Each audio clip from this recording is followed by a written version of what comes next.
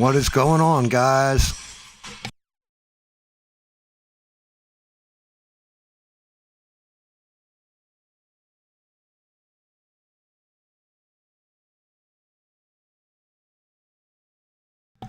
Alright, I changed up my setup a little bit. Shout out to Bane Train. He's our newest sub. I met him last night. Seemed like an awesome dude. Had the right take on what's going on down in Texas. Just saying, just saying. He was asking the right questions and saying the right things, in my opinion. Everybody's entitled to their own opinion on it. But yeah. Yeah, I watched Scary Movie. I watched He-Man.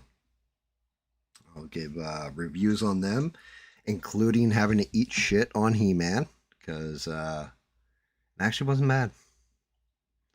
I mean, there's people out there that are hating it, but I've also noticed they're big fat sweaty nerds that like wanted some kind of fantasy war movie that was like the old school comics, and instead you got something that was more like Thor Ragnarok. And then, Scary Movie's goofy, silly. It was kind of disjointed, but it was a good movie. Well, I wouldn't say it's a good movie. It was a good return to comedy, though. Like, nothing was off bounds for them.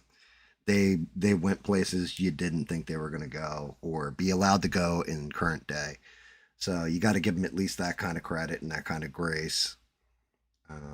But yeah, we got that stuff. The big news, what's going on right now, is absolutely that ceasefire's gone. At this point, I believe.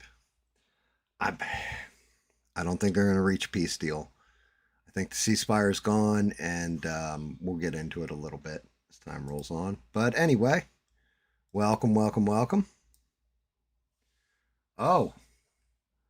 So Eugene. Yeah, Eugene, great to see you, bud. You know what? Let's have some fun off the rip. Let me see where I downloaded them to. Well, hold on. You know what? I might just be able to do it this way. Tell me if you can hear this, Eugene, when it starts. Can you hear it?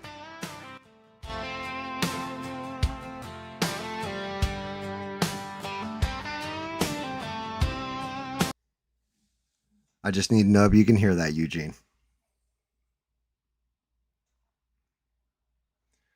All right. So this song is a song about our good friend Smurf. This is a song called Smurf's Big Blue Dingus. And make sure you pay attention to the lyrics. Smurf came rolling down the block in boots too big and a grin too cocked. He said, "Boys, I got a problem of size," then tipped his hat with mischievous eyes. Out came the legend, painted blue. The whole damn town went, "What that do?" He walked like thunder, calm and proud, with a wild little secret under the cloud. Everybody stared, nobody spoke, then Smurf just laughed at the joke. He rolled his shoulders, flexed his charm, said, "Hold my beer and step back, pal." Smurf's big blue dingus, Smurf's big blue dingus, too bold, too loud, too famous. Smurf's big blue dingus, Smurf's big blue dingus, Smurf's big blue dingus. When he walks in, man, the room goes righteous. Smurf's big blue dingus. So yes, that's a banger. You can actually download it right on the Discord if you want to listen to it. But yeah, Smurf's Big Blue Dingus. Soon to be hitting the airwaves and chart, I'm sure.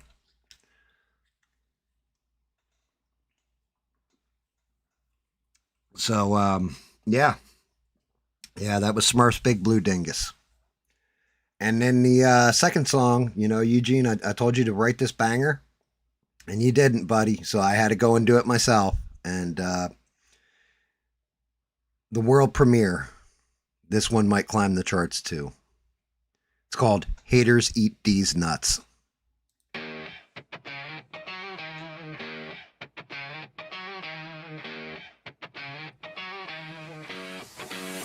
Yo, you talk too much from the cheap seats. Hands in my face, but you can't reach me. Side eye grin with a mouth full of hate. I keep it moving, you stay stuck at the gate. You want my slip, want my bad day.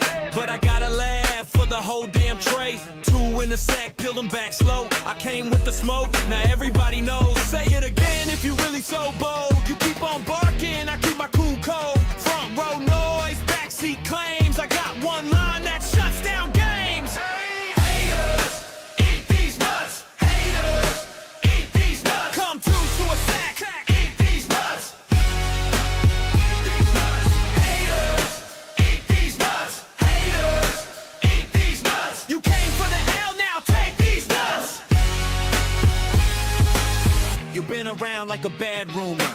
Same old jabs, just slower and gloomier. I'm fresh off grit, you're still on repeat, talking that trash while I keep the heat. I don't chase stress, I don't feed mess. I let that laughter hit your chest. Keep my name out, your little group chat. I got a whole bag and it's laid out flat. Say it again if you really so bold. You keep on barking, I keep my cool cold. Front row noise, backseat claims. I got one line that shuts down games. Haters, eat these nuts. Haters. By the by, that is a sample of S.E. Wolverine's voice, by the way. Just letting you know that now. So S.E. is technically rapping the lyrics, so to speak. Haters eat these nuts. I did it, Eugene. I made the song. So now we got to, I'm going to have to give credit to S.E. Wolverines. I couldn't get him saying, yeah, boy, what? That's what I really wanted to capture S.E. saying. Know what I'm saying? Know what I mean? That's what I wanted S.E. to say vocally, and then record that, and then maybe edit it in. Maybe I can do that later. Maybe that'll be later. But yeah, haters eat these nuts, and Smurf's Big Blue Dingus. And I messaged Smurf earlier directly and just let him know, hey man, I put out a song about your big blue dingus.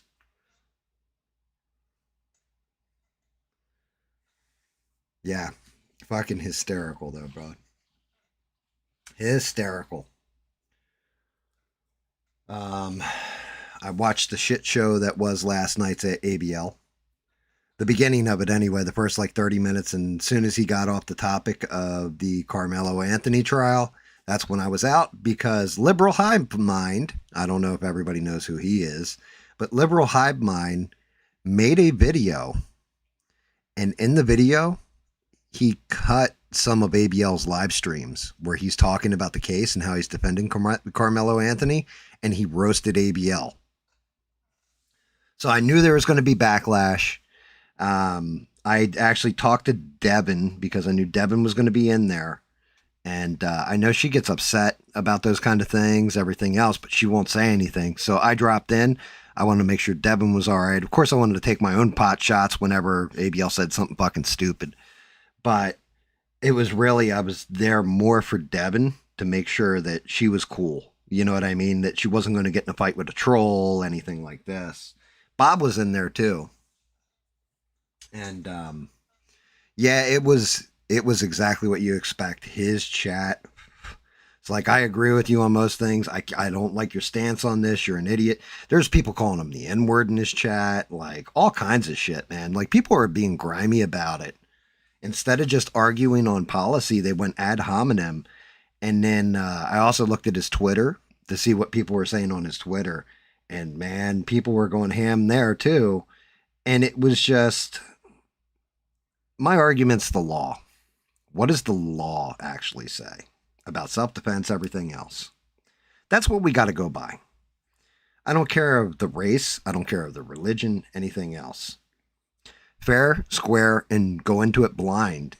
And looking at it, I'm like, yeah, I don't agree with ABL either, but I'm not going to call them all those kind of fucking names. It's kind of fucked up. You were in ABL stream too, Stranded? later? Did it calm down later? Because in the beginning, like the first 20 minutes of that stream, I advise everybody, I'm not going to go clip him, take him out of context. It's great to see you, by the way, Stranded. I'm not going to clip him and take him out of context, but, or show his stream on here or any of that stuff.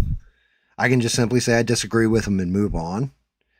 I don't have to take the piss on him or dogpile on him either. But yeah, it was fucking ugly. Like that, the beginning of that stream was ugly. Although that's where I met Bane Train. Shout out to him. That's number 144 on our subscribers list. Because I even said, look, like ABL had said he wouldn't debate Liberal Hive Mind because Liberal Hive Mind doesn't show his face and all this kind of stuff. And I'm thinking to myself, like, bro, you do realize like the guy is a professional in whatever field he's in. And I want to say it's finance. He can't go showing his face, but you don't know that because you don't work a day job. If it's a side gig, and he's just cranking out videos and he's got a real job during the day, you don't want to be showing your face on the internets. And so ABL said something about it. And then I was like, yeah, you're afraid to debate a guy who has 1.74 million viewers, averages anywhere from 100,000 to like 400,000 per video view wise. In the meantime, you're sitting here talking to 650 people on a channel that supposedly has 1.1 million subscribers. What the fuck? And I think Bane Train thought I was saying it backwards, like ABL's the bigger streamer. And so he was kind of like, what the fuck? And then I told him, I was like, look, I'm a streamer too. I was like, no, I'm saying the opposite. And he was like, oh, I'm, like, cool, we can be friends then. I was like, look, I stream too, and I don't rate a bump on a frog's ass with the amount of people I've got following me subscriber wise or watch wise and all that. And he was like, well, now you got one more subscriber, and he hooked me up, and I appreciate him for that.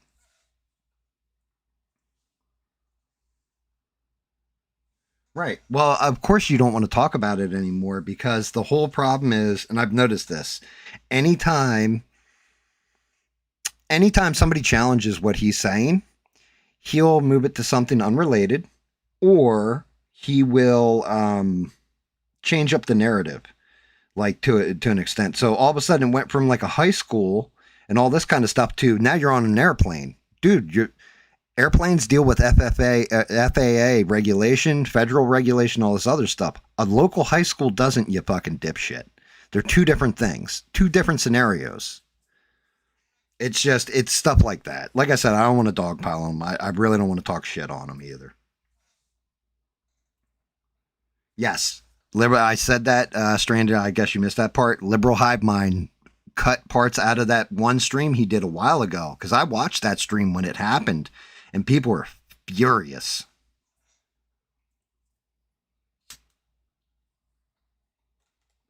It's, like I said, hey, you want to do this to yourself, you go ahead and do that to yourself.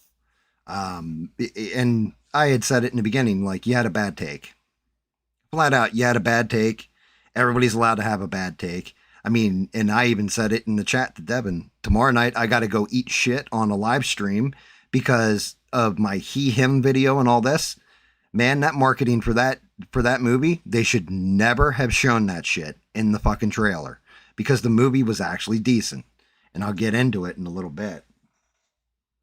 But you know what I mean? I'm going to apologize when I got a bad take. I'm going to say I got this wrong. Or, the facts have changed. This is what's come out. I was wrong because these are the facts I was following. Whatever the case, But if you've got sheer fucking hubris and you can't be wrong ever, let me know how that works for you.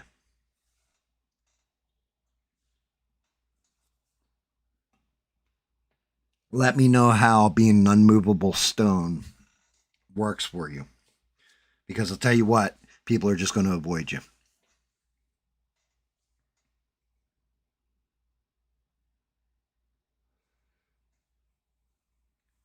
So with the case, being told 15 times and all that to leave is one thing.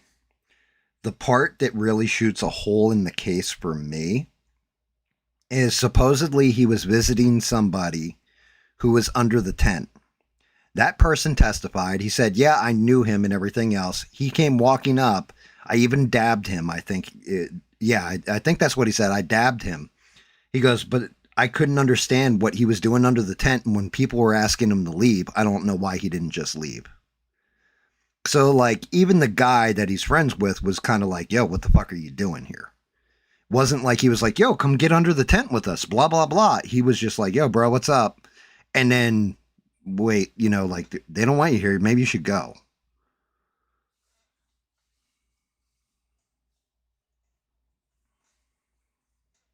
Yeah, but that's just it.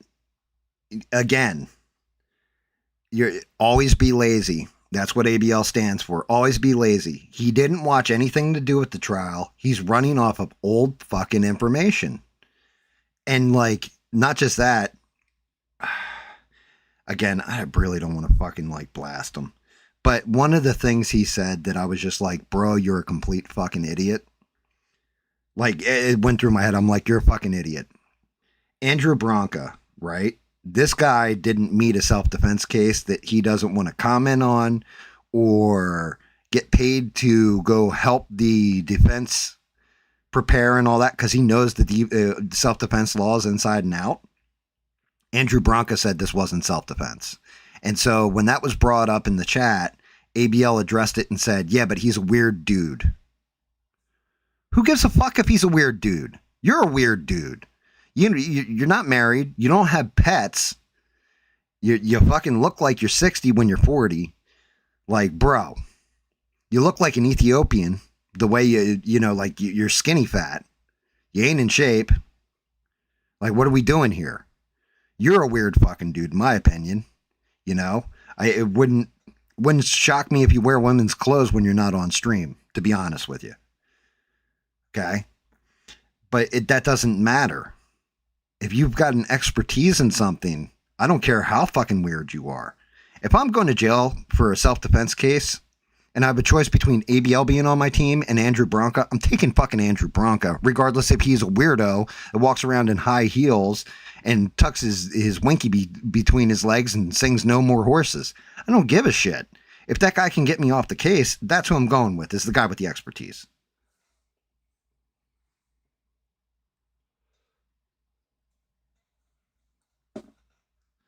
By the way, is my voice coming through okay, Stranded? And the only reason I ask is because the thing that holds my microphone on my desk, it kept falling, like the arm that I had with the filter on it. So I took it down and I put it on its original Blue Yeti stand, and I've just got it pointed at me. So I don't know if it's picking up right. Okay, yeah, you're saying it's good. Okay. But yeah, I mean, who knows? Maybe the defense will be able to mount. I'm thinking best case scenario. All right. This is just I have no legal expertise, but from everything I've seen, I don't think the kid's going to get hit with a murder one charge. I don't think murder one's going to stick, but I do think a manslaughter will stick. Meaning he had the weapon on him, everything else. He pulled it out. He stabbed the kid, but he 100% didn't expect him to die. You know what I mean? Like, he didn't mean to hit him in the heart. He just meant to stab him. Like, scare him. Show he wanted to show who's bad. And that shit backfired. That's my opinion. I think it's a manslaughter. I don't think it's a murder one. You'd have to prove that he intentionally went there specifically to go kill someone. And I don't think that was the case. I think it's manslaughter. It'll still carry a pretty hefty prison sentence, but I also think that's probably right where it's going to fall.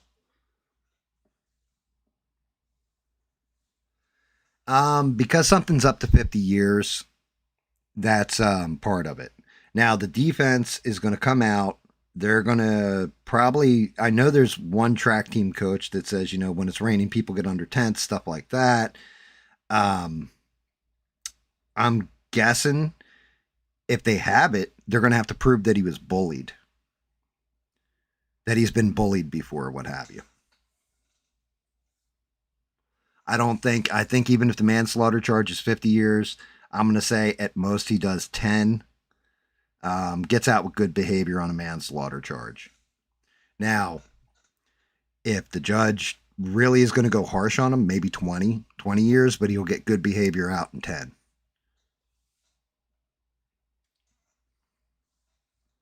All I know is that if he completely walks, then basically the precedent has been set that if somebody comes near you and pushes you, you can stab them to death. I don't think they want that as a precedent in a high school. And I'll tell you what right now, it's not going to be good if that ends up being the case, because there's going to be plenty of people talking shit to get somebody to push them to stab them.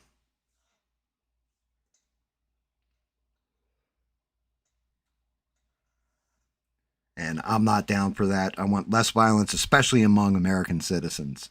Right now, we need to come together as a country, not be torn the fuck apart. Black, white, Asian, Indian, whatever. Whatever your nationality, background, whatever your religion, as Americans, we need to come together. Because, and like I said, I'm going to get the ugly shit out first. Because then I can get into happier stuff and all this. Like talking about like a goofy fucking movie. And then one that was a good popcorn flick, right? Talking about some movies that I saw where it's like, okay, I can see that they kept some diversity and stuff in one of them, but they're changing it and it had a good message.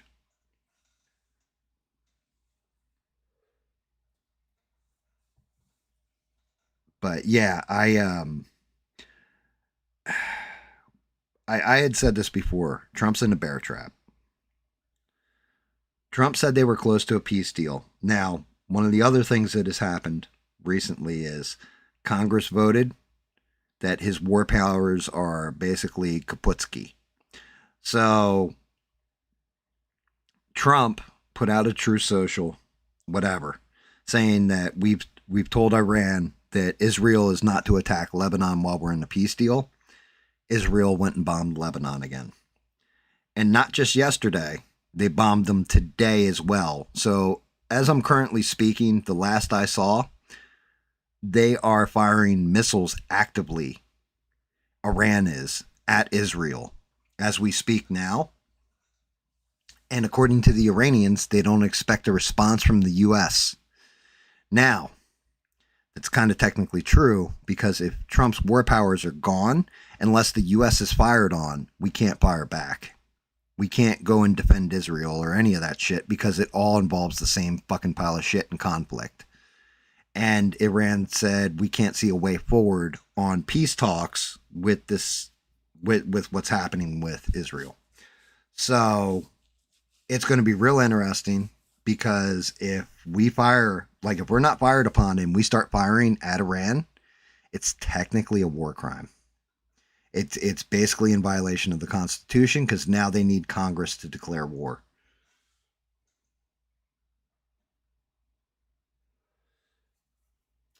YouTube did censor your comment, because all I'm seeing come up in the main feed is, I guess YouTube censored my comment, not allowed to have a personal opinion on YouTube.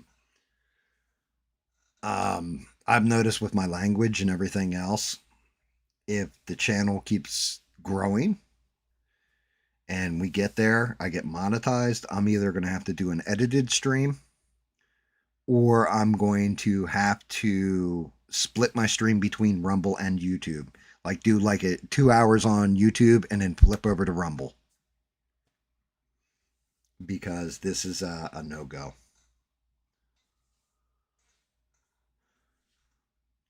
So yeah, we're caught in a bear trap right now, and none of it's good. So as Americans, we need to come together. We need to stop dividing ourselves. We need to get on some kind of fucking solid same page that we're all Americans. And, you know, we've got the 250th anniversary coming up. Come on, man.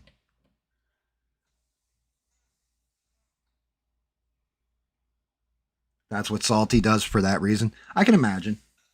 Salty Cracker, he came close to getting completely knocked off YouTube. I have moved Evil-Lyn off for a reason. So I finished my latest print, completely done. Here is the base for it. I had to break this out to get the supports out. I'll re-glue this. This is the base, just to give you an idea of how big the base is. This is Evil-Lyn's chest. This is the base for the figure. This is Evil-Lyn's base on top of this base, to give you an idea of how big the base is. You guys want to play guess which character it is? Just looking at the base, who do you think would go here? And it's not a Ninja Turtle. And it's DC Comics. We'll go there. Well, I'll give you guys that. But yeah, here's our base.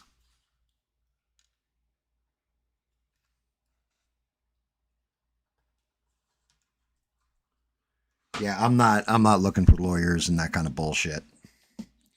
I'll just move platforms. It's much easier than getting into legal fights, you know? Not unless I get somebody who follows me on YouTube who's all about the law.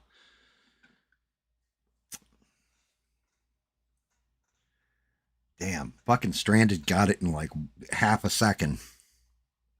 Half a second she gets it. Good job, Stranded. Yep. So I actually printed this out.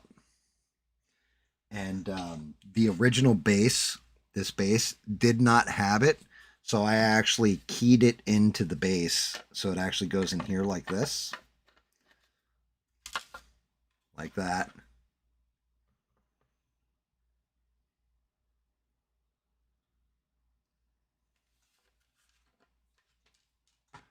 Yeah, you should take a bow. That was awesome. Took about half a second. I just want to show you this gnarly beast, though. So his chest is so big, it splits in two pieces.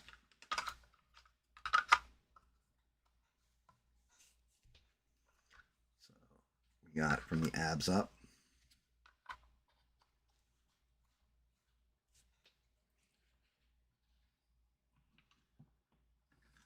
Damn, Stranded. I can't believe how quick you got that. That was awesome. It's going to have one leg that comes out like this. It's a lot of fucking pieces. A lot of fucking pieces.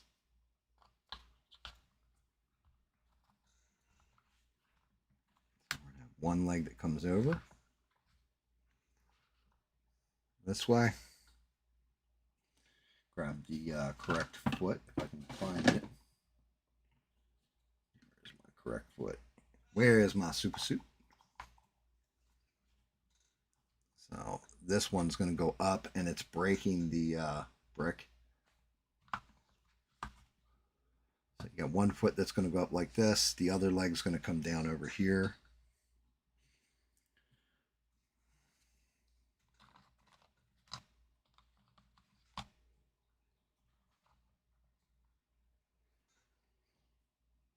Slowly put them together. I think I'm going to glue the a good chunk of the top half together so that when I paint it, it all goes uniform.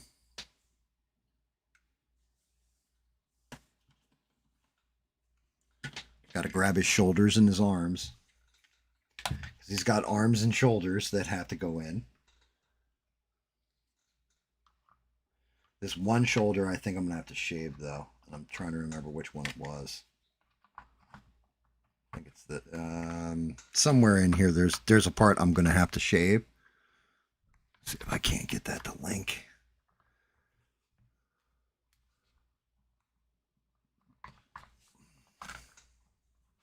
I'm going to knock his legs off real quick so I can hold the top half together.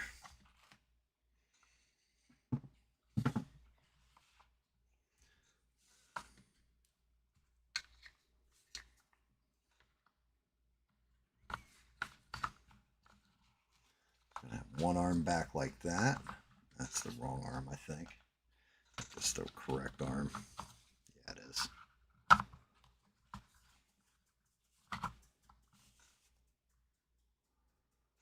Same thing for the other side.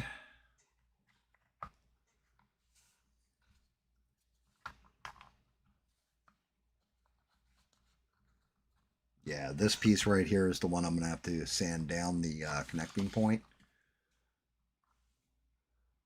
And then, of course, the big thing with Croc, besides his arms, the hands. Those hands. I'll just rip one of the arms off.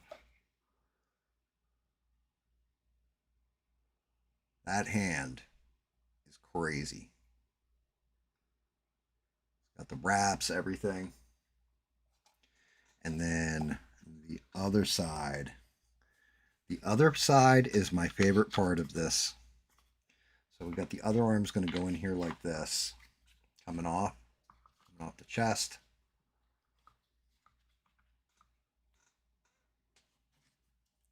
And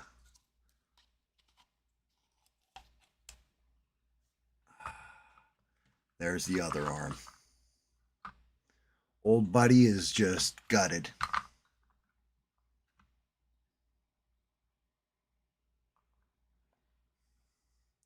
So he's going to be holding the guy back like that. The other arm's going to be coming out. Nasty, nasty, nasty model. And then on top of it, we have 2 different heads for him.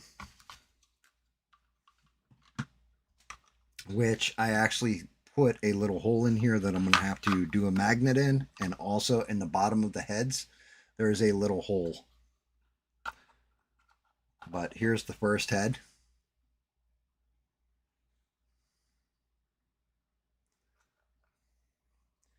And of course the regular ass head.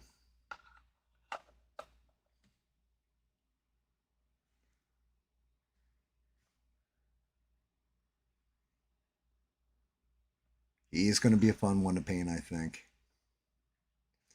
Let me see. I should have one of my 4 magnets here. Let me see.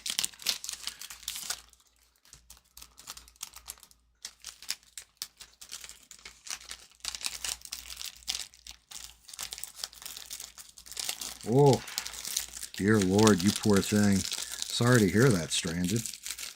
Hopefully the inspections go well, though. But yeah, let me see. Just want to see if these actually fit. Oh, yeah. That fit like right the hell in there. I'm just going to have to go in through the back and sink it in. But this absolutely fits dead nuts in there. Let me see if it does it with the top of the head too. Top of the head as well.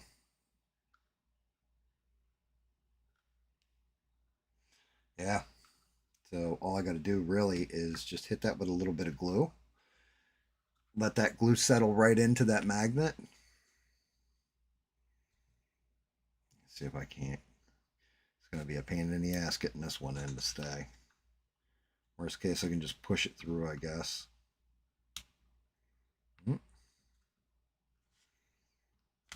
There we go. So I actually put the holes in the model before I even printed them. Now, granted, once they're glued in there, should stay a lot better. Oh, if I can actually like turn this fucker the right way around. Yep, there you go. Yeah, so it pulled out once those magnets are locked in there. Looks like I'll have switchable heads.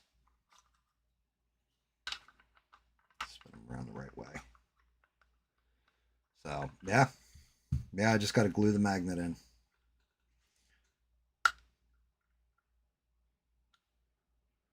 Pull those back out.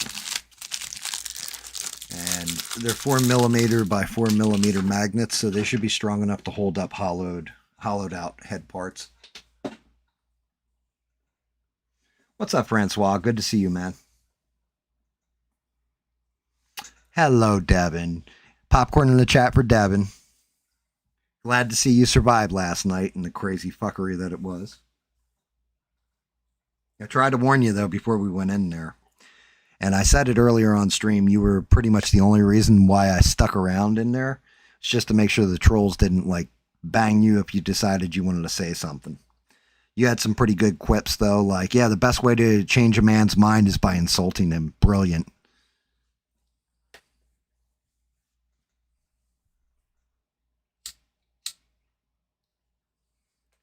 Trying to find a motivation to pick up your brush. What? I mean, hey, I went and you didn't have any streams up, but you did have like an older stream that popped up, and I think you were just putting on like black paint on a model, you know, and well, I'm gonna paint. So you know what? Pick up your brush and paint same time I am. That's what Melissa used to do when she was working on her minis. Melissa, shout out to her. You'll see her in the chat, Francois. Her name's Grunt Bucket. But Melissa, she does minis, like D&D minis. And she comes in and she'll just put me on in the background and she'll paint because she knows I'm painting. So it motivates a little when you got other people doing it.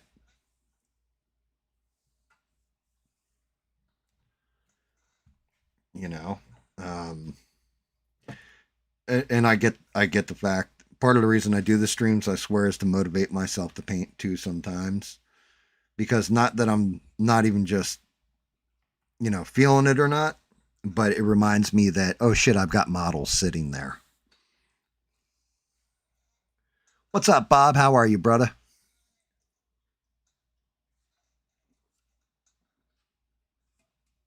And don't worry, Bob, we will not be continuing the conversation from last night. That shit's already, we're already past it now. We're already past that. I was talking about how we're in a sticky wicket. It is always more fun to hobby together, Francois. And not just that. I'll watch guys doing different techniques, so this way I can try them out.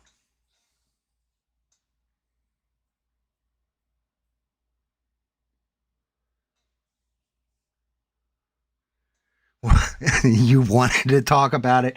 I don't think smash that like button, guys.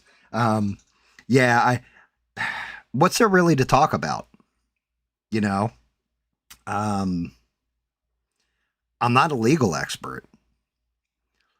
I've given my opinion on it. I think it's going to be manslaughter 1. We're looking at 10 to 20 years, out in either, 7 to 10 with good behavior, depending if he goes to the 20-year mark. And we're just going to leave it at that because right now, nothing's going to change the outcome of the court case no matter what the fuck I say. They're already in there and we can guess ahead of time and all that. But I'm not a lawyer. I can tell you what I see, what I perceive and everything else and what I know of the law. And I like to call things up the middle. But, we'll have to wait and see. Not Chud the Builder. The Carmelo Anthony, the kid who stabbed the other kid.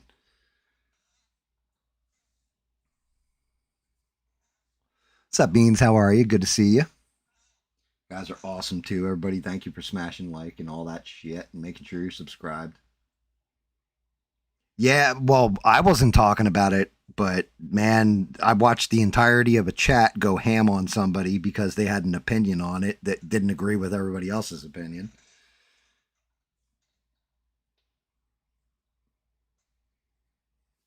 But like I said, I'm not going to sit here and play like backseat lawyer or armchair lawyer and tell you I know exactly. I don't know what the fucking laws in Texas are. I don't have a Texas law degree. I mean, I can have feelings on it whatever way, and it's not going to affect anything.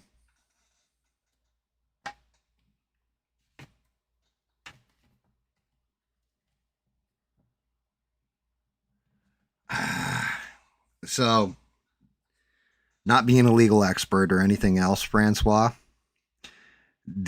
first off, they did have 2 people or 3 people that were in the jury pool that were black. And all 3 of them, one of them said I couldn't convict the brother even if he was guilty or some shit like this. So they threw that person out and like, it depends if he gets hit with murder 1 or he gets hit with manslaughter. And I think he's going to get hit with manslaughter. I don't think it's going to be murder 1. I don't think he premeditated it and went there to kill somebody. I think somebody challenged him. He wanted to show he was a tough guy. and he meant to stab him. He didn't mean to kill him. That's my take on it. I think he just wanted to show, how tough he was, and I'm bad. So in that case, it would be manslaughter.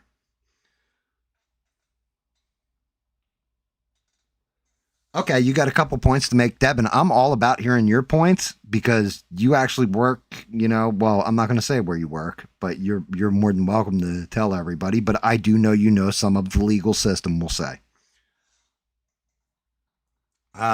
There is a murder 2. I'll have to look up what the definition is. I'll look up the definition for murder 2, murder 3, murder 1.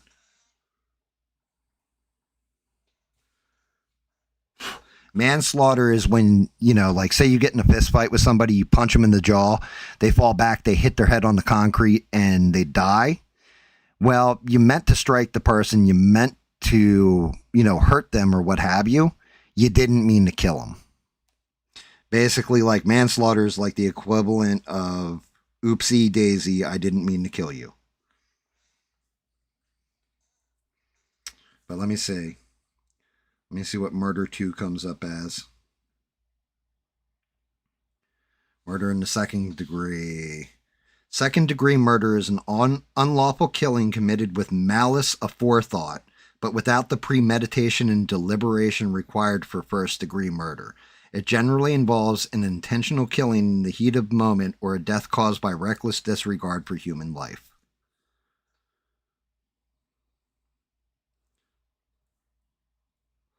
So acting with the conscious objective to cause death, but without prior planning. Intent to cause serious bodily harm, intentional brutal assault where the attacker did not necessarily intend to kill, but death resulted. And depraved heart, extreme recklessness, acting with a conscious, extreme disregard for human life that creates a high risk of death, such as firing a gun randomly or engaging in the fatal DUI.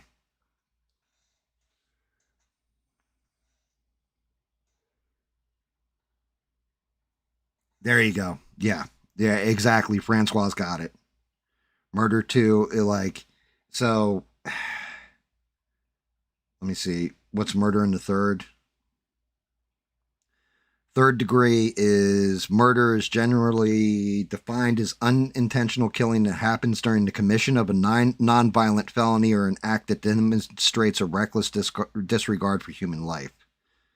It's only recognized legally in Florida, Pennsylvania, and Minnesota. And then manslaughter. Manslaughter is the unlawful killing of a human being without premeditation or malicious intent. It's a form of criminal homicide recognized in both U.S. and Anglo-American legal systems as generally carrying a lesser penalty than murder because the perpetrator did not intentionally intend to cause death.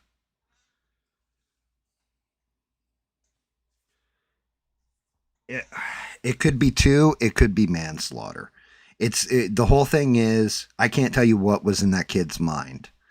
You'd have to prove to a jury to get murder. 1, for example, that he intentionally went there to kill someone. I don't think that's the case. So I would take that off the table. I would say he went there and then shit escalated. He wanted to show how tough he was. And they wasn't going to be bullied, and this is how that shit works out for you. That old Chappelle skit, when keeping it real goes wrong? This is a prime example. Hell yeah. Hop into Discord. I'll pull you in. Pull you in right now. Just go to General, and I'll pull you in. Everybody will tell me they can hear you.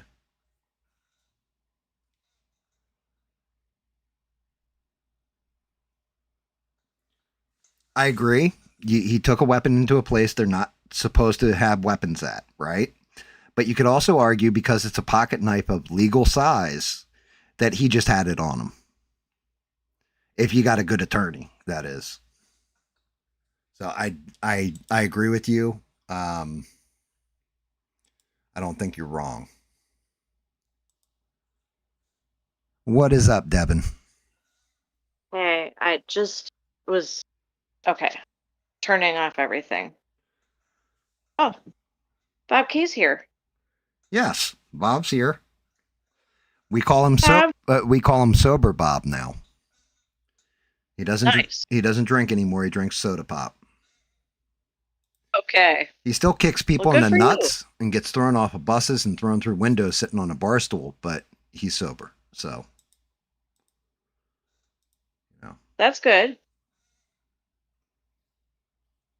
Uh, okay.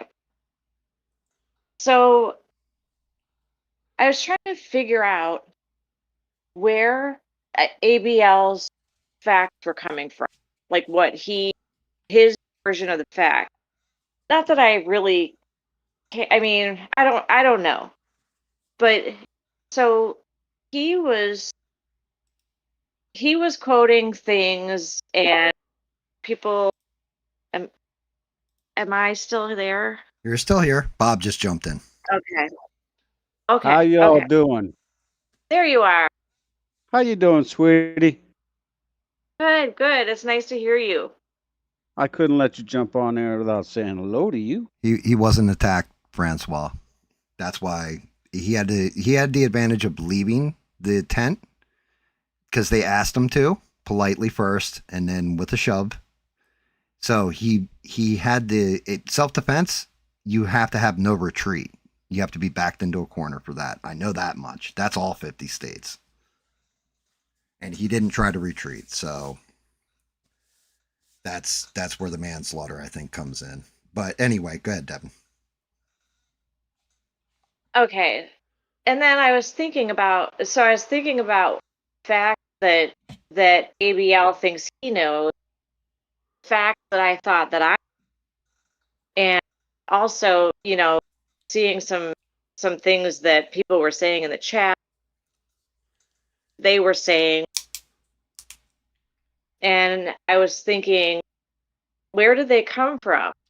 And okay, so if it came from news report, uh, first of all, if we tend to think that if the media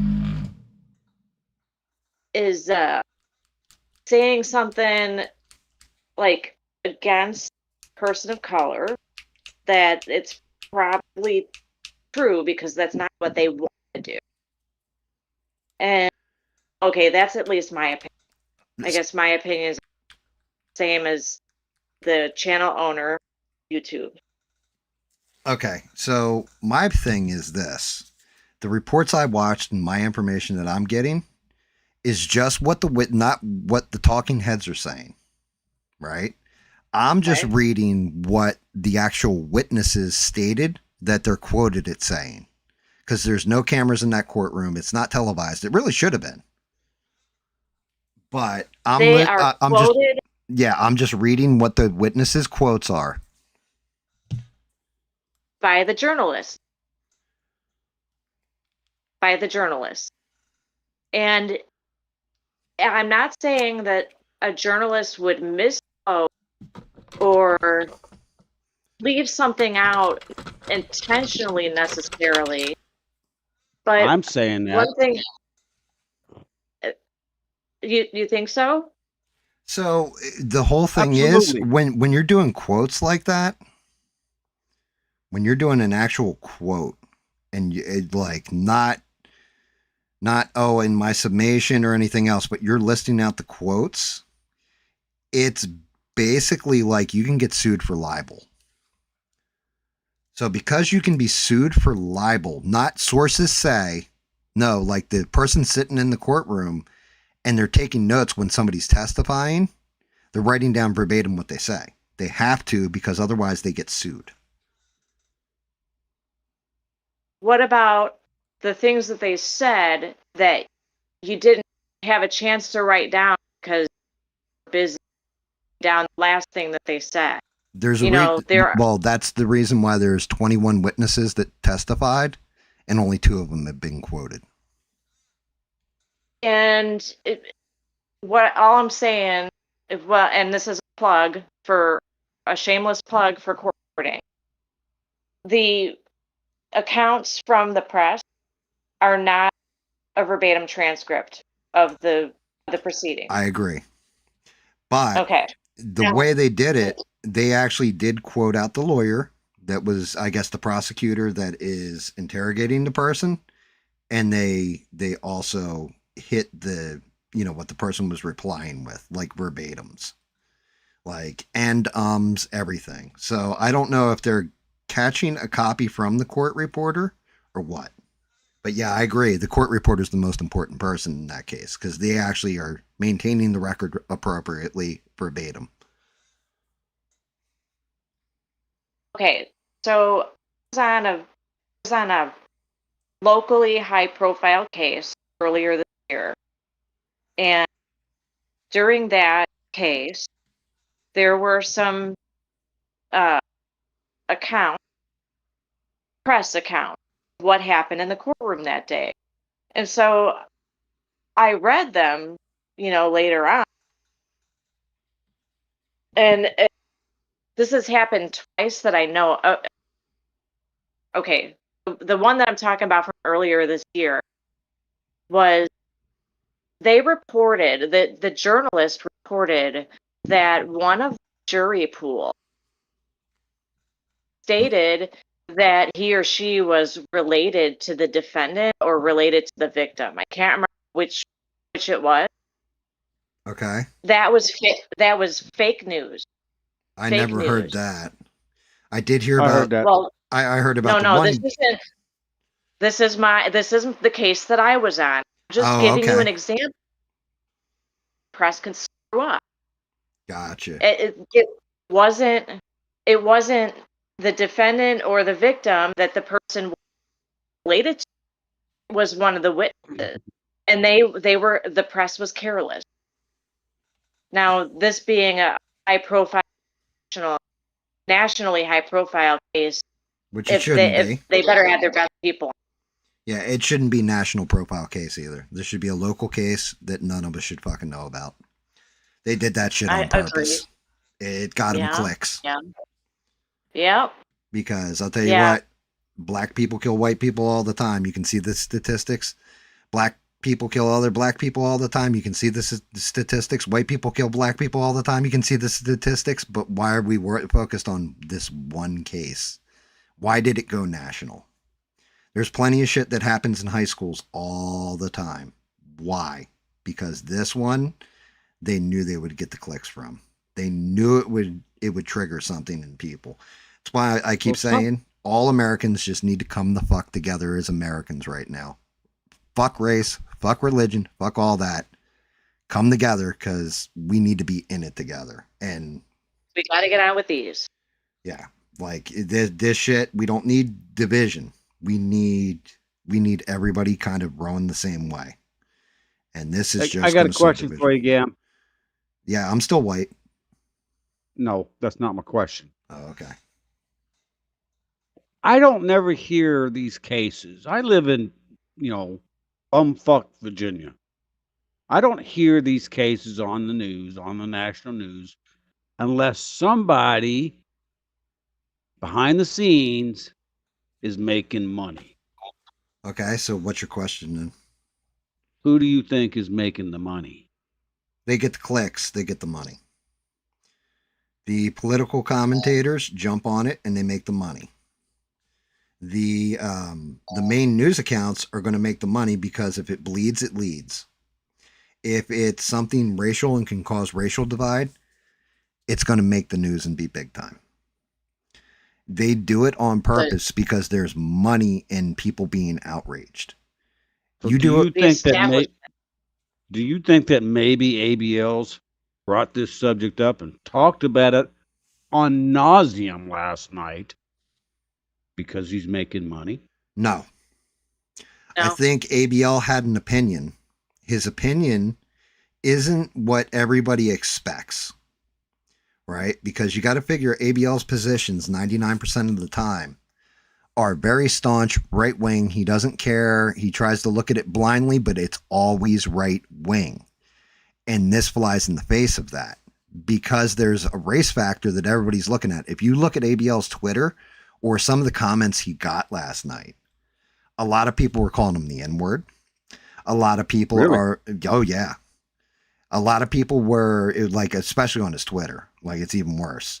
I don't have Twitter, so yeah, but yeah, I don't really have it either. I go and look at it here and there. His take has gotten ratioed to hell. He just has a different take on this one. And I have a theory on why he does too, especially after some of the stuff that I was paying attention to that he was saying last night. And, you know, people that normally would follow him and be like, oh, okay, cool. Like, oh, Kyle Rittenhouse was, you know, this, that, and the other thing. This one, yeah, I agree with you on that. This one, ABL has a completely different take on, and people are not happy about it. If anything, when I was in there, I don't know if it got busier, but there were 650 people watching. There's normally 1,500. And that was after the liberal hive mind put out his video. And most people were coming in, like Devin kept saying, yeah, I like all these brand new accounts I'm seeing, because it was people that have never been in his fucking chat before talking shit to him. His regulars were talking shit to him. It's not making him money. If it's not winning them friends and influencing people, which is why, if you noticed, that's when I tuned out too. Once I knew most of the trolls were gone, because I went in there really specifically for Devin. I told Devin before the stream, she'll even tell you, that I was just like, yo, it's going to be a rough one in there tonight, because this is already going on. And, I went in there and it's one of those damn things, Bob, that he's eating shit on this one. So I just was like, when is he going to shut up about this subject? I mean, this went on and on and on. And I was like, can we talk about something else? So the problem isn't that, you know, he was droning on and on. The problem is, like, you know, and I said this earlier too, because I got to review He-Man, and I actually like the movie. So I got to admit I was wrong. I got to, like, you know, eat shit on it. Sometimes you have a bad take or you make a mistake and you got to eat shit. ABL does not ever admit when he's fucking wrong. I've seen him admit when he was wrong one time. Exactly one, when that black chick got supposedly gripped up and it turned out it was a whole fraud. And he was like, yeah, I got this one wrong or whatever. But when you've got the entirety of the chat calling him out and he feels like he's in a defensive position and now he's got to defend his position, he's not going to shut the fuck up about it, because that would be admitting that he was wrong. So what he'll do instead is change the subject. And that's what he kept trying to do, was change. You noticed he was like, yeah, I'm not going to talk about this all night. I'm not going to talk about this all night. I'm not going to talk about this all night. He kept saying that, but then he talked about it all night. Because he kept getting trolled. He kept looking at the chat, seeing people bringing it up again. Right. Yeah, well, and that's just it, because people were dropping in all night long just to give them a piece of their mind for disagreeing with, you know, having a dissent in a point of view. And specifically, people are putting it in the context of race, right? I'm not.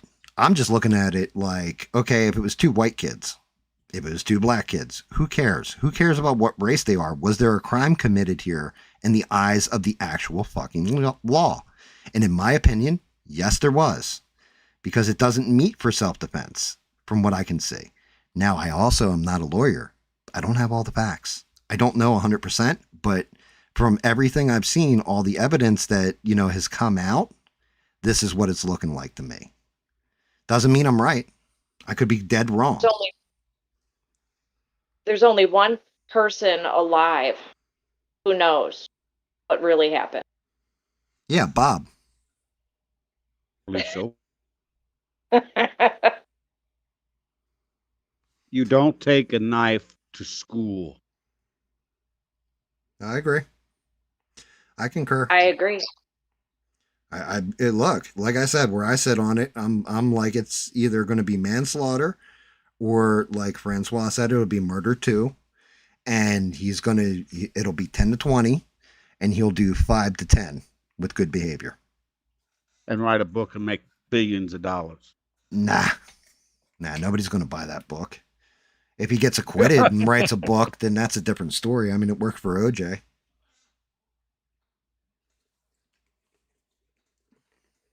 So here's another one. Well, okay, no, it's not really applicable. No, go ahead. How about when your perception is your reality? Your And perception is always your reality. So perception, yes, right? Perception can be your reality, right? But that's where the subjectiveness comes in. Is it something that an average reasonable person, like, okay, if it was you in that position, if you were the one in the tent and everybody's telling you, yeah, get the fuck out of here, you know, are you going to sit there and be like, make me leave? Or are you going to be like, look, I know where I'm not wanted. You guys can go fuck your mothers. I'm out. Because you know some shit's going to start. Do you sit there and keep stirring the pot? Maybe you talk shit, but, you know, you start falling back. It's just discretion sometimes is the better part of valor. And that's, I would. well, yeah, well, I mean, you wouldn't. It's just one of those things, you know, I've gone to a party before and the guys there were assholes, so we stole their beer and left. That's not a joke. We really did steal their beer. Like the one dude, one of my buddies, took all their beer and loaded it in the trunks. Like, all right, yeah, we're leaving. Don't worry, guys. We don't want no trouble. And we drank their beer.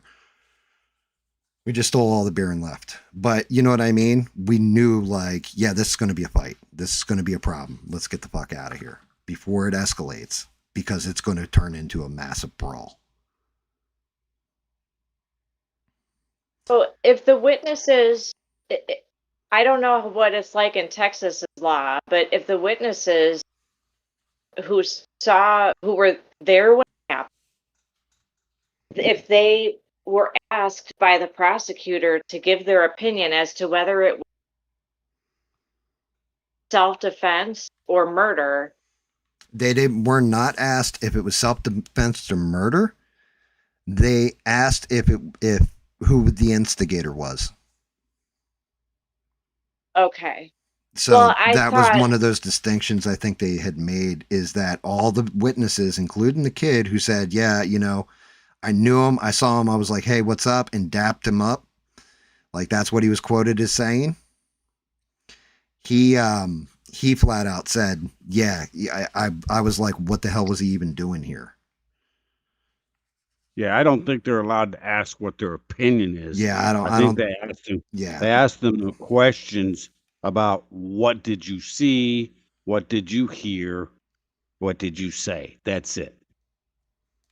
Yeah, it was basically their answers. Like you can see them; they're out there, but like their answers were. And again, maybe you're right. Maybe the reporter misquoted people, but all of them said that Carmelo Anthony was the aggressor. He was asked to leave multiple times, including the kid that, you know, recognized him and all that kind of stuff. Because, you know, that was one of the things. One of the kids invited him to get under the tent with him. Apparently that was the kid who said hi to him or whatever. And he was like, yeah, I didn't invite him under the tent.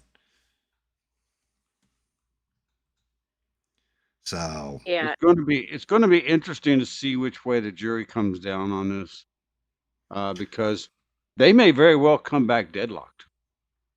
I mean, that's a possibility too. You could have one person that's like, yeah, I don't see it that way. I have a feeling. Now, here's the other part of it. This is the part nobody's mentioning, and I actually looked into it a little bit. Do you know what the makeup of that little town is? Black, white, you know, et cetera, et cetera. Puerto Rican candy stripe? Correct. Do you know what it is? No. Well, okay. Does it matter though? Because it's the county probably that they're pulling the jury for. Jury, yeah, but jury of your there's peers. No black people on the jury. Right. There's 0.07% of their population is black. It's mainly Hispanic and white. Yeah, they brought that up. That was there were no black people on the jury. Well, there's no fucking black people in the town. No, there was 3. One of them got dismissed because they flat out said Bob. Like, you have to look this one up. It's funny though. Well, it's fucked up, but funny. They're like, yeah, I can't send a brother to jail. That's what they were quoted as saying. That would not be a good guy to put on your jury. Yeah, that is not the way you want to answer that question. Well, at least he's honest. I'll give him that. Yeah. He said I'd have a hard time putting a brother in jail or something like this. Didn't somebody else, some woman, I want to say the dude, somebody got stabbed up in New York, and a couple days before, some woman had been harassed or accosted by the same dude, and she told the cop that she didn't want to put a black person behind bars. Didn't that happen? It happened somewhere. I don't know. It sounds like it's something that would happen in New York. But yeah, I do remember something like that. I mean, look, criminals are criminals. They're going to do criminal things. Kids are kids. They're going to do stupid fucking things without thinking. When I ran that store on the edge of Camden, New Jersey, murder capital of the world at the time, and I always said this. I was like, if an adult comes in here with a shotgun and points it at me, says, "Give me everything out of the register," I'm going to discuss it with them a little bit, everything else, and if they're adamant, I'm going to probably give it to them. If a 16-year-old kid comes in here with a shotgun and points it at me, says, "Give me everything in the register," I'm going to hand him the fucking keys to the store. Because he's going to shoot me and not think twice about it. Because when I was 16, I wouldn't have thought of those consequences either. You know, and you're putting yourself in a high tension situation and everything else. Yeah. Yeah, he figures he can just maybe get arrested and have his mom bail him out of jail. Well, no, I think he didn't think the kid was going to die. That's my personal opinion on it. I really do think he thought he was just going to like gut stab him and then, oh shit, he's cut a little bit. He's going to have to go to the hospital. Instead, he just absolutely got a dead nut shot on the heart, and that's game over. And I don't think he meant to do it that way. I think he just meant to stab him and scare him. I don't know. All right, I can't say what's in his head. Good. The article, one of the articles. Para agreed with all the other student athletes who have said this case is race. He also said Anthony had no reason to stab him and no self. You broke up real bad, Devin. The witness who was allegedly his friend. Mm-hmm. Can you hear me? Yeah. He said that Anthony had no cause for self-defense. Right. That's what I heard too. That's what the one dude's testimony that's supposedly the guy who invited him into the tent. Where is the defense attorney objecting? The prosecution just rested their case. The defense is presenting, I think, tomorrow. Well, but they should have, if that individual offered that opinion, the defense attorney should have objected. What? And it should have been stricken from the record. So you're objecting to somebody's opinion? Yeah. You're the one who said that you can't ask about opinion. Right. That's the whole thing. And yeah, they didn't. She's right. But he offered it. The defense should have turned around and wanted it stricken from the record as speculation. Correct. Yes. So that's it. I'm not a lawyer. Maybe I should have played one on the internet because I'm not bad at this. Right.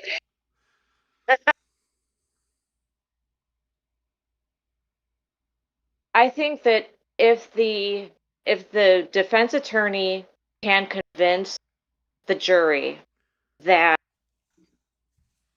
Carmelo was afraid for his life, regardless of whether it was reasonable in the eyes of those witnesses, well, he feared for his life. So that's just it. You have to convince the jury that he was afraid for his life. So that's where you got to have a good fucking lawyer. Because a good lawyer would convince the jury he was afraid for his life. A mediocre to bad lawyer is not going to be able to convince people of that. He's not going to be able to move that audience, especially if the prosecution's laid out 21 people saying he wasn't afraid of shit. He, was like, "Go ahead, touch me," and then got up, dug around his bag, grabbed the knife and stabbed him. He said, "Touch me and see what happens." Right. Said, "Touch me, honky. Touch me, cracker." He just hung himself right there. Touch me, see what happens. Right. That's premeditated. I don't know about premeditated. But Damn sure in the spur of the moment. touch me, see what happens could have meant that he was going to punch him. You know, it could have meant a lot of different things. Okay. You could argue that, right? Touch me, see what happens. I don't think goes to premeditation. Now, I'll tell you what, if he was smart, which obviously he wasn't, if he had pulled the knife out and just showed it to him and been like, yo, I'll stab the fuck out of you, back off me, That he would have been in trouble. Not as much trouble as this. Both kids would have been alive. But you know what I mean? Like, this could have gone a whole different route. Instead, he just pulled out the weapon and stabbed it. That's heat of the moment. Like, you reacted. So, I mean, that's how I would argue it. That's how I would try to get around that premeditation shit. You know? I'm surprised they don't have this thing on TV. Well, yeah. Maybe they should have. It probably would dispel a lot of the people making shit up. Speculating? The rumor mill. So yeah. Well, and you had asked this question earlier. You said, I don't know where ABL's getting his information. You know where he's getting it from? From like 6 months ago when the fucking shit went to trial. That's where he's getting it from. He didn't know anything about anything last night. When people were saying like, you know, hey, he, I'm trying to remember. There was a couple things that were factual in the case, like the testimony of the witnesses. And ABL's like, yeah, show me where they said that. It was like, bro, it's been all over the fucking place. Take you a 2-second Google search to see what people said on the witness stand. You just did it. He could have done that last night, even while he was on stream, and chose not to, which means he's completely ignorant of the facts because ABL stands for always be lazy. Well, you know, he's got to stop that. Stop fucking. I don't know. He does his thing. Fuck it. Good luck to him. But yeah, that's just being lazy. You're not keeping up to date on something, and then you're expressing a solid opinion on it that's irreversible. It's going to bite you in the ass. Well, I mean, I disagree with ABL on several things, but you disagree with me all the time, Bob. I disagree with you a lot, but I disagree with ABL all the time too. But that doesn't mean I don't want to hear his opinion. Right. I want to hear his opinion too. That doesn't mean I don't want to hear your opinion. Right. You know, even though you're wrong all the goddamn time. Yeah. Tell it to my wife. She'll tell you who's wrong, and that would be me. But it doesn't matter if I'm wrong or right. You have the discussion, you educate yourself on something, and you follow through. If there's new facts that come out, there's new facts that come out. You need to keep up on that shit if you're going to give a solid opinion that, in this case, can tank you.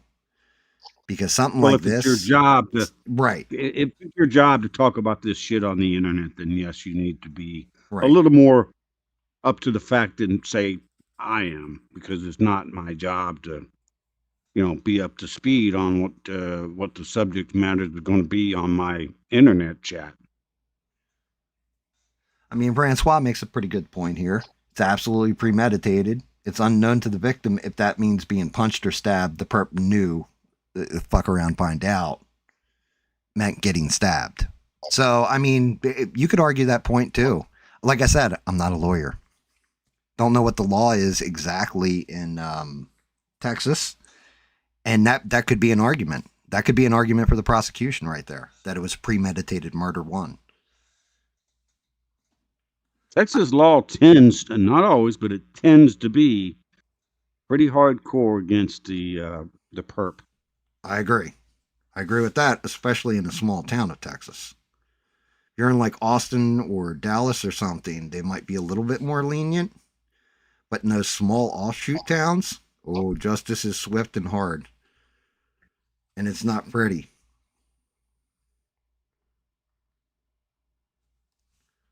Yeah, little small towns, and I grew up in Oklahoma. Little small towns. Oklahoma. You didn't know that? There's nothing but steers and queers in Oklahoma, and I don't see no horns on you, son. I got one. I'll show it to you if you want. Yeah, I bet you would too, you queen.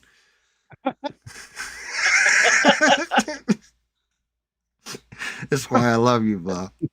Oh shit! I told you the story about my Yes, first you did. Yeah, my you did. yeah.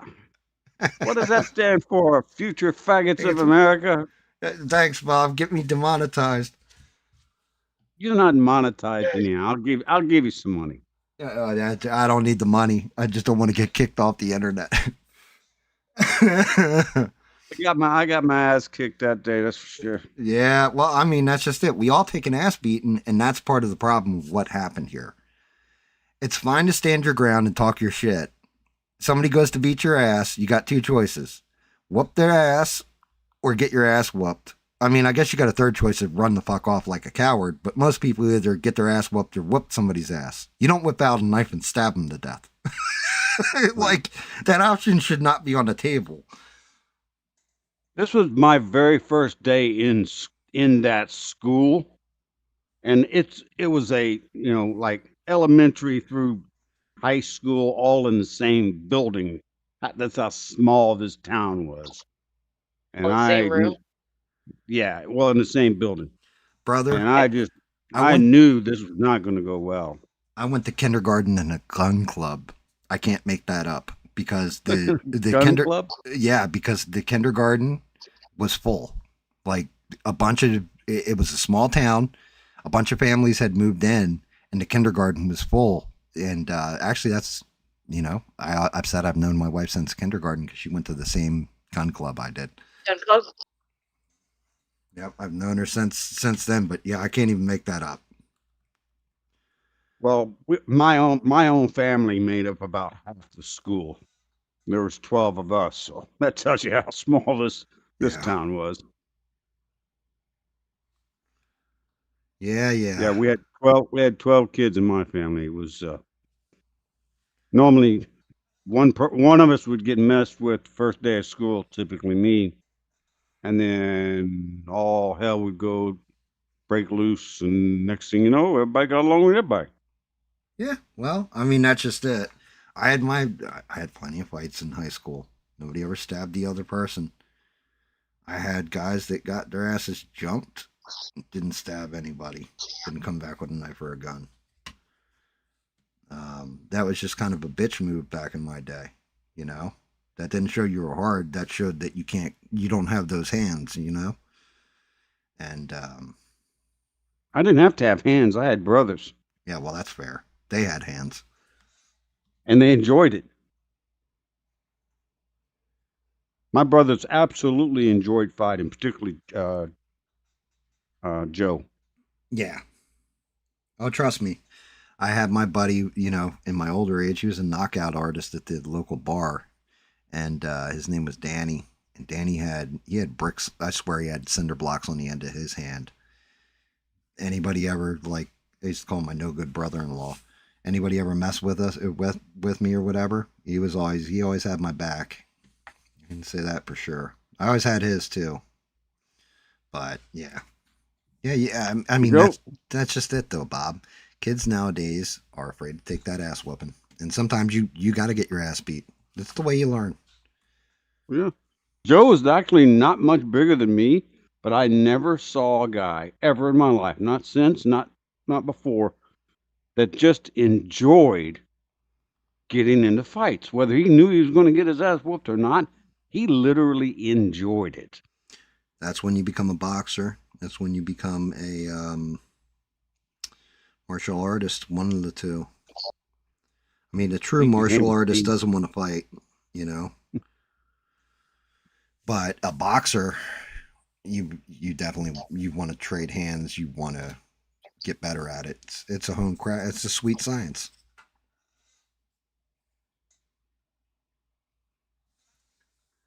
But yeah, it's a shame, where we're at now, where kids nowadays don't know what to do when they get into a fight. Like you've got, I swear, it's two different breeds.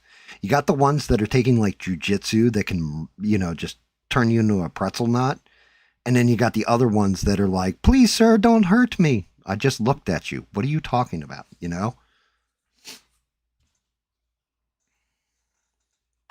So it's definitely interesting nowadays. I was But always the one that they came to mess with. well, Last time they broke my nose, they didn't even bother to refix it. It's well, still that's broken. because you're like 4 foot tall or some shit, Bob. You're a midget. Yeah, well, last time Doc said, I'm not going to Oh. reset your nose again. So he just left it the way it is. I think it looks good. Well, there you go. It's got character. Yeah, mine's always been a big, sharp, fucking long, pointy Pollock nose. I never got that shit broke. Ever. Never. I always protected my face. I was too pretty. I don't want my face getting fucked up. How was I supposed to get a wife? You know, you got to get them into the bedroom to prove you're worth something, you know? My wife picked me. I didn't pick her. Yeah, so did mine. My wife's. I didn't pick her because she was already married. Well, you know, this is how I know my wife's crazier than I am because she picked me. She could have had all her choice, and she picked me. She's fucking crazy. I wouldn't have picked me. I'd have been the last one I picked. I'd have been like, oh, fuck that guy. Leave him in the corner.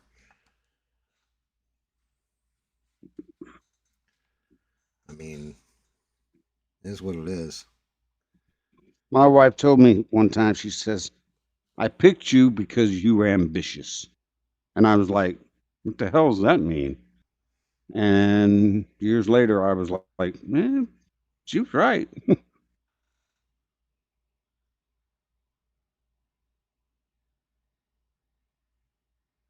Damn. Yeah, you know what? Devin and Francois, the conversation there back and forth. Yeah, Devin's right. He may go free because if they're going for murder one, can't prove murder one. You mean they overcharged him? Yeah. They can't fall back to because like I said, I don't know Texas law, but if you can't like downgrade to okay, well, we're gonna hit you with manslaughter or whatever, they may lose the case. He may walk. I think he has to be in most states. If they overcharge and then can't prove it, they walk. Right. Yeah, so that's not good. But Francois saying, according to Texas law, they have to announce what the conviction is and then go for that particular conviction, which is murder one. Devin may know better than me because I don't know, but I think she might have some dealings with the law. Yeah, she does. Not many people know this. Devin was dating Todd Blanche, the AG of the United States right now, so allegedly. Not right now. I'm not dating him now. Right. Not now. I'm saying she had past dealings, you know. Yes. Yeah. It's a joke, Bob. That's a joke, bud. I know it's a joke. Devin actually has my phone number, which you do not have. That's because you keep trying to send me dick pics, Bob. I don't send them to Devin, and I wouldn't send them to you. Well, I hope you'd send them to Devin before me. I'll tell you that much. I'm afraid to send anything like that to Devin. Oh shit! That's not my style, anyhow. I mean, well, before I yield back on this and hang up on the chat, the Discord, I just want to point out that one thing that ABL's right about, in my opinion, you probably don't go around people. Yeah, I can agree. It did not warrant murder. No, I agree. Like, if you're putting your hands on somebody, you should be prepared for what's coming next. Which, let's say he didn't stab him. Let's say he just punched him, right? Yeah.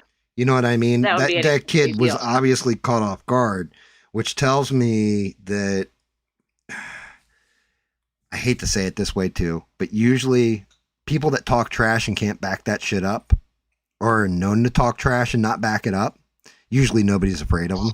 Like, yeah, you ain't gonna do shit to me, bud. Mm-hmm. Well, I think that his brother being there probably gave him overconfidence. His brother, yeah, but okay. So this is one of those things that has come up too. His brother was there. It was both of them on him. That is incorrect. No. I didn't say they were both on him. I Right. said his brother was there. Right, but he was like on the other side of the bleachers. He wasn't even close to the situation. He had to run to him. That came up too in one of the people's testimonies. I don't know, maybe even the brother's testimony, but he apparently wasn't next to his brother when his brother got stabbed. Yeah, which You that know, whole ganging up on him thing, if that's true, goes out the window. right? The ganging up part was total bullshit. That was like fictitious, apparently.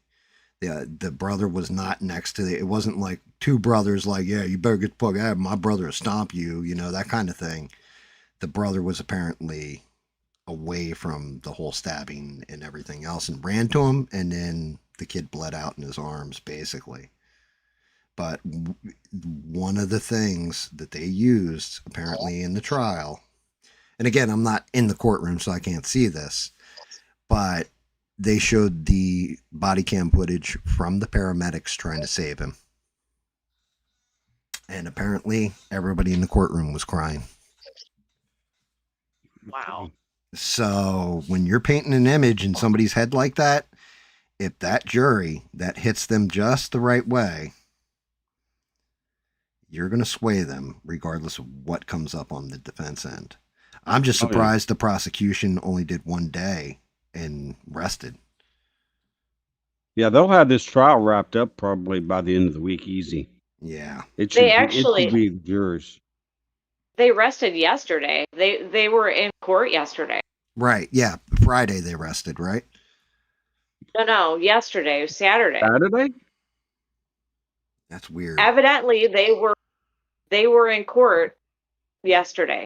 The judge was in a hurry to get all the evidence put on. It doesn't seem right to me, but I mean, now I don't know that where seems kind of rushed, in my opinion. Like, are you telling me can that this case has already been turned over to the jury? no. No. The defense still has to have their go at it. But what there's one part of this that scares me knowing that, though. That they basically presented their case in 1 day. That's not good. That feels almost fixed. Oh, no. You see what I'm saying? Like, it's just my gut instinct of being a dickhead and not trusting our own government. But when you present something that fast, that you should have had a shit ton of evidence for. I mean, we should have been looking at body cam footages, witness testimony. They should have been presenting any school cameras, EMT reports, police report, all that kind of shit. And you can wrap that up in one session. That's not good. Well, if you're the prosecutor and you think it's in the bag. Right. But that's what I'm saying, Bob. Then you want a short trial. Right. If you think it's in the bag, though, there's thinking it's in the bag and making sure that there is no fucking doubt that you're going to win this case. Two different things. You're going to take your time with it. If you're rushing through it like that, it feels like it may be fixed. And I don't know which way it's fixed, but it feels like you're going to have a lot of people screaming that it's fixed. I'm betting you. I can't believe it only took 1 day. 21 witnesses and video. Well, okay, I don't know when they started the state's evidence, but they rested. They were in court yesterday, Saturday.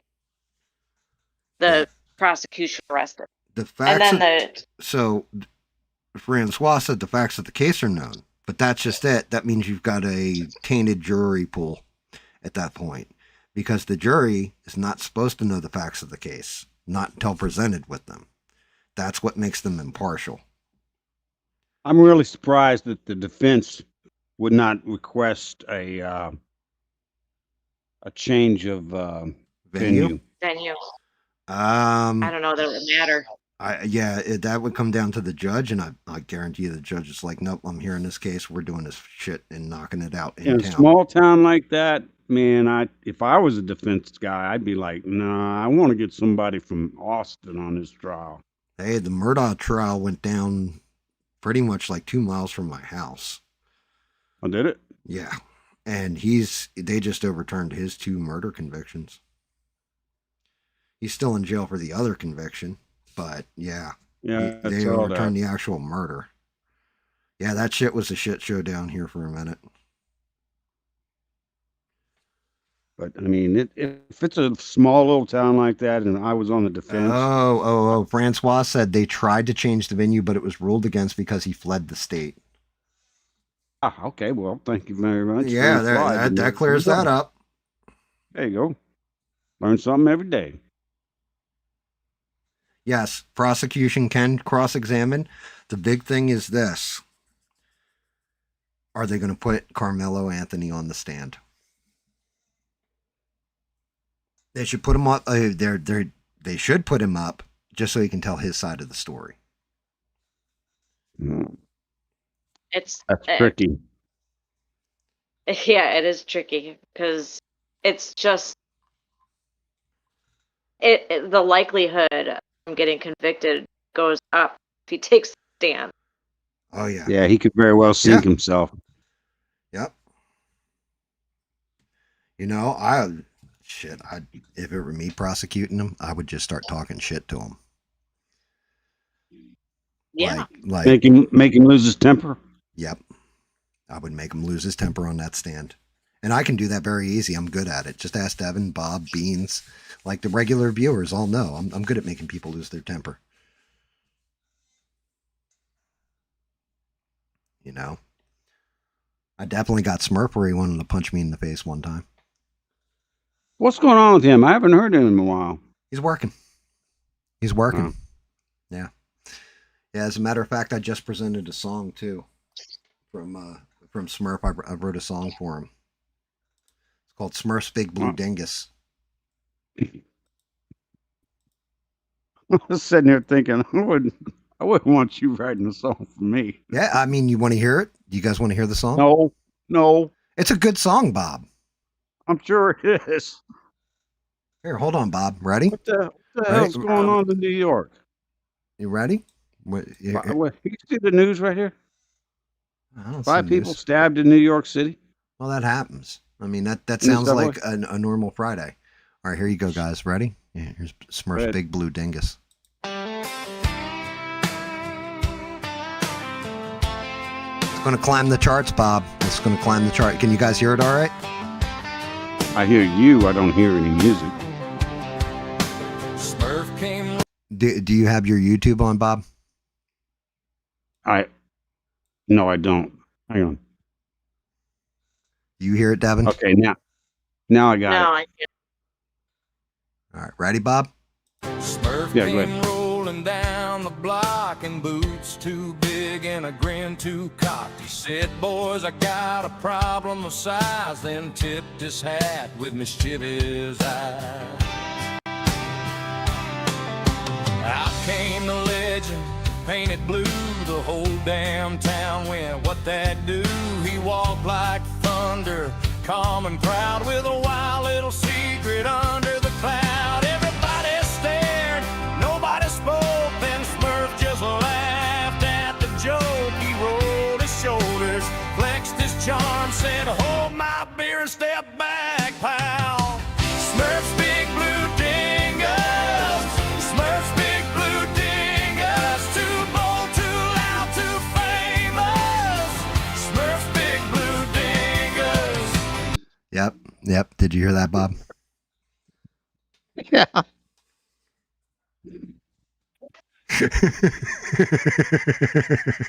And it says, is that you singing, Gam? No, that's not me singing. No, but I did get SE singing because I sampled his voice. Yeah.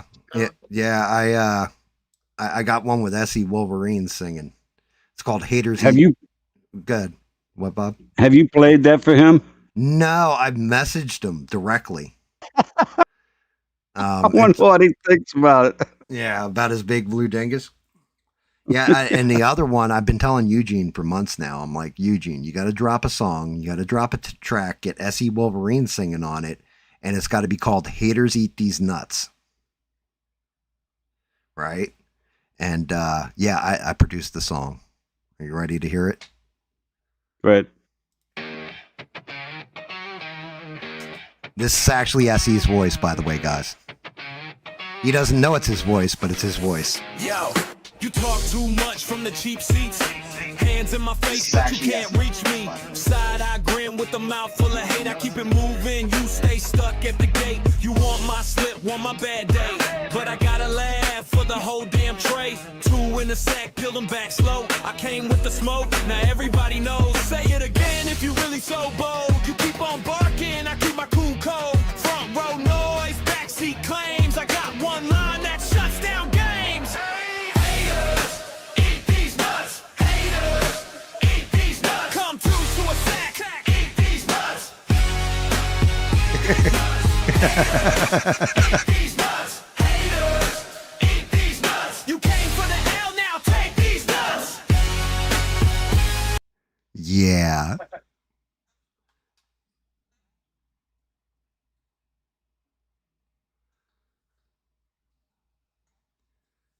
Yep. I know Bob's finishing listening to the song. They come to a sack, eat these nuts. Yeah, that's not my song, that's for sure. Nope. No, but I told Eugene to make a song called Haters Eat These Nuts. And I went ahead and made it. But I used SE. I took a couple of his videos and sampled his voice out of it and fed it through and was able to overlay it on lyrics. Dude, you need a job. Nah. Sorry. That was Devin. I know that was Devin. As bored as I am, you need a job.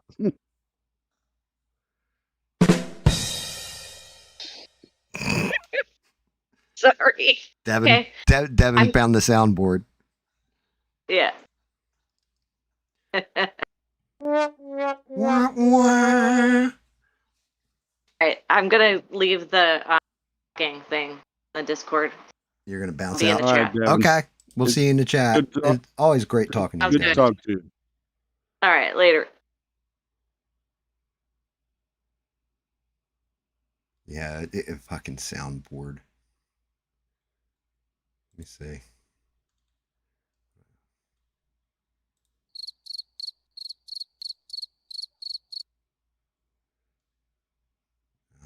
Let me see. Race, Warzone, what the hell?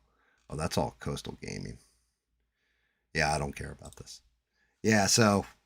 yeah, the Carmelo Anthony thing. It's definitely one of those fire subjects where people are getting upset about it. I don't know, Bob. What do you think?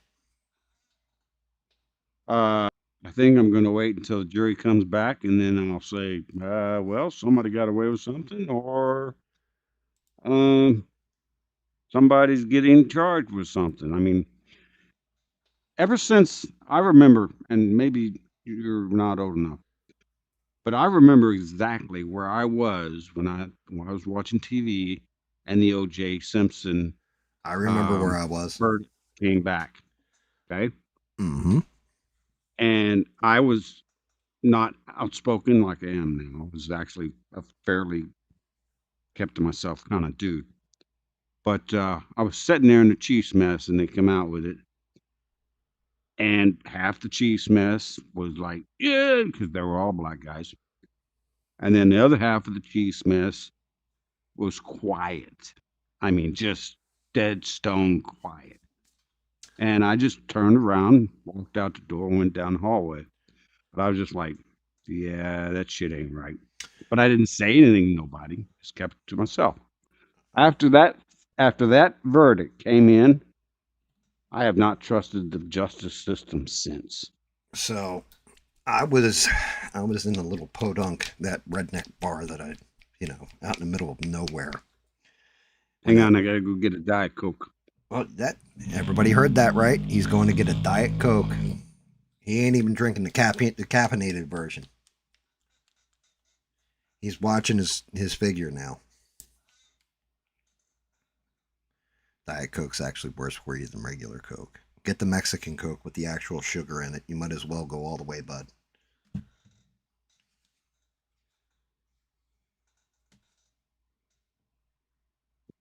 That was nice. So My son actually brought me one. nice. That's awesome.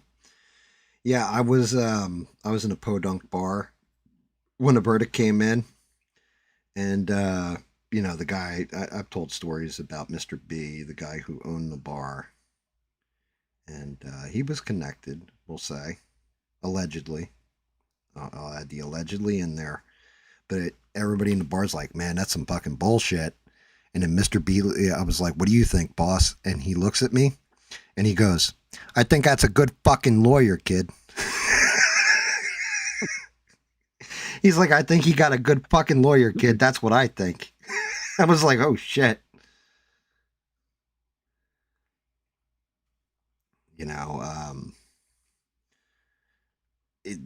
There was, I want to say it was an HBO special at the time that had come out. It was called like Juror Number 12 or some shit. I can't remember. I think that's what it was called. But the lady was like, we're in there deliberating. And the one guy goes, okay, so I know he killed her, but does it meet for this standard? And everybody's just kind of like, yeah, I don't think it meets for that standard. And she's like, that's what let him walk. But they're all like, we all knew he did it, but nobody could come to an agreement on it at first because it didn't meet certain standards. And then people started swaying.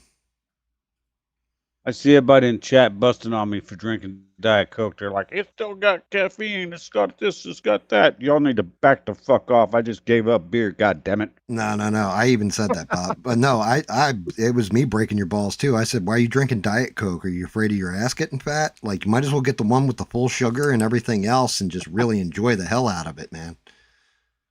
No, I actually, there's a story behind that. When I was 18 and just joined the Navy, I never drank Coke in my life, really. Okay. So I drank the hell out of it because it's Coke, right? Right. Well, I ended up with like 42 cavities, big ones. So you're afraid of destroying your teeth. Not afraid. I know it will. Yeah. Yeah, I don't have And that. I don't worry about that shit anymore. I got them all ripped out. Yeah, Well, I showed you on stream. Yes, you did. That's why I don't worry about it anymore. I still got all my teeth. Some of them got some pretty big fillings in them, but they're still all my teeth. And it took a long time. I mean, like months and months of appointments with the dentist. Me and the dentist was like buds. And but after that, I switched to Diet Coke, and I had no problem since then. Yeah, I mean, Smurf and I both had this conversation before because Smurf's got no fucking teeth up top either. And we both say the same thing. Like, you go back in time and tell yourself one thing, it's probably, hey, man, take care of your fucking teeth because you're going to miss those bastards when they're gone. I still got all my teeth.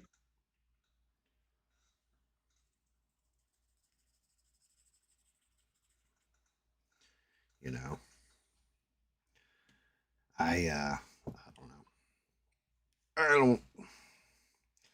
I just look at it. You might as well live while you can. Life's too short. Yeah, well, But it's not bad reasoning either, Bob. I can't argue with your reasoning. Smurf fucked his teeth up with Mountain Dew. that'll fuck it up real quick. That's what Smurf inhales Mountain Dew. Like, I mean, like he drank them the way you used to drink beer. Mountain Dew is like, I don't know, but from what I heard, Mountain Dew is going to just dissolve teeth. Well, I mean, it was a chaser for moonshine, so I guess technically it didn't really matter when it was first invented because people were too drunk to care. I might have been that way once or twice. Just once or twice. Stranded, you can ask me anything you want. Francois's got no fucking teeth either, man. I didn't know that about him. That's awesome, Brand. Well, it's not awesome, but that's cool, Branswell. Nope. Stranded. Go ahead, Stranded. Bob said ask him anything. He said it's 2 inches placid and 7 inches hard. So he told me that in confidence. I don't know if I should have said that. Oh, Interesting question, Stranded. yeah, that's a good question. I never even thought to ask you that. You never Actually, uh, no, they're not with us anymore. no. Really? Okay, there's a long story here. Okay, that's cool. That gives me more time to paint. All right. Well, there's always rumors around the family that I was not a real plug in your last name Gotcha. You were not. because all my brothers are dark complected, bronze skin, Okay. dark curly hair with brown eyes. They're Native American. Okay. I am very light skinned, blonde hair when I was younger, and blue eyes. Are you saying your So mama there went was off the reservation at one point? Is that what I'm you're not saying here? I'm not I'm not saying that, but that was the story going around. Now, here's the kicker. None of my brothers, nor my father, nor my uncle lived past 52. Really? What was the Yep. Heart different? attack, all of them. All of them heart attack? Yes. Now, Wow, that's knowing a this, genetic defect. So yeah, you may not have had the same. knowing knowing this growing up, me and my wife had this conversation. We took out buttloads of life insurance on me. I mean, buttloads. Knowing fully well that when I died at 52 or 53, if I was lucky, that she would be taken care of, right? That was the plan. 2 weeks ago, my daughter put me in to collect Social Security. I was like, never expecting to be this old. And the kicker about it is, I don't actually feel bad. I feel pretty good. So, are the rumors of my lineage true? Maybe. But Color. there's your answer there, Stranded. Yeah, I mean that's an interesting one, Bob. That sounds like a genetic something that should have been passed to you through genetics. Francois We said, always expected I would die by the time I was 52 or 53. That was just a given. "Brother, I was supposed to die at 18, then 21, and then 36. Was it 36 or 37? I'm trying to think when I got married. The year I got married, if I hadn't gotten married when I did, I would have died. Not even joking. Like, not exaggerating, not joking or anything else. My wife legit saved my life. Oh, I believe you. Uh, I know my wife yeah, saved mine. yeah. I was I so actually didn't. I didn't drink for 30 years. Right after I got married to my wife, I didn't drink at all until about 10 years after I retired from the Navy. I didn't drink at all. It wasn't until I went out on the road and was doing consulting work that I started drinking. yeah, yeah. Me shooting pool 4 to 5 nights a week, depending, and DJing in a bar, all that kind of stuff, and chasing much younger tail. I was drunk constantly. And if I wasn't drunk, I was at work or shooting pool, yeah. But I mean, I was constantly just hammered. Okay, who's the grunt bucket? That's Melissa. Ah, Melissa. So she's looking for a new boyfriend?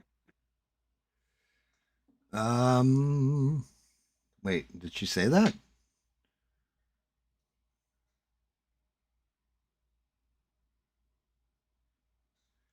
Yeah, she's probably looking for a boyfriend. She's all the way out in what, Oregon, right? I don't know if she's looking for a boyfriend or not. Maybe she's just enjoying being her. I'll let her answer because I don't know her shit.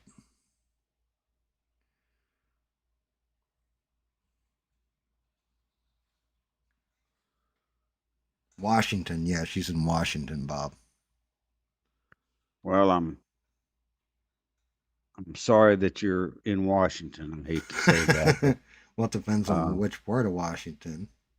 that's true. But it's still freaking too far north from me. It's too damn cold.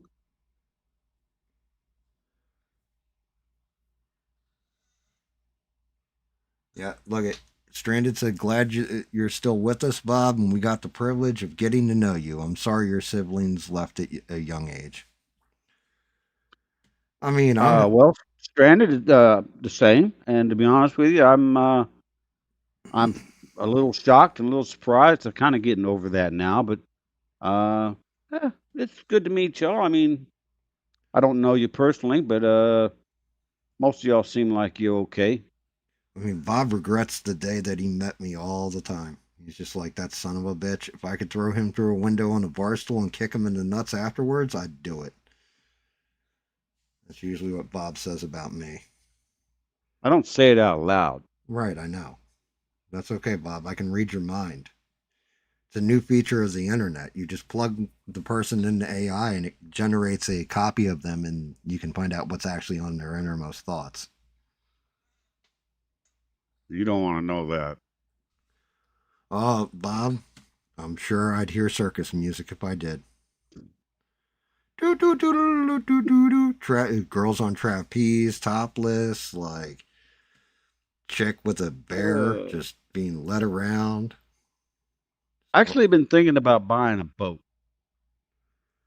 You know what they say about boats, Bob? Yeah, bust out another 1,000. Yeah, yeah, it's a big hole in the water you throw money into. Yeah, but if I sell the house, I could buy me a nice boat and live on it. That's the wife. The wife's like, I think we should do that when we get super old. She wants to get like an old World War II tug and convert it. She doesn't Convert want it. A World War II tug is diesel driven. right. It's also got the built-in desalinator. Pretty much is guaranteed not to capsize, even during Oh, that's hurricane a weather. fact. And you can pick up anchor and go anywhere and drop. Yeah, but they draw like 15, 20 feet. I mean, they've got a deep draft. Yeah. Hey, what Can't can be I, going into a lot of marinas that way. that's what she wants. I mean, who knows? Maybe one day I'll be a boat guy. I don't. I'm not a big. Not a. I'm not big for going out on the ocean, even if it is a yacht or what have you. There's things out Um, there they don't sleep. yeah, maybe it's just I watched this YouTube channel, Sailing Doodles, and the guy's name is Bobby. So maybe that's I watch him, and he's always got some good-looking women around him and all that stuff, and it's always kind of like, yeah, that's nice. I could do that. I could do that. I could do that. It's one of those. It's one of those fantasy worlds that somebody else is living that you're like, oh, that's Well, supposed to be my world. you think they're living that. What they don't show you is the part when it burns when they pee and stuff. You know. Um, I was drinking. You almost made it come out my nose. Bob's like Bob wants the Step Brothers song playing in the background. Boats and hoes, boats and hoes. Gotta get me some boats and hoes. Just enjoying life. I mean, hey, you were always a seaman. Oh no, wait, you were a fireman. You're a hose wrangler on a ship. You're a Navy man, not a seaman. Correct? I don't know. Did we lose Bob?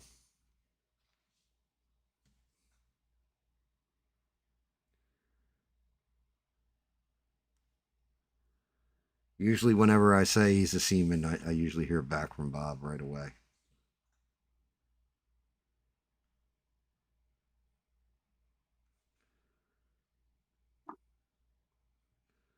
Go down tomorrow and give me some 1,000 grit sand. 1,000 grit sandpaper? Is that what you just said? Mm-hmm. You're hard to hear, Bob. Can you move the phone away That's from correct. I did say that.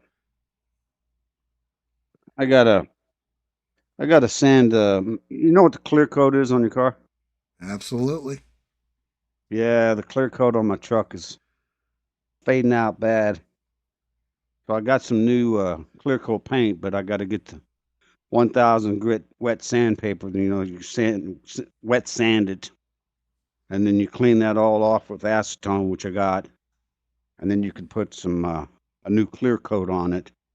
And it doesn't like make it look like a new truck or anything, but you don't have that white Yeah. uh, Gotcha. stuff. I got to do that. I mean, that's cool, though. Better than just going and buying a new truck. Hell no, my truck's paid for and it runs like a top. I mean, does that mean you have to wind up the engine before it goes for a spin? No, you don't have to wind up the engine. Well, you said it runs like a top. That's how a top runs. Okay. It runs top notch. How's that? Gotcha. You know, for a Ranger 4-cylinder. Yes. You want to know what's messed up Uh-oh. about my truck? It's a little weird. Much like its owner. What's that? So Bob? it's a 4-cylinder. It's a 4-cylinder, right? How many spark plugs does it have? 6? 8. Really? Yep. Yeah, that is fucking weird. And they're a bitch to get to. You got 4 on the top and 4 on the bottom because it fires on the exhaust stroke as well. Oh, okay. Most people don't would know make that sense. about a Ford Ranger. I was working at Advance. Guy come in. He's like, "I got a Ranger, Ford Ranger. I need spark plugs." So I go get him 8 spark plugs. Bring it up there to the counter when I was working there. Right. I give it to him, and he looked at me like I had a third eye. He's like, "It's a 4-cylinder, dude." And I said, "Yeah, I know. You need 8 plugs." Have a good They night, were Stranded, always- and thank you for everything. They were always like, "You're crazy." You're crazy. Then they find out I'm right. They find out I'm right. Yeah, Stranded, you have a good night. And you can ask me anything you want, whatever you want, Stranded. If I don't want to answer it, I'll tell you I don't want to answer it. But other than that, you can ask me whatever you want. I'll be honest with you. There's most things that I've asked you, Bob, and you've always answered them. I don't really get Kind of an open book most of the time. Yeah, I try not to get too deeply personal, like, when was your first homoerotic experience or anything. But, most questions I just flat out ask you.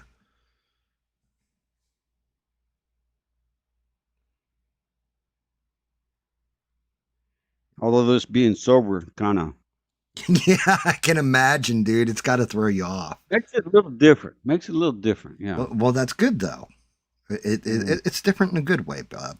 This way you're not telling stories about, yeah, so I waited till one of the divers went down and I peed down the air hose, stuff like this. You're not telling those stories anymore. I don't lie even when I'm drunk. No, I know. Actually, to tell you the truth, you are pretty dead honest at all times that I can reconcile with. I've never heard you tell a whopper. I mean, I don't like people lying to me. I figured I won't lie to them. Yeah, I'm right there. I'm kind of the same way. It's like if I don't want you to know something, I'll say, yeah, I'm gonna keep that to myself. It's like it always cracks me up. It's like those guys, and the guys I'm talking about, where they're like, "Oh, I've been in every fight I've been in, I've always won." It's like I've never gotten my ass kicked, and you're like, "Bro, I've gotten the shit beat out of me before. What are you talking about?" Like, I don't remember one that I actually did win. I mean, I've been in a lot. Well, there was the time you kicked the guy's sack in the casino. That wasn't a fight. That was just a little skirmish. Right, yeah, that's He true. didn't even swing back. He threw up on the floor. Well, that's because you kicked his fucking nuts into his. You gave him 3 Adam's apples, Bob. He asked for it. I mean, yeah, you're not wrong. You aren't wrong. You can't go calling somebody like, get out of my way, old man. I didn't even get hit. Nobody even hit me that night. They just picked me up and carried me out the door. I can just have a nice night, sir. We can just see. I can picture it. Your little legs just dangling, swinging back and forth as they're carrying you out. I don't know if they were doing that. They were just up off the ground. They didn't carry me very far. I mean, it was just up the stairs, out the door, and then they stood on either side of me like 2 big old, those lions at the pyramid. Oh Sphinxes. yeah. The They Sphinx. stood beside me on either side of me and waited for my Uber to come get me. They didn't say nothing to me. They just kind of stared at me. Well, I mean, to be fair, they're probably afraid of throwing up on the floor next to the other guy. Yeah, you already seemed like that Uber took forever to get. I mean, you already proved that you have no problem kicking a man's nuts into his throat. Only if they asked for it. Well, it's true. But they don't know you like that, Bob. I didn't like it. It just needed to be done.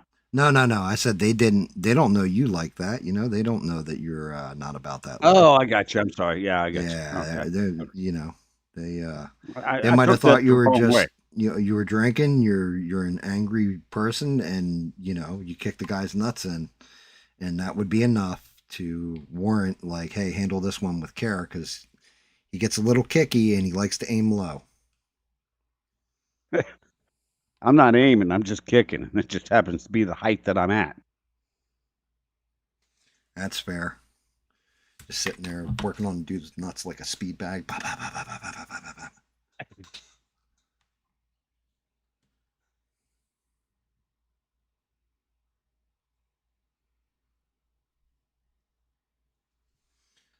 Dear Lord. Yeah, I'm like being hesitant on doing my movie reviews too on purpose. I mean, I guess I could go over Scary Movie. The He-Man one though, I got to eat shit on, so I'm like pushing that one off as much as I can. Cuz I hate it when I'm wrong. I'm going to drop off and let you do your review. Okay. That's cool, Bob. All right, man. You take care. You too, brother. I always appreciate you, Bob. All right.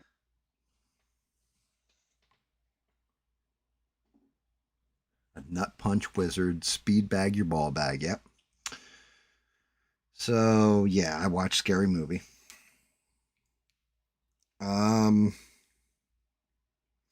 We are now living in the time 2026 where Scary Movie hit everybody kind of like a Chappelle Show skit.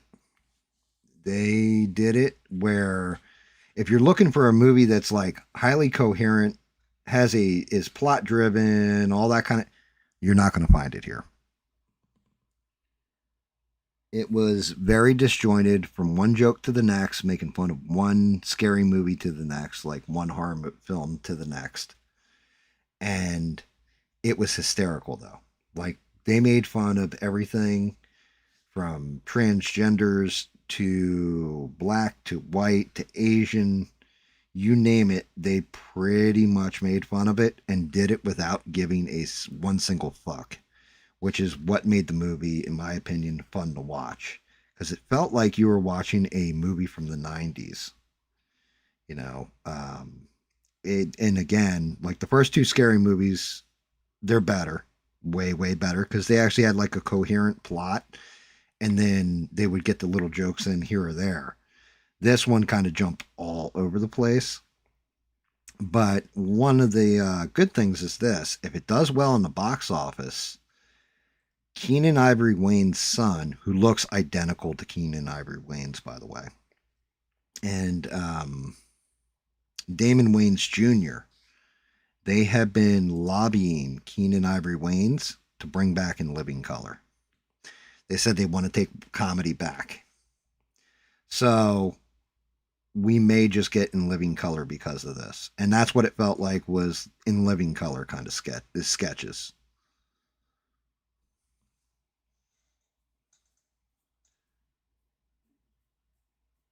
All right, you saw Backrooms and the Amazing Digital Circus. I have not watched Backrooms. I've had the ability to watch it now for a minute and just had no interest in it because we played through the game and I was like, okay, it's probably going to play like how the game does. So I just played through the game instead of watching a movie. The He-Man. I mean, I'll check it out tonight. If you're saying it's really good, because right now the movies that I'm saying are the three movies that are out right now, and I can't include Backrooms in this simply because I haven't seen it. But Obsession is one. Obsession was horror done correctly and kind of like Monkey's Paw, like be careful what you wish for. And it was upsetting, sick, gross, and twisted all in the right ways. And then if you need a comedy, like you want to laugh and you just, I don't give a shit who this is going to piss off kind of comedy, then go see Scary Movie. And if you want just like a stupid, dumb, fun adventure film kind of thing, go see He-Man.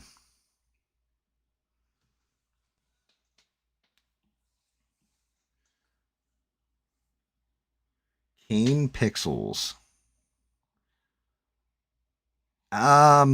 No, I have not seen that, Melissa. I mean, have you seen Obsession yet? You're saying it's horror movie of the year. Have you seen Obsession? Obsession was pretty fucking crazy.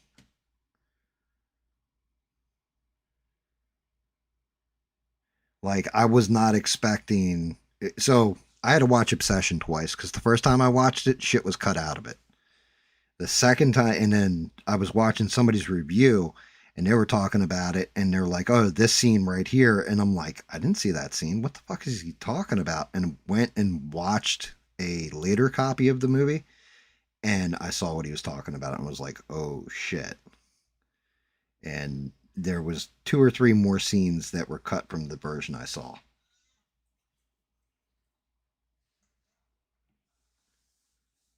Okay, I'll watch it. That's got me intrigued. Then I will watch it.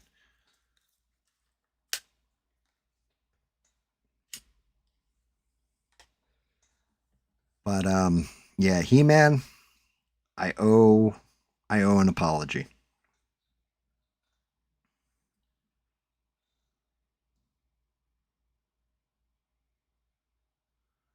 Yeah, I mean, alleged pirates, brother, alleged. I'm not saying I sail the high seas, but I may sail the high seas. I'm not going to confirm or deny that.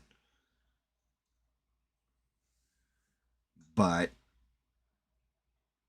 He-Man was actually decent, but it depends on what you wanted out of He-Man.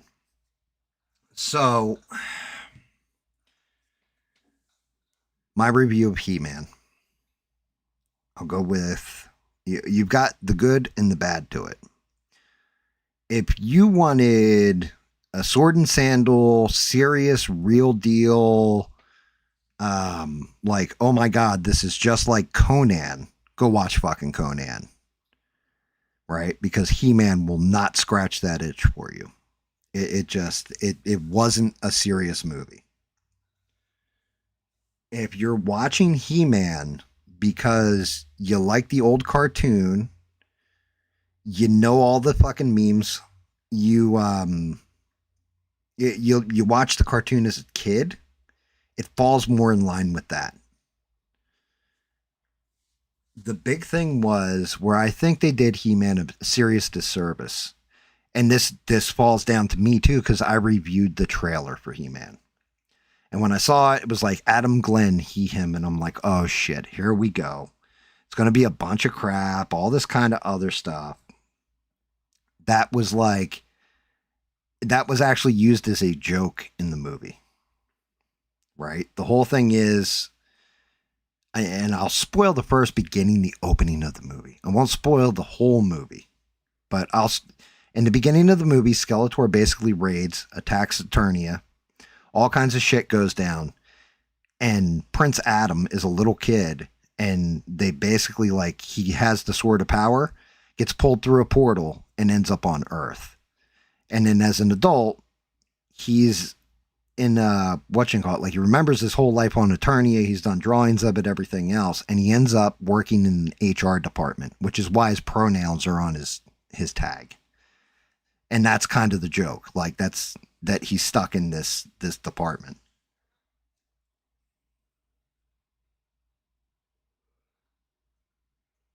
It is mostly a kids movie. And he was a straight. Okay, so that's one of the things that I was fucking worried about. And if you want Skeletor, do you want him to be evil, just destroy everything Skeletor, or do you want him to, have that edge where he's calling people a boob and stuff like that? Where he's got like that comedic thing to him, calling somebody a nincompoop, calling somebody a boob, right? The whole thing with this, where they fucked up, was the marketing. Because the marketing makes you feel like the movie's going to be woke. You're like, oh shit, look at this. I was calling it he, him, and the crayon box of the universe is what I saw when I saw the trailer. It's like, they're making Ram Man. He's going to be Asian, Man at Arms, even though Idris Elba's an amazing actor, is going to be black or whatever. They made Tila like Hispanic. I'm like, oh Jesus. Like, we're going all in on diversity and woke. They did it right. It worked. It was actually like they picked the right people for the right job. Idris Elba's fantastic as Man at Arms. Every scene he's in, he looks like he's having fun. He looks like he's having fun. He acts like he's a drill instructor. The dude they got to play He-Man, I wanted him to be ripped. I wanted him to be like kind of cock diesel. And instead they went with a dude who was just young and in good shape or whatever.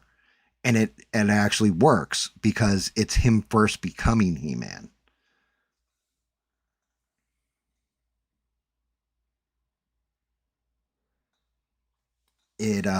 Skeletor, when Skeletor first appears in that first attack, he's kind of scary at first. Like, if I were a little kid watching it, and that's just it. What it really is, to break the movie down the best way I can without spoiling the shit out of it. And I'll get to the message, because every He-Man cartoon always had a moral at the end of it. And they do that here. There is a moral in this story. And it's a good moral. It's actually a good moral. But Skeletor, like, the movie is basically, if you wanted to take a kid to go see the movie, you could. Right? Like, but they put in the jokes for the adults too, along the way.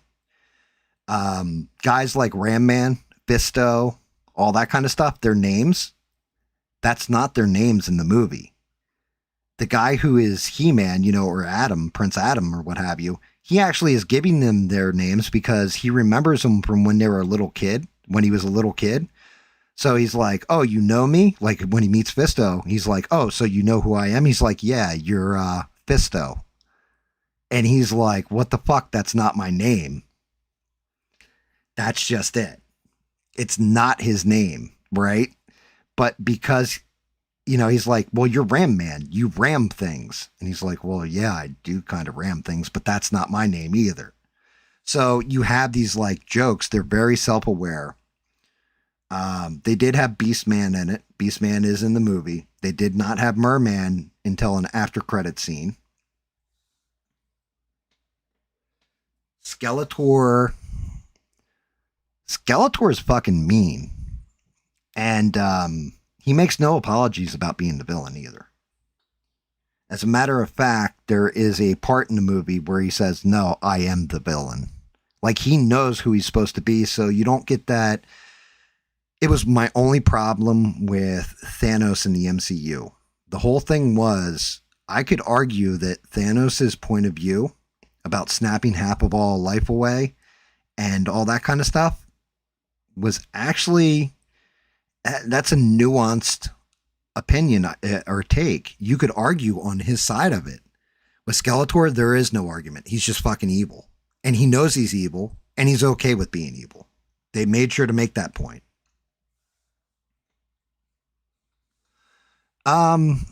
You'd have to see this Skeletor the way he's done. He was pretty good. He was actually really fucking good. They had throwbacks to memes. They have, they did stuff for people that watch the 80s cartoons, people that watch the 2000s cartoons. The Kevin Smith run, they had something that goes towards that. I didn't even know that part because I've never seen the Kevin Smith, Revelations or what have you. But they actually did have something to do with that in there. Roboto was another one that I had a problem with because one, I think it's Kristen Wiig does the voice. And I was like, fuck, Roboto's a girl. Why would you make it a girl, right? But it actually works in the context of the movie. And my other problem was, I was like, Roboto's got like a see-through chest. By the end of the movie, everybody has the costume that the action figures have, basically. Stuff like this. Like, there's a lot of inside stuff. The way Evil-Lyn was the only one I was like not a huge fan of. But the way they portray her, think about Joker and Harley Quinn, the way Joker treats Harley Quinn, especially in the comics. And yeah, that was kind of the dynamic between Skeletor and Evil-Lyn. But Jared Leto's Skeletor was fantastic. He was great. And the moral, that's just it. Nowadays, what's your normal morals in like a movie, you know? Hate is wrong and all people are equal and all this kind of stuff, right? You get like that DEI kind of mindset whenever they're trying to teach you a moral. The moral in this movie is that masculinity, right? And people were like freaking out. They're like, it was about toxic masculinity. No. The point was that if you truly have the power, you can be masculine and there's nothing wrong with it. It's just how you use that masculinity. Do you use it to imprison people and, create fear and all this kind of stuff? Or are you more magnanimous with it, like showing restraint and being kind and stuff like that? Like you can be positive and masculine. Masculinity isn't automatically toxic and negative. It was a good message for like young kids.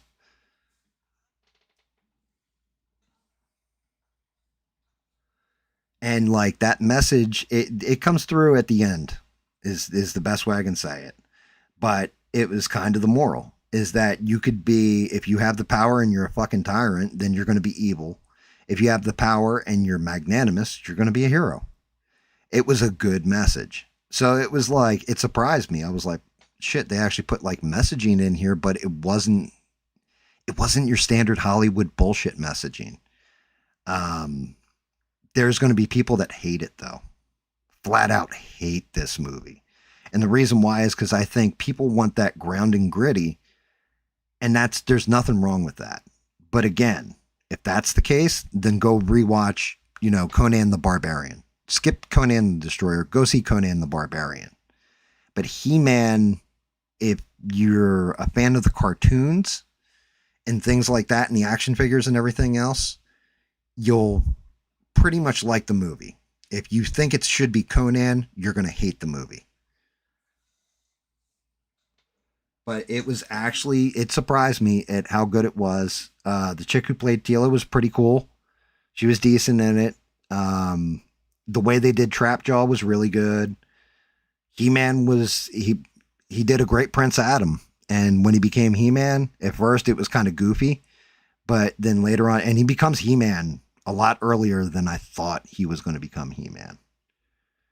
Like, it actually caught me off guard. I was like, dude, they're not going to change him into He-Man now. And they did. And I was like, well, that's kind of crazy. I can't wait for King Conan either. If I'm to be honest with you, I love Conan. Conan's one of the all-time greatest movies in my opinion. And King Conan, if they do it right, could be amazing. But yeah, like I said, if you go into this and thinking you're going in to see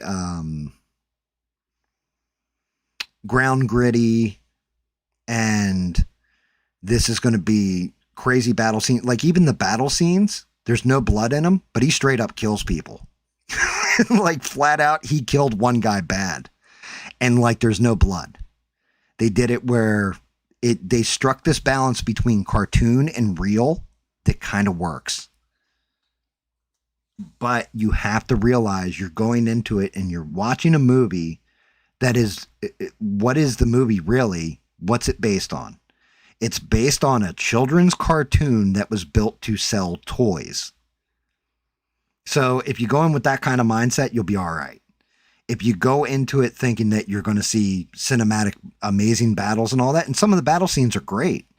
It's just, it's not like Lord of the Rings or something.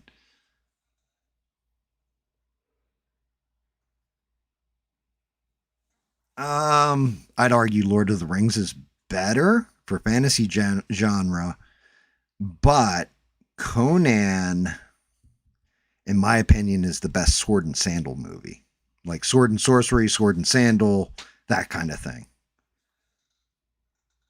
But actual fantasy setting, I think Peter Jackson's Lord of the Rings were amazing. The Hobbit, not so much, but Lord of the Rings was fantastic. But yeah, so that's my advice. If you're going to go watch He-Man, if you just want to eat some popcorn and enjoy a film and have fun, it's pretty much that film. But know that it's made partially for kids and partially for adults. Like when I say there's shit for adults in there, there's one part where they're fighting and Ram Man, who's now been called Ram Man, so that's what he's going by, and Fisto are fighting off people back to back. And Ram Man turns to him and he's like, that's it, man. Fist people. Get them. Fist them, right? And he turns around to Ram Man. He's like, yeah, Ram Man, give him head. And they say, like, they both stop and look at each other. Like, what the fuck did you just say? No, what the fuck did you just say? Fist somebody. Give head to somebody. What?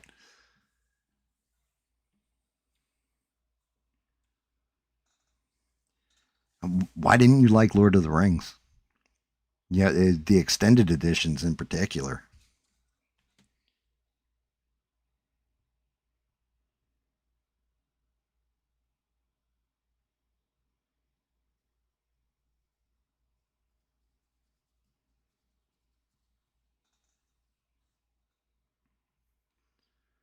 That's crazy to me. Lord of the Rings is the closest we'll ever get to those books.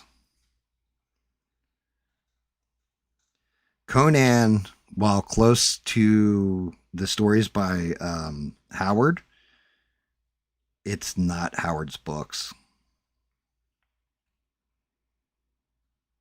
Like it's the best representation we have, but it's not quite. Because, you have Howard's books for Conan, but then you also have the other writers that ended up coming in after Howard passed away. Because the whole thing with Conan is everybody always goes, oh, Conan the Barbarian. It's like, yeah, he was a barbarian. He was also a pirate. He was a thief. He was a king. All this kind of thing. He wasn't just one thing. He put him in every kind of scenario. I think the only scenario it wasn't was a cowboy, But Howard was also even self-admittedly, he was very sexist and very racist. It's been played to death. Now, see, I can understand that. Yeah, Conan, I can still throw on. Like, trust me, I love Conan. I love me some Conan. What is best in life?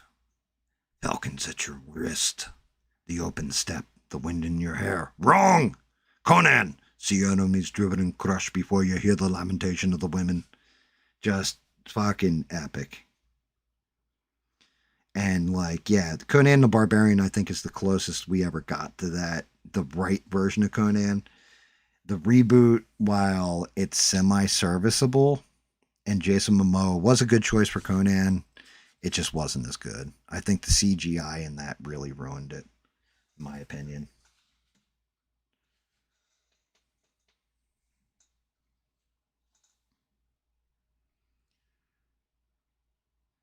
I mean, my big problem with Lord of the Rings is that they tried to do that Rings of Power show, and it is just fucking god awful. Like, they fucked it up bad. They really really fucked it up. They try to go with the Silmarillion, and just it they fucked up lore, everything else.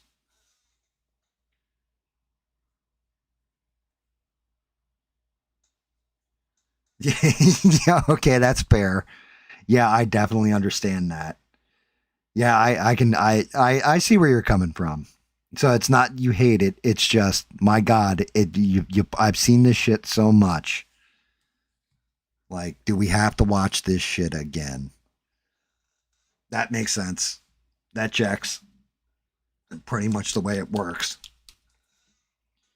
What are we going with? We are going with shit. If it actually pick it up on camera. Damn, come on, camera. What the fuck are you doing? 70997 silver. Yeah, like definitely. There was always that one guy. I had one buddy who was like that. Every time we get a little hammered or whatever, he's like, "I'll put on Floyd." You're like, bro, calm down. Like, doesn't always have to be Pink Floyd, my guy.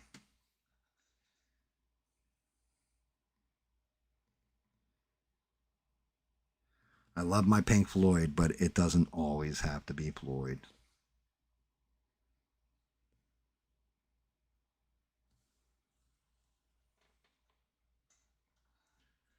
Which album? Amagama, Dark Side of the Moon, The Wall. Which Floyd album? That's the question. It's actually the question to ask. Because everybody has their favorite. Mine was always my favorite. Well, my two favorite Floyd songs. Gotta say, it's two of them. I can't even narrow it down to one. To tell you the truth, there's like three. But my two favorite were always On the Turning Away and Time.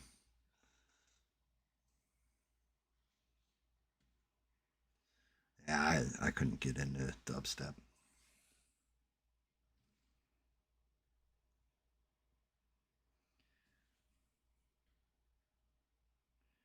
That dubstep was definitely never my thing.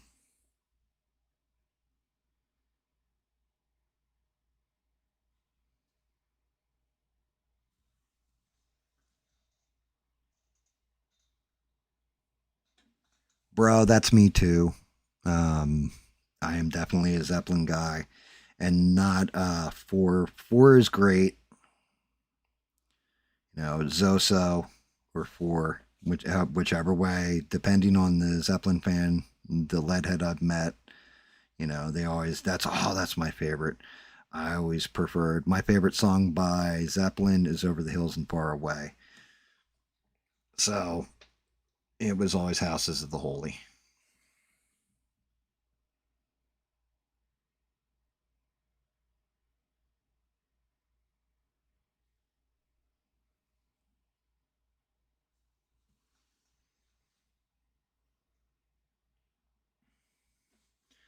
That's terrible. That's awful, Melissa. Sorry for your loss.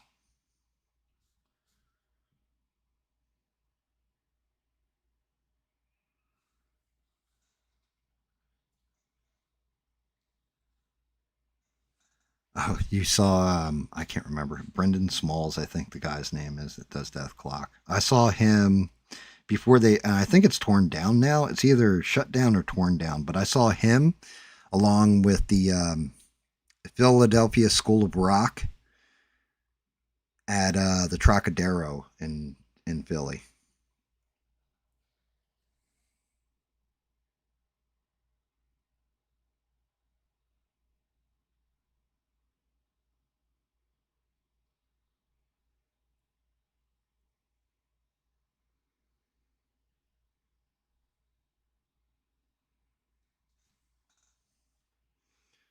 But yeah, Death Clock.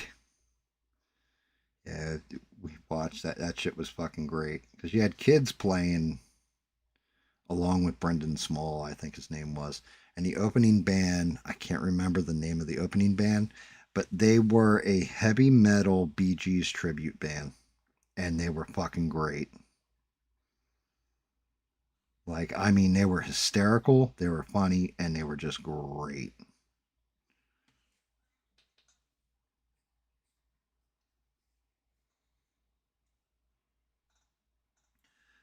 So yeah, Dazed and Confused. That was on Zeppelin 1, I want to say, if I remember correct. I think Dazed and Confused was on 1, and Immigrant Song, of course, is Zeppelin 3. And Immigrant Song is an amazing song. We used to listen to that when we were going into combat when we were playing the one game. That was like, especially because it's a pirate game, and we used to listen to it like that was like you need to listen to this as we're rolling into combat. That Jekyll and Hyde, um, uh, what was the other one? Wolf Totem, the Woo, I think it is.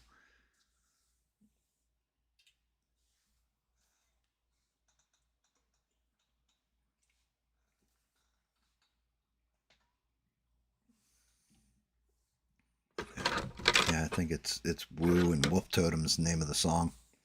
It's like Mongolian throat singing. What the fuck?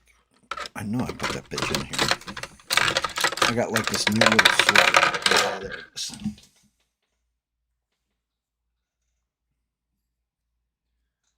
Dude, that's awesome, bro. And that's just it. I have zero musical talent. Like even the Smurf song and what you know, that's all AI. I can't. I'm fucking terrible when it comes to that shit.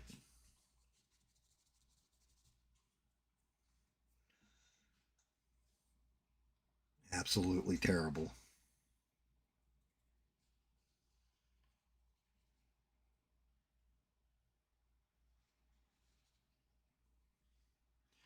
Yeah, it like even my faraway daughter, she's like, yeah, Over the Hills and Far Away is definitely your song.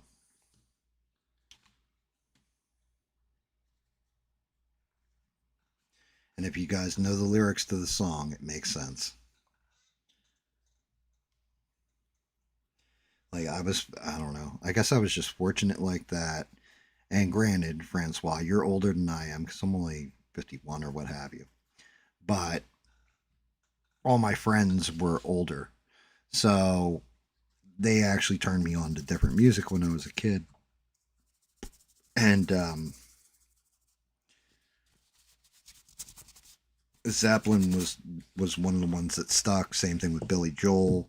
Like, I hate to say it, Bob Seger nailed it though when he was like, "Today's music ain't got that same soul. Let me hear some of that old time rock and roll." Bob Seger was not wrong. He was not lying. He knew what he was talking about.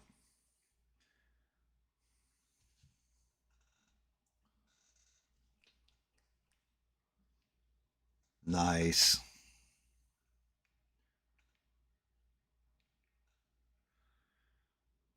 Yeah, I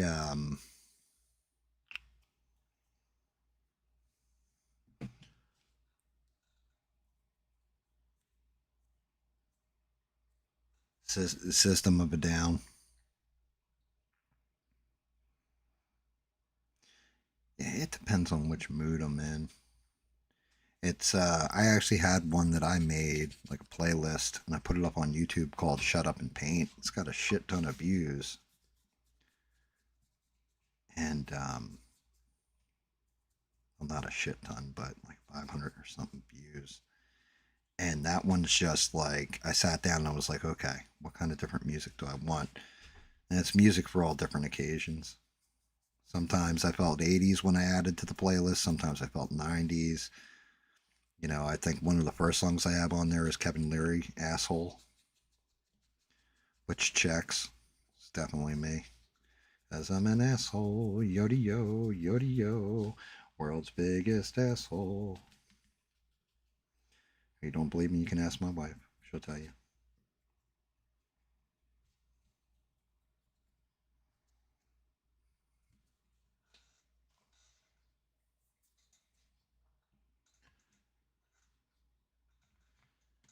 This, I am going to go into a purple, but I'm going to use the airbrush too.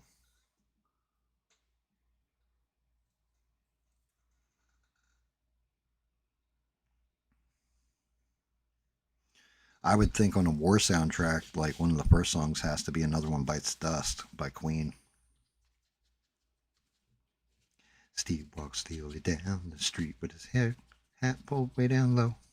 Ain't no sound but the sound of speed. Machine gun ready to go. Are you ready? Hey, are you ready for this?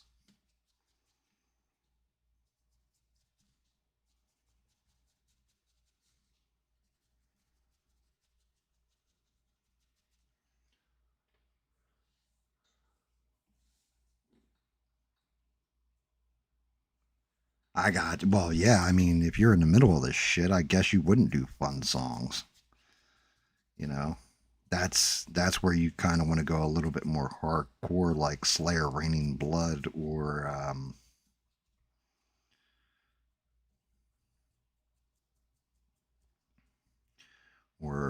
Bodies by Drowning Pool.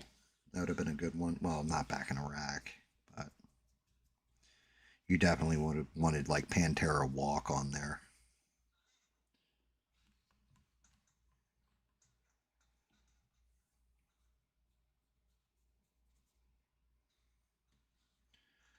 Which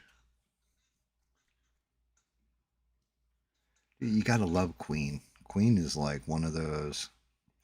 So there's artists that I hear that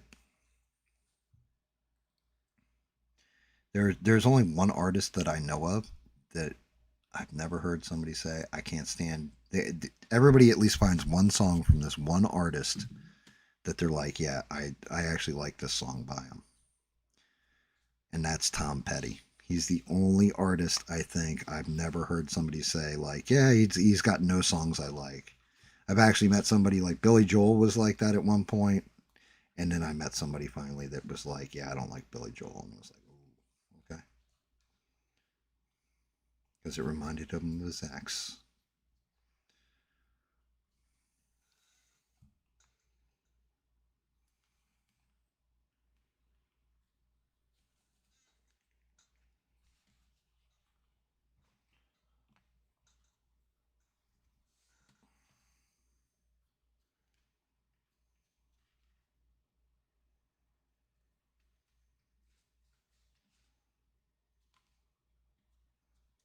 Gentle with that.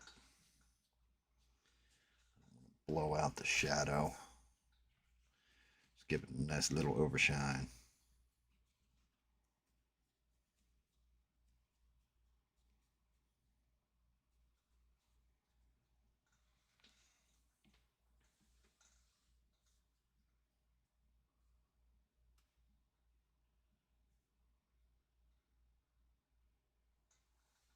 Nice. Yeah, I mean, the whole thing with that, you may not have gotten a competition spot, Melissa, but at least look, taking a shot at something and failing, that's fine. Especially if you put in a good effort. Just means that, either you're going to improve and try harder next time and give it another shot. You never know. Never trying and being afraid to try, that's unacceptable.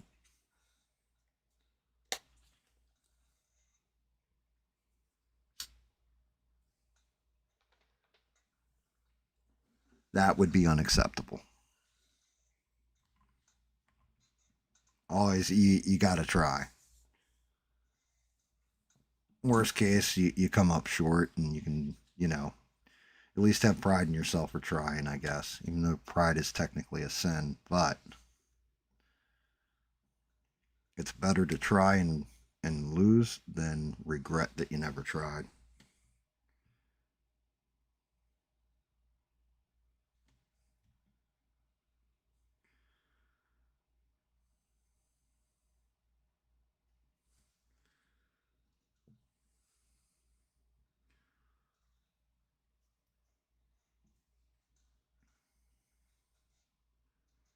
There you go.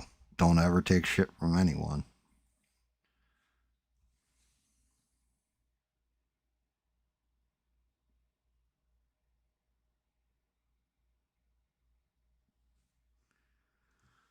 Like I said, you don't want to fail, but failing happens.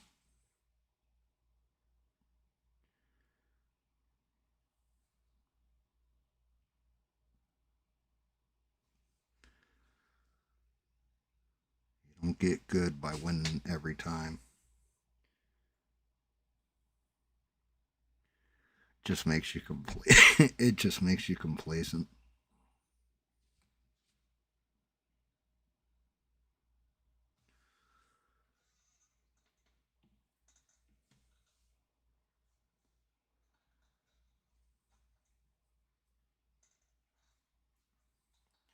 And try to not ever let something, especially if you're painting or cooking or anything like that you're creating, don't let anything hold you back. Whether you can or you can't, well, that's up to you to decide. Don't let somebody else just blindly decide that shit for you. Good.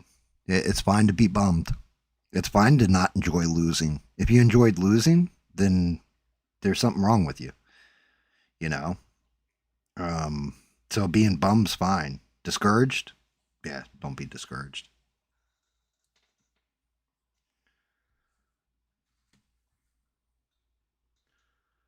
Don't be discouraged.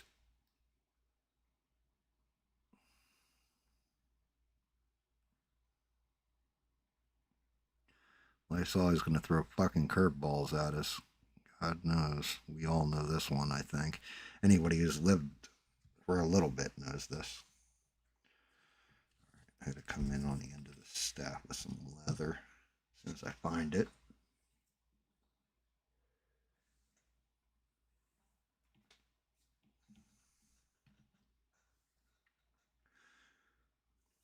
Francois, you find your brush yet?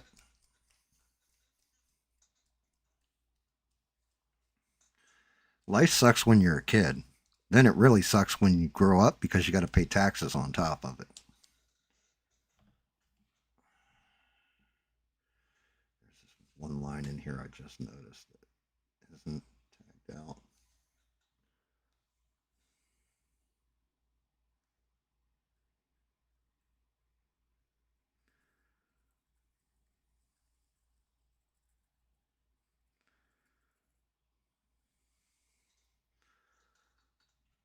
Definitely wanted to get a highlight on that edge. And so it goes, and so it goes. Alright, this is what I was looking for. If I do this with it, will it zoom better? Yeah, well, there we go. 70.871 model color leather brown is where I'm going next.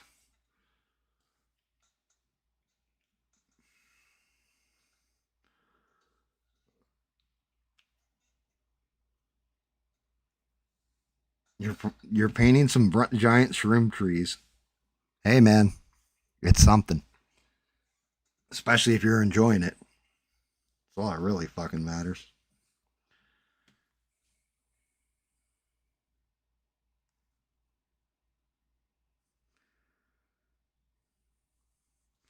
I mean, Melissa, you got a shit ton of models to catch up on from what I remember. You said you had like 21 of them that you need to start painting.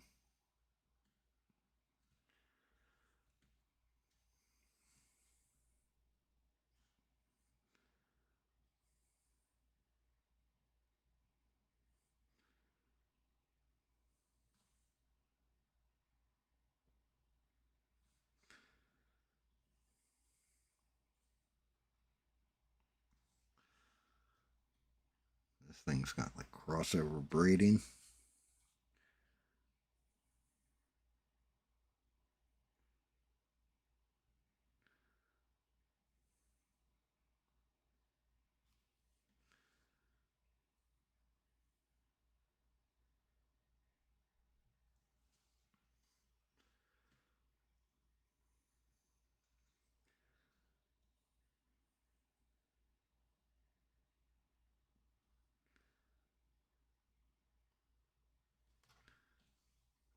Thought it was cool that we actually got Devin on tonight too. It's been a minute since she's been on. I always enjoy hearing from Bob. Bob has always got them old sea stories.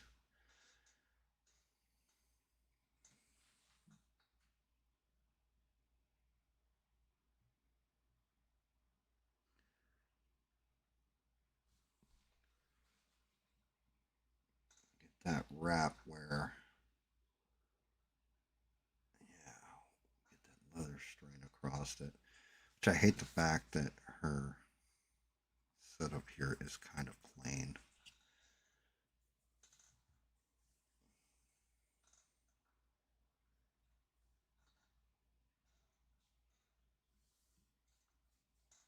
I mean,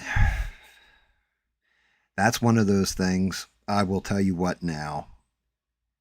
There are two guys. One guy I still got to get his Patreon. But if you ever did 3D printing, Melissa, you can make your minis for next to nothing.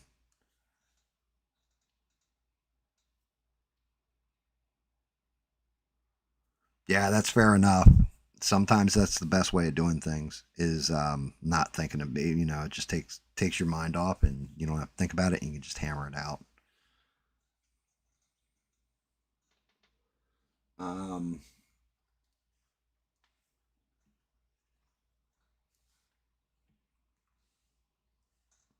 so yeah, if you ever go the 3D printing route, Melissa, I let me know.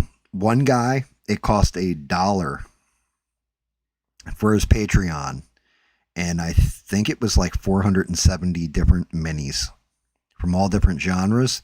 The other guy, it's 350 different minis from all different genres, and his is $5. For a month, you can download his entire library and just cancel it. So for like $6, you get like 900 minis.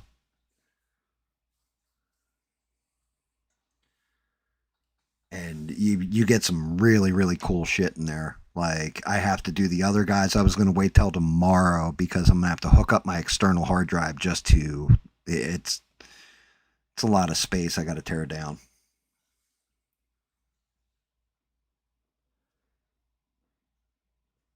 Yeah, one guy's named Slossbauer. He's really cool, and then the other guy's like MZ450. I want to say his name is something like that. But they put them up for free on Thingiverse, which is a free site basically. People just upload models to it, and they put them all up. Their whole collections are on there, but giving somebody $1, they give you their Google Drive with everything on it. It's kind of the way to go, or $5 even, because you're paying the artist for his work too. I've often said I should learn how to 3D model, and I still haven't.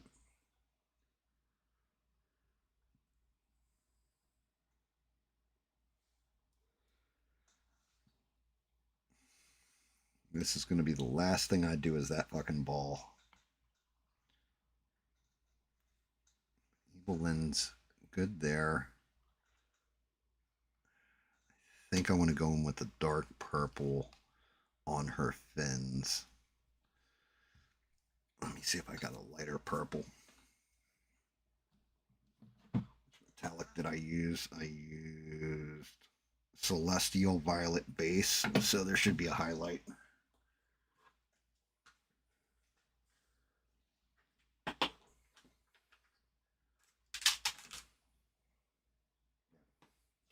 There it is right here. Do this so I get my traction. Celestial Violet 77109, and that's a light true metallic.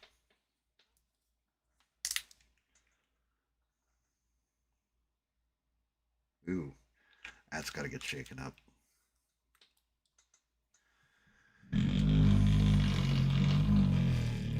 Yeah, one of the guys, CA3D or whatever, I already got all their backstock and everything, and the models they're putting out this month weren't very good, so I stopped the Patreon for a month.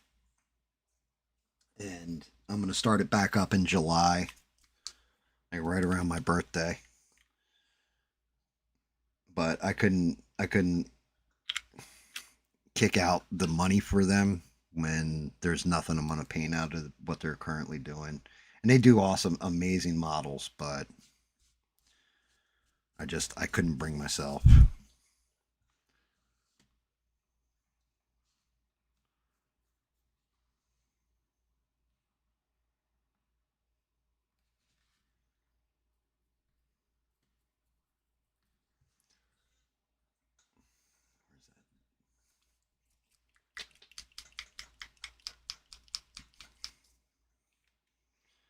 And then there was this other guy. He's like, hey, get all the models now for $5 or whatever for this month and the previous month. I was like, oh, sweet. He's got like 6 models a month. Get 5 of the models down. It's like, oh no, you got to buy the other tier to get these other models. It's like, yeah, I'm done. I just downloaded what he had and I was out. It was like, yeah, you should have said that up front. He didn't specify that I was only getting 3 of the models. But I got the model I wanted anyway, so it worked out. And it was only $5.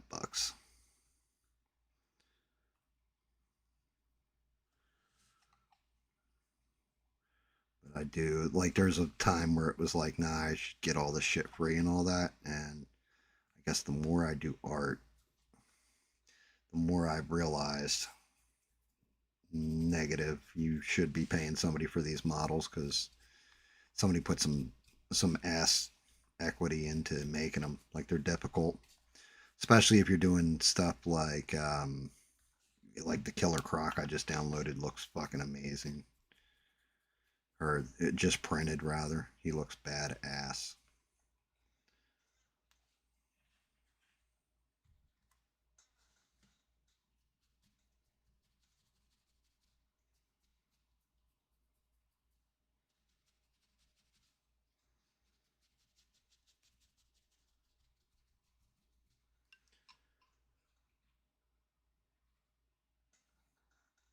Yeah, I mean, the whole thing with resin printers or whatever, what I highly recommend is go with water washable for one, and then invest in either good ventilation, good fans or whatever, because that shit is toxic.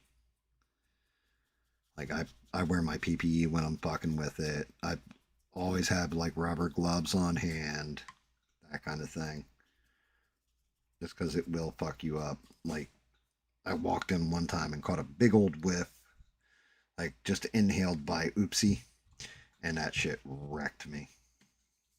It tore my lungs up. Felt like I smoked 2 packs of cigarettes straight.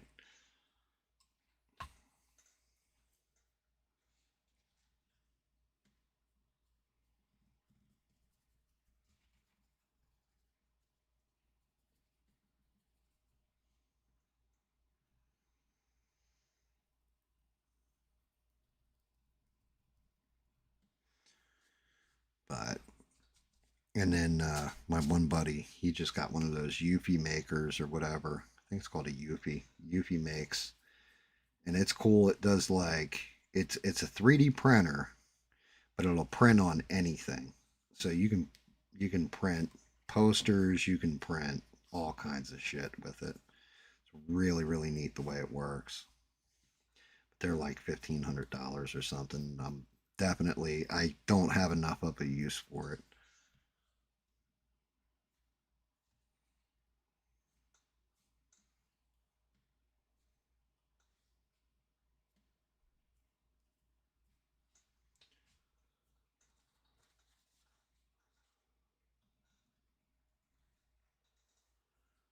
Look at her head. Look, because I want to say she's got like blue eyeshadow for some reason. Doing the makeup on her is going to suck. Which is where I'm at, of course.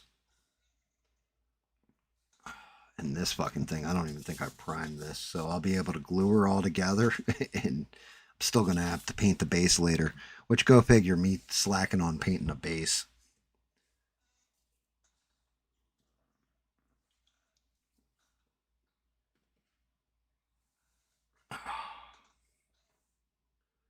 All right, let's take a look.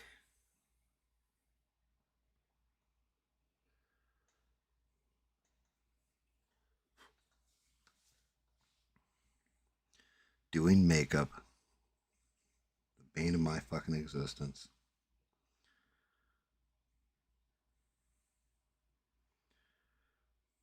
Okay, so we go to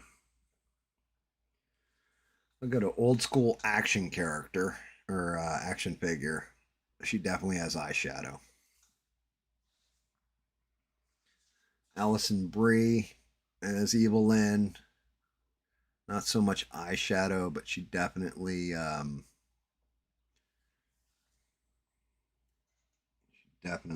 that face.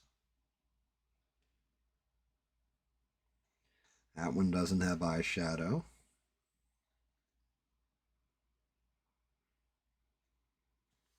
That one's definitely got eyeshadow. And it's actually like a green, it looks like.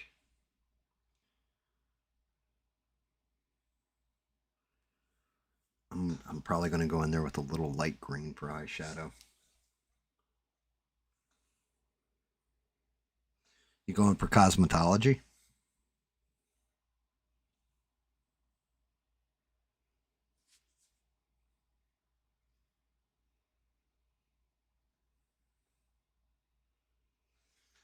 Sideshow Collectibles version.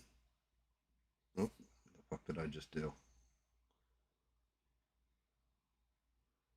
She definitely. She's got that little bit of eyeshadow there.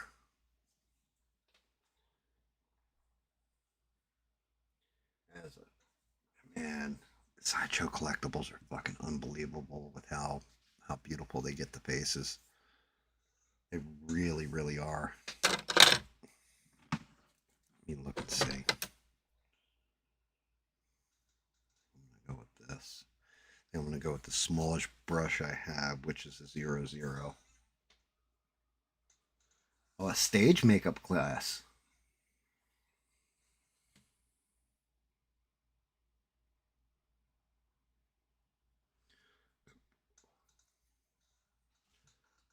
First things first. I just want a small drop of red.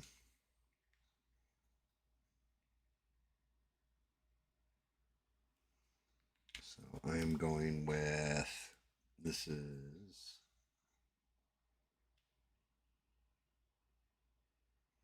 Bloody Red 72010 Vallejo Game Color. And I'm just doing this. I'm hitting the lips real quick. Well, actually, I'm not even going to hit the lips. I'm just going to hit the corner of the eyes.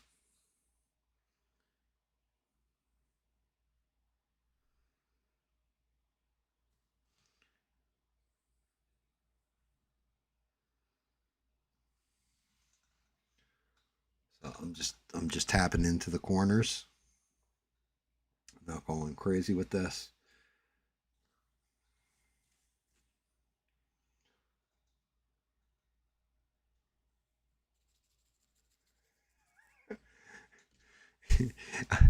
When you said you painted two cocks on your face last week, you know, you definitely draw some images with that. I understand now. You meant roosters.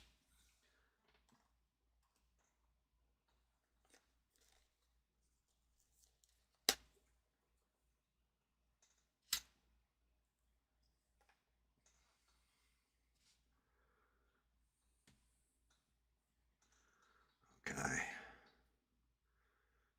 Loosen up the hand real quick. I want that ivory. It's white. I don't want dead white either. That's ivory. So we're going with this backs up, comes out. Ivory 70918.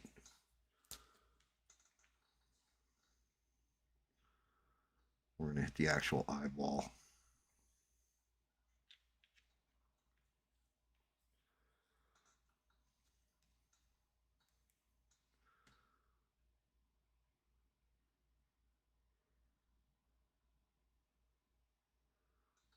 Yeah, that's fucking great.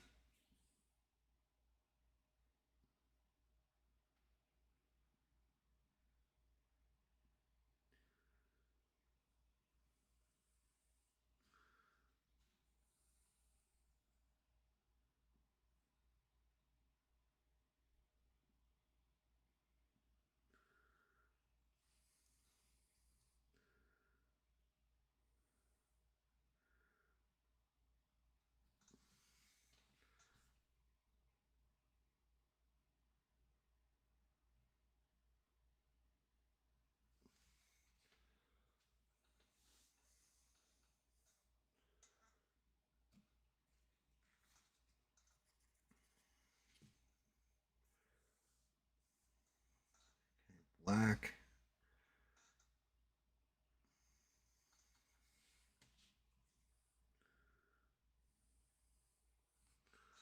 I need that as thin as possible.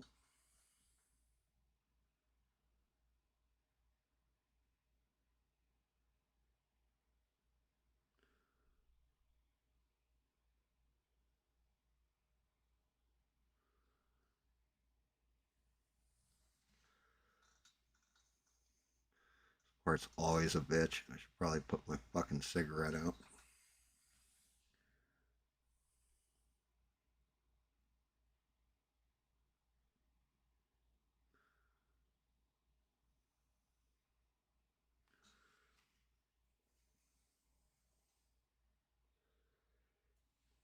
I have to check it out.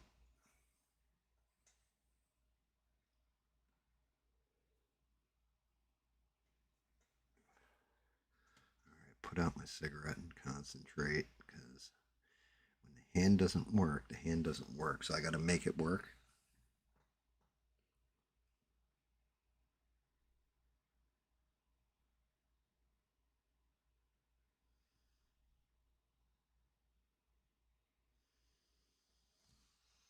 Try and get as smooth of an application as possible.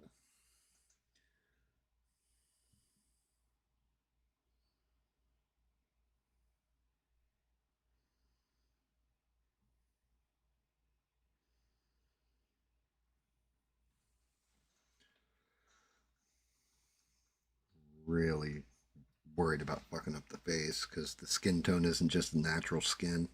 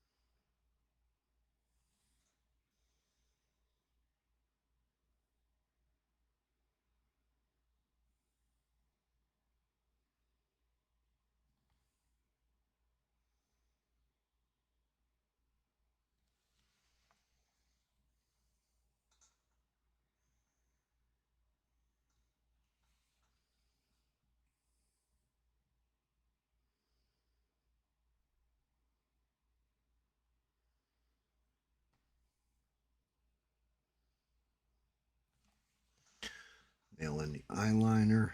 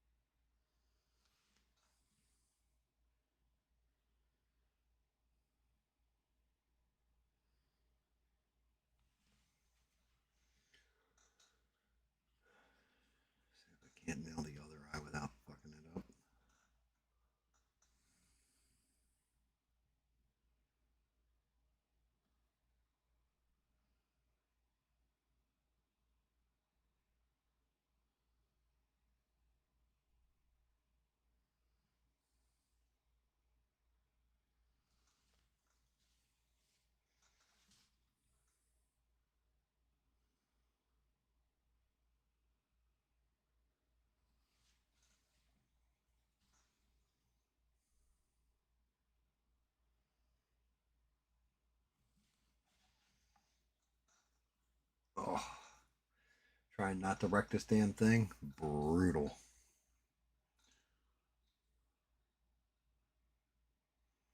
Every time you do, they're sisters, not twins.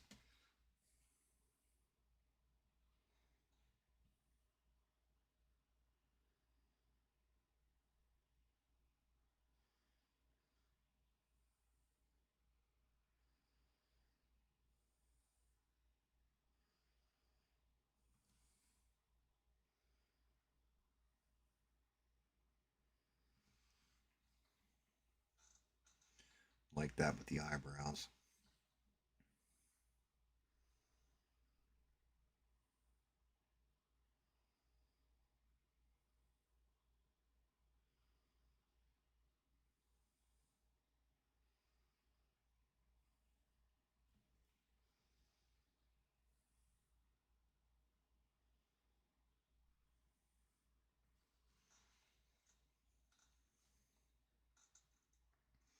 Trying to do this without janking them.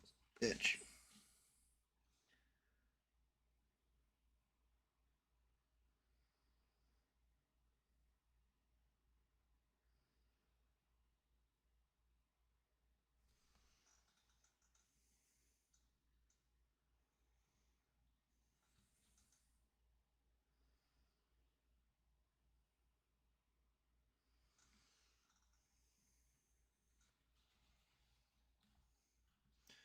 One eyebrow is way thicker than the other, too.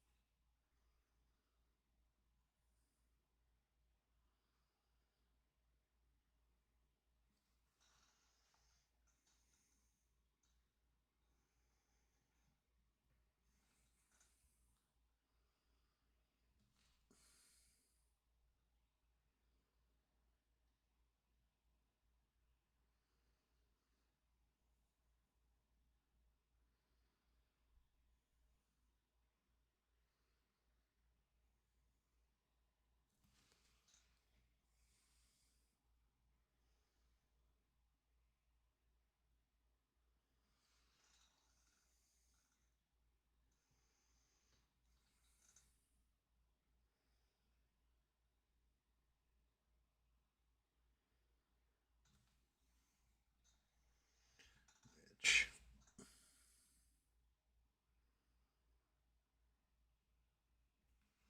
Comes down to the modeling lines.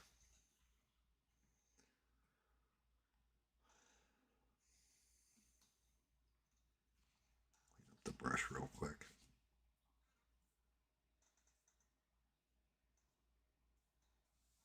My wings never match. That'll happen. Definitely will happen.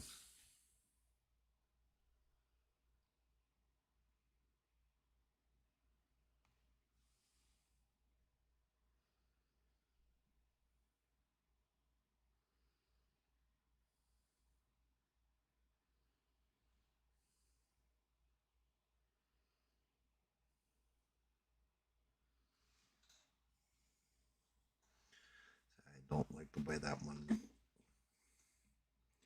Don't like that curve in it at all. I may even go over it again, thin it out on purpose. Even though it doesn't match the model, I definitely think I'm going to go over that curve again. I also want to toughen out this eyeliner a bit.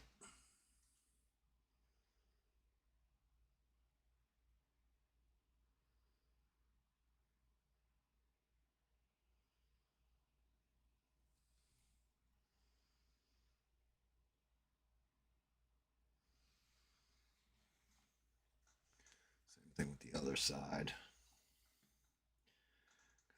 That right in there, if I follow the mark, it's actually got a dent in the model right in that eyebrow.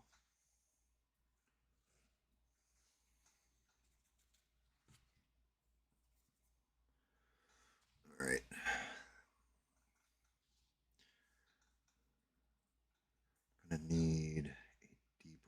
this. Is it rust red? It's not what I'm looking for. Whole red. Yeah, that's not what I'm looking for. Flat red is not what I'm looking for. Scarlet is not what I'm looking for. I gotta go to the actual paint box.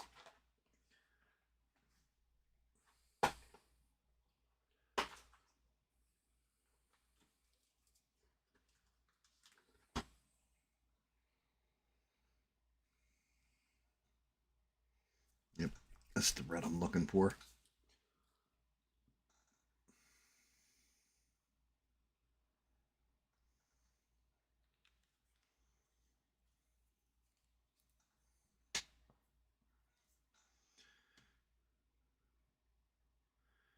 I'll use regular red to highlight, but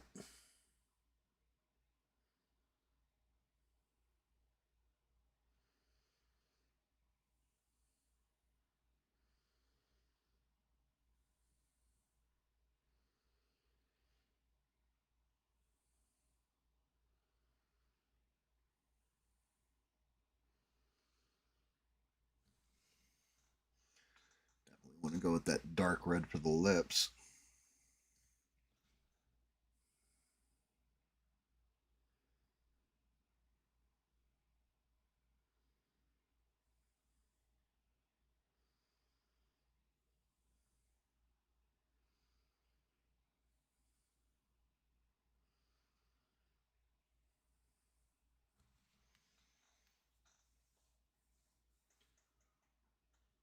One more smoke before a nap. Is it the green kind or the brown kind of smoke?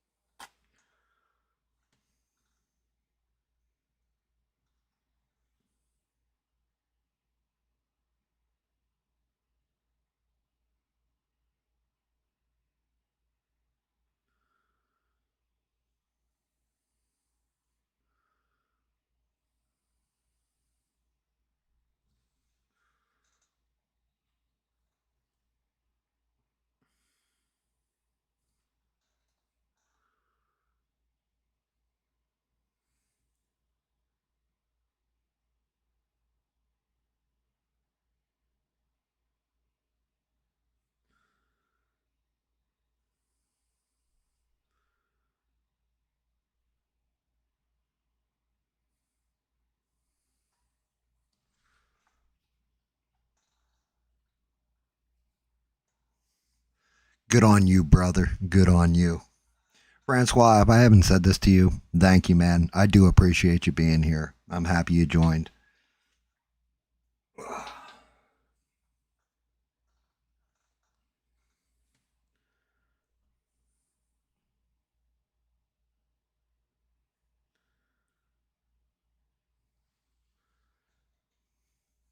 Just see what she looks like right now.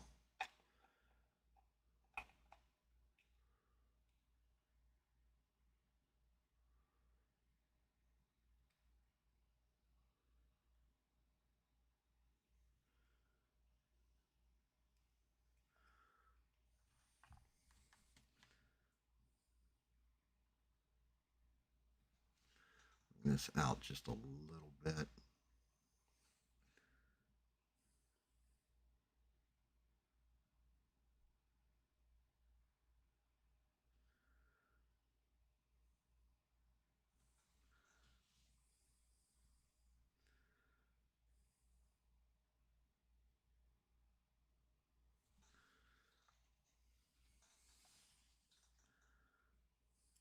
Oh,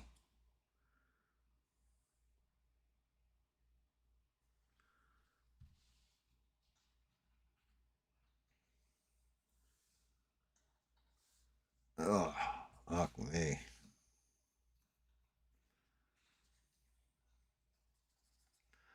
Should do a little under blush in her cheeks too.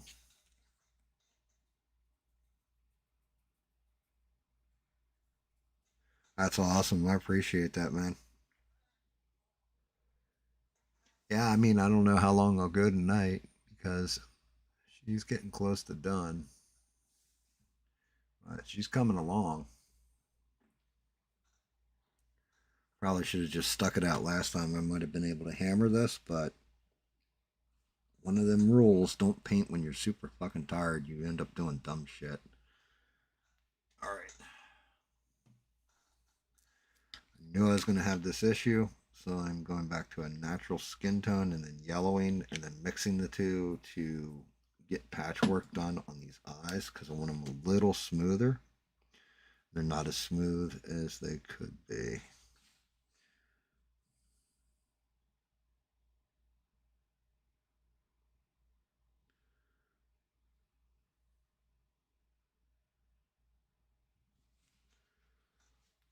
I'm just going to use a little natural skin tone to pull and go over it in yellow. This moon yellow, I think it is.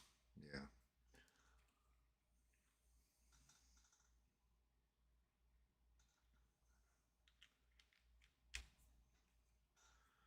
Oh. Still can't believe I had to eat shit on He-Man. I thought that movie was going to be woke as fuck, and it wasn't.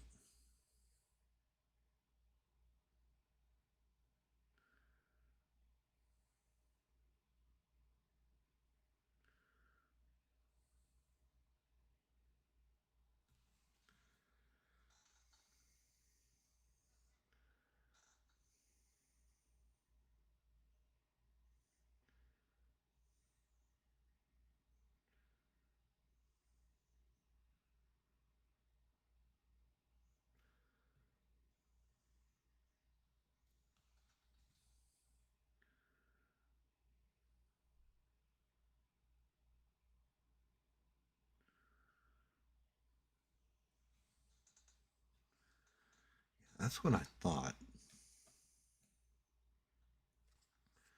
There's something right there. I'm going to have to... Let's see if I can't get that out of there.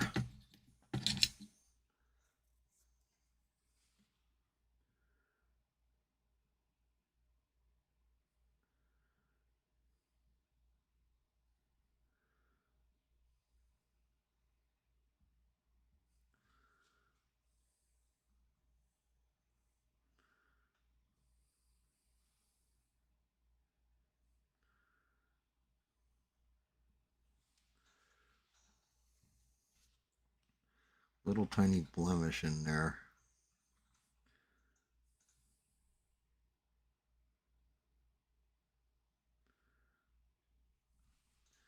Little tiny blemish in the actual fucking model and had to paint over it. I had to scrape it down and then paint over it. A pain in the ass.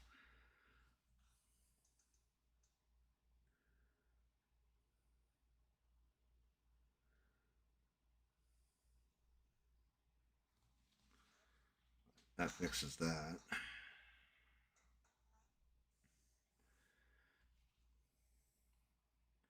I'm definitely not happy about that eyebrow. Either it's got to get rounded or it's got to get covered. I'm going to try rounding it first.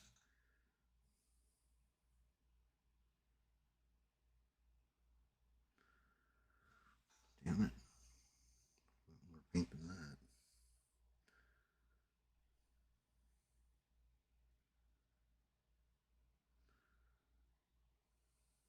There we go.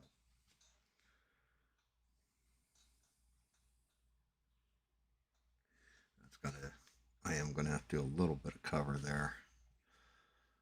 Feather that out. That's always a fun part.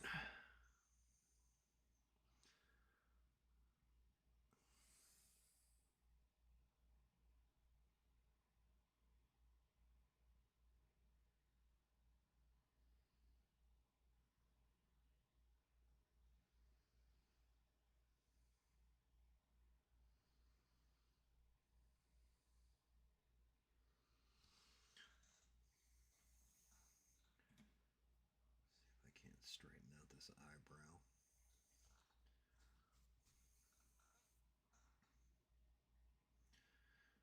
Can't have walking around all cockeyed.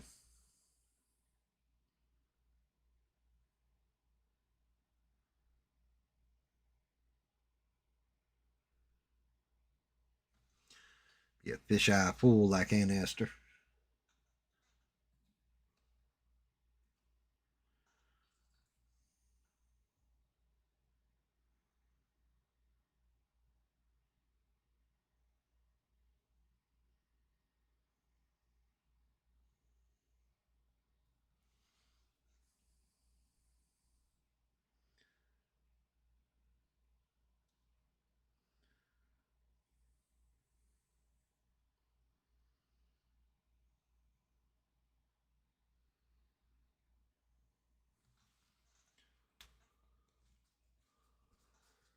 Jesus, that would be that would definitely ruin the whole illusion, I think, Melissa. On your eyes? Dear Lord.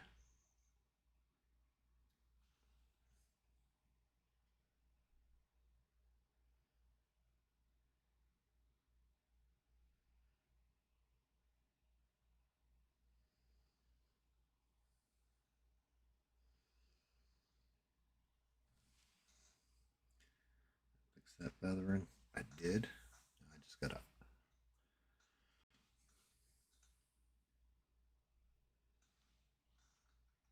come back a little bit more.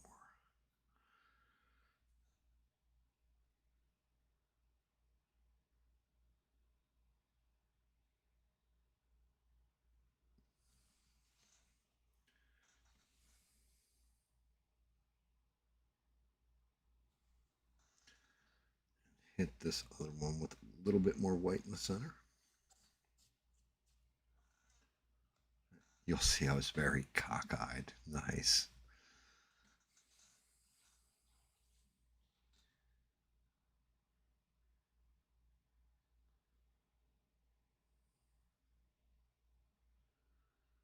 Very nice wordplay.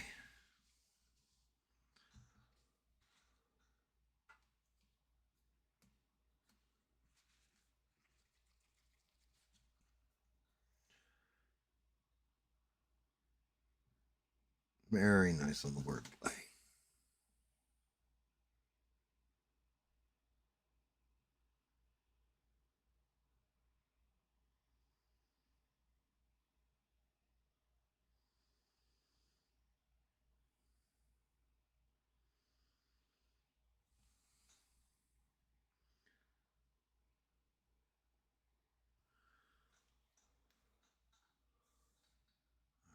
Now to thin the shit out of the dark red and go over that light red.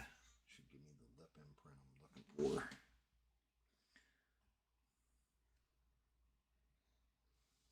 Actually, you know what? I might be able to get away with doing it this way.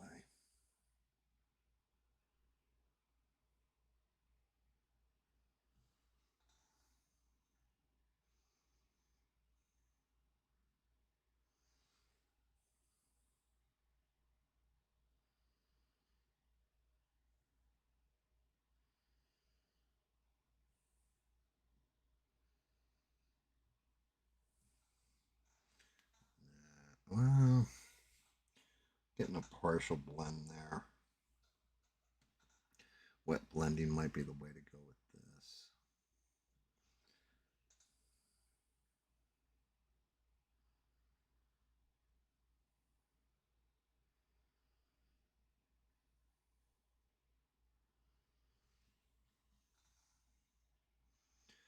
this. I'm going in gentle as shit, so this way I don't have to start over.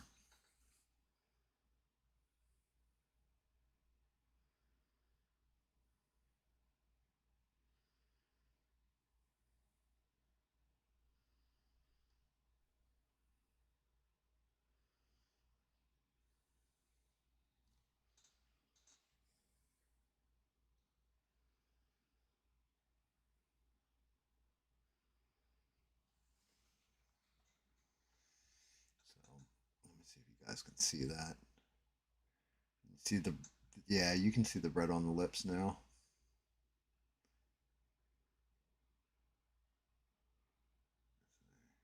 Get her in nice and tight and then bring her out. You should be able to really see the little highlighting in the lips.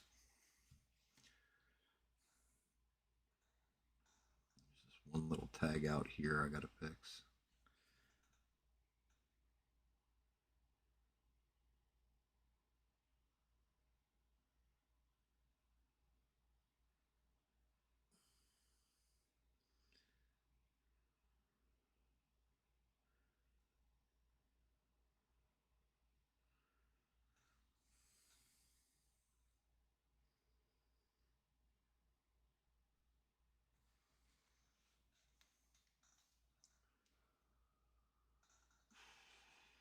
Yeah, thank you.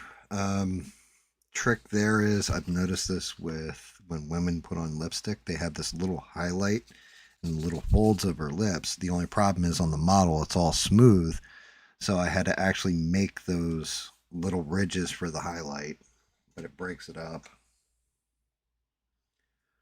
Still don't like the way this.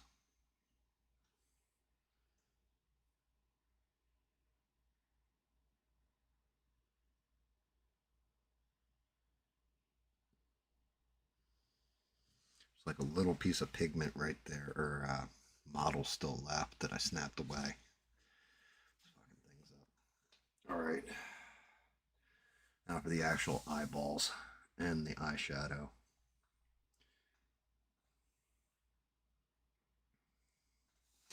Which I kind of want to go with a very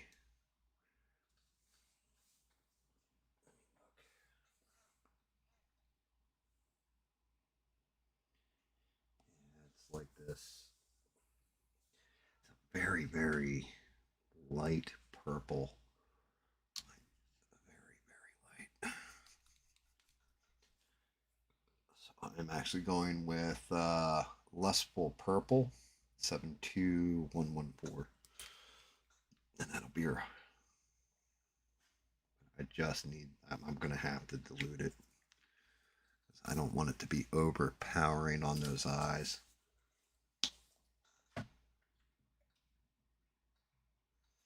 It means like one little drop of water and really diluting the shit out of this stuff.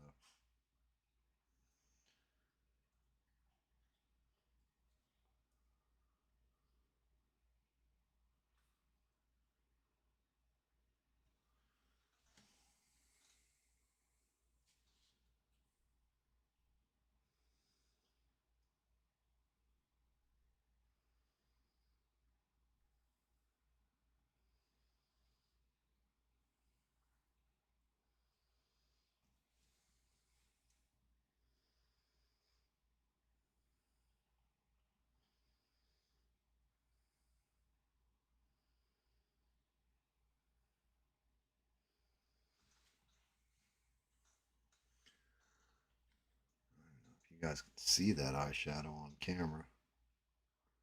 Yeah, you kind of can.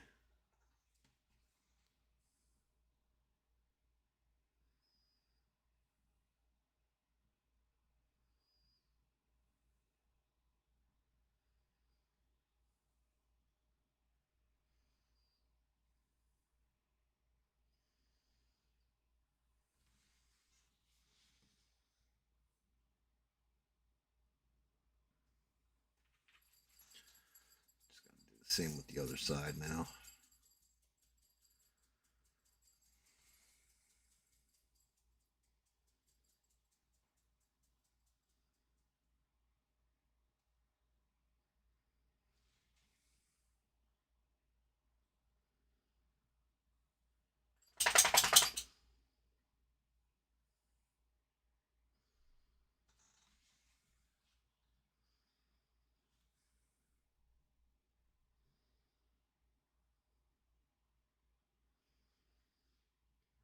And just a little bit. Same thing on this end. Let me see. Can you guys see that? Yeah.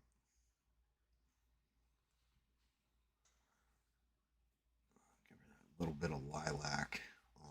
Although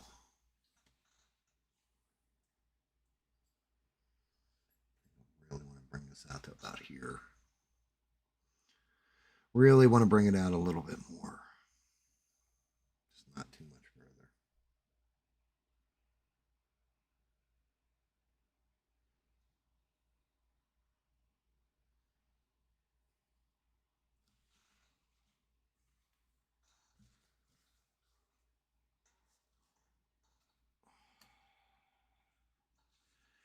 kind of trying not. I want to do under the cheeks too.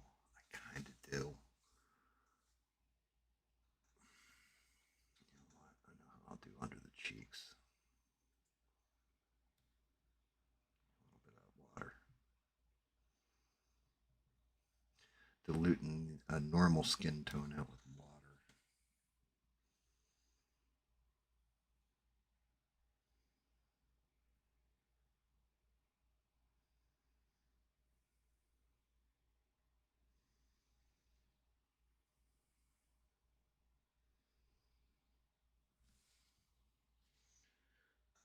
A little bit of a shine up on the cheeks. Just an ever so slight.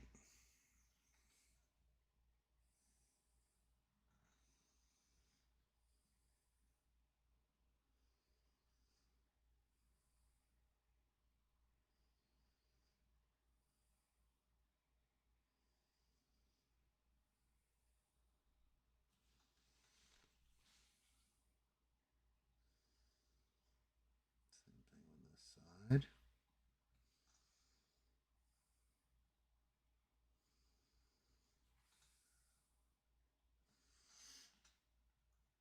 A little bit more.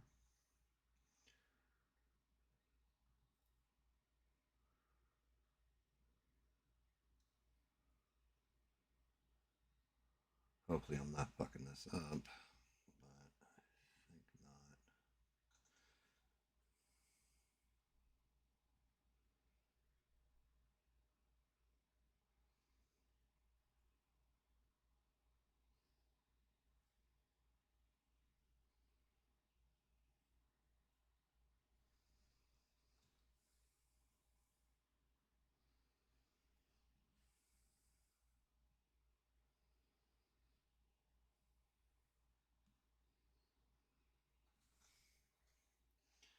So I don't even know if you guys can see it. Use the normal skin tone to kind of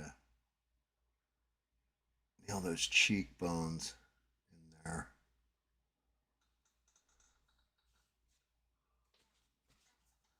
I don't know, Melissa, what do you think? There's where our cheekbones are at. Kind of hard to see. I guess once I diffuse it in the light. I gave her a slight blush, but because her skin's sallow, going to a normal skin tone gave it a blush kind of color. Let's see. I just want to see what the head looks like on base.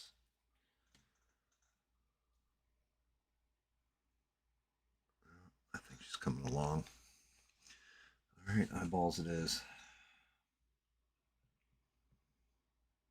Once again into the black. Actually, no, not into the black. Let me clean my brush.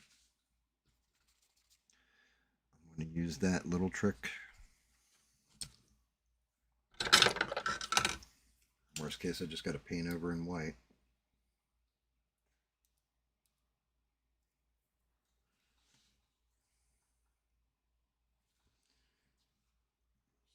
Here's the center of the eye. This eyeball would be here.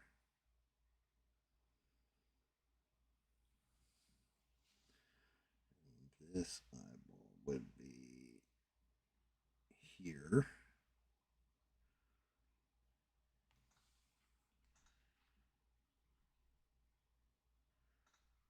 Yep, I think I got them. Let me look at it on camera, see if I got it right. I love the fact I can just look at it on camera. I'm thinking this eyeball needs to come over a little bit.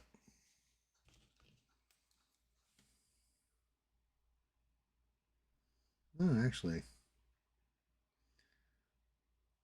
me see. Hold on.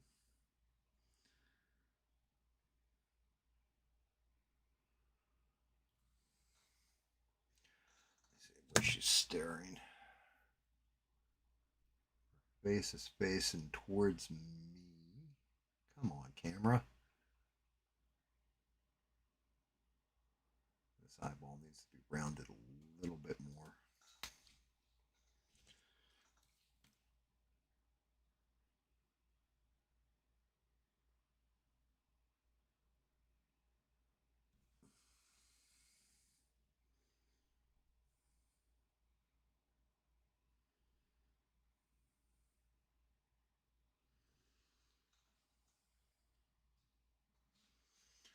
Because of the positioning of the face and the way the eyes are laid.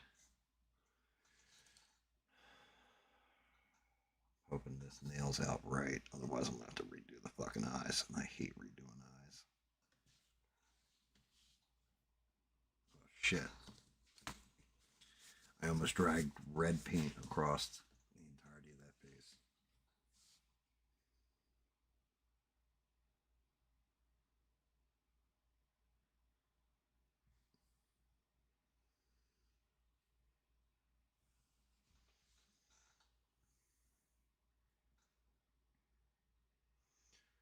That would have been bad.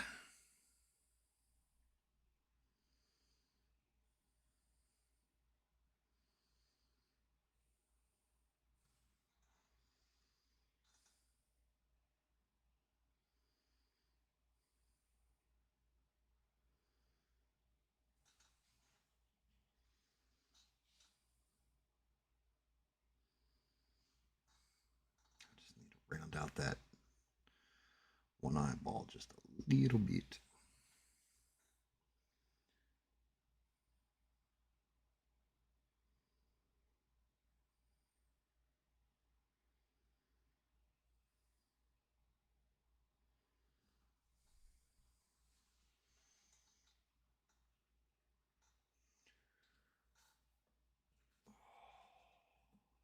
Fucking eyeballs. Yeah, I need to smoke a cigarette, make sure my hands are good. Snap my back real quick. Get my head out my ass. Make sure this one goes spot. Because Evil-Lyn, if I remember correct, had like crystal blue eyes. She's got them freak eyes there.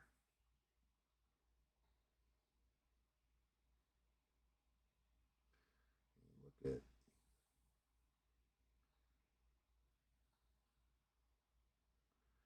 Yeah, they're blue. All right. So we are going to go.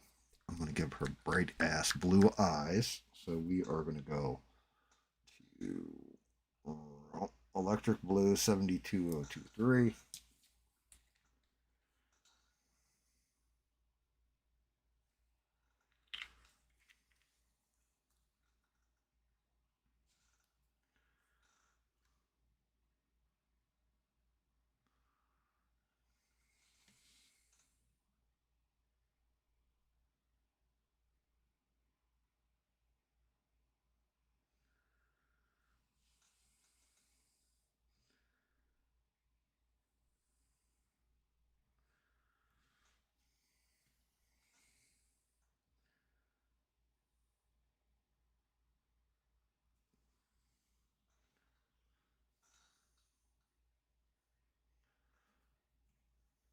Let that dry real quick.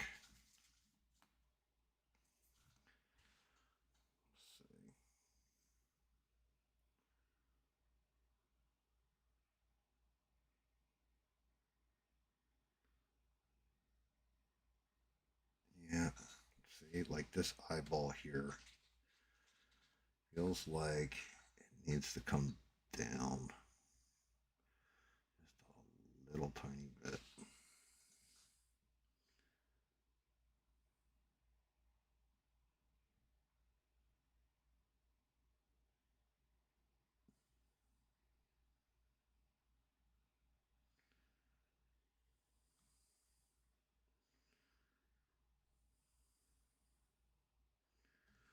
Not too far, just a little bit.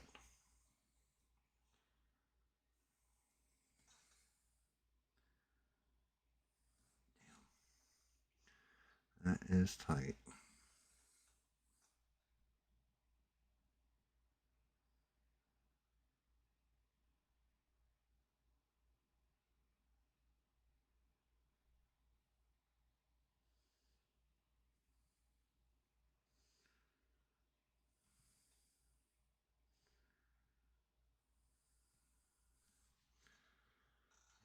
down like that.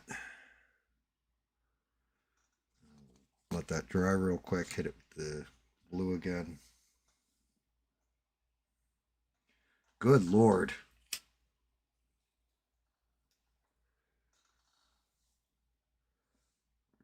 I wonder who I'm going to paint next. I am now looking at, I've got Doom over here. I've got Superman. I've got Shazam. I've got Killer Croc.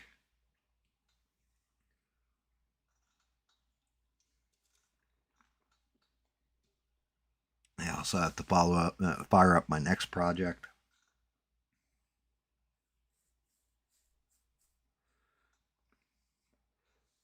Which I don't know what I'm going to print this week, but somebody's got to get printed.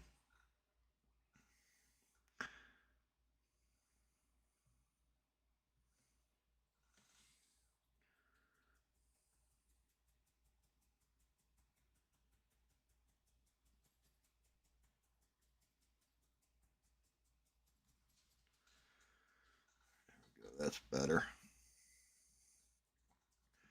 Now the eyes, at least the eyeballs look the same size. Yeah. Zoom in. Although, right here,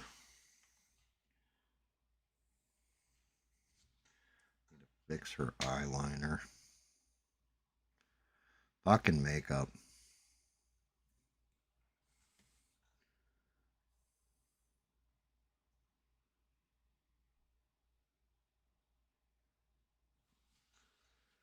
There we go. That's a little bit better.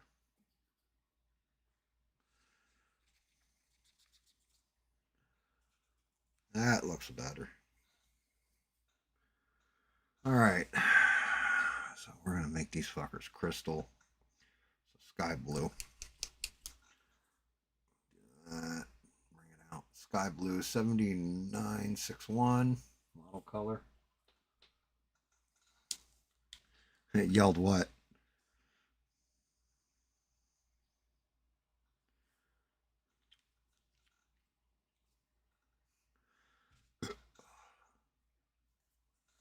The eyes.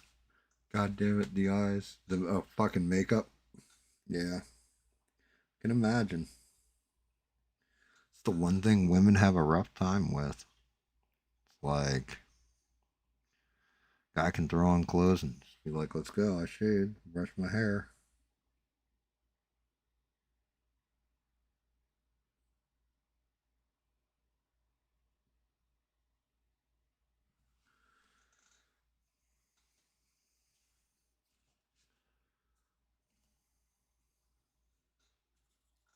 Yeah.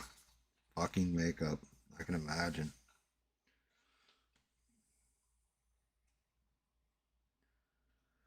Also got a little unevenness in this right eye. Damn it, where's my eye experts whenever I need them? Guys always correct me on this shit if I got something wrong.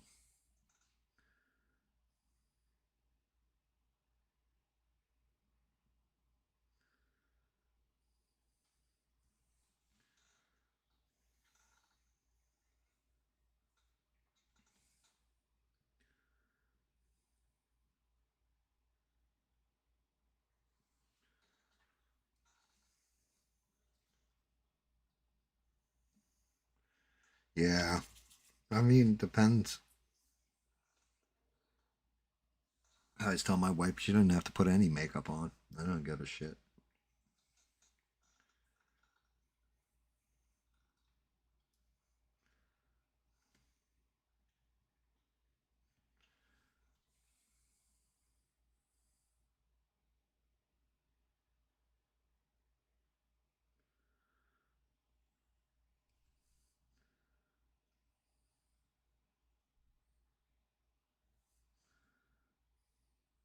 Oh, shit.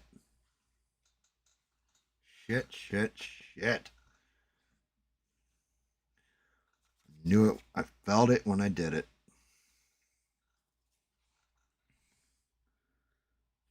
I can fix that real fast. pain in my ass, but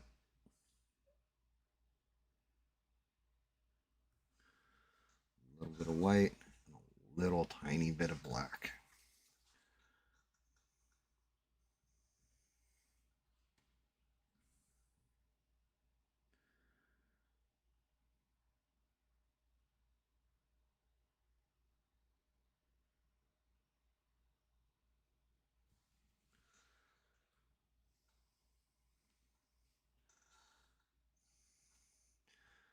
When I was moving my hand, it shook, and I drug the brush a little tiny bit out of that eye.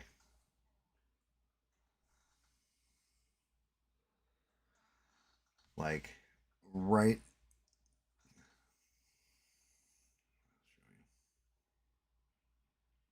Fixed it, but on this eye, I drug just a little too far. Matter of fact, you can still see a little tiny pit of it. I hate doing eyes. Saw one guy who cheats. He uses like decals.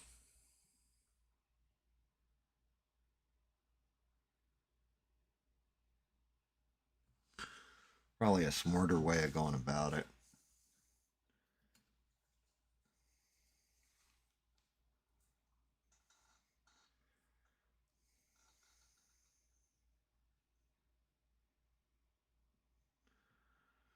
Surprised David didn't drop in tonight. I was going to talk games with him.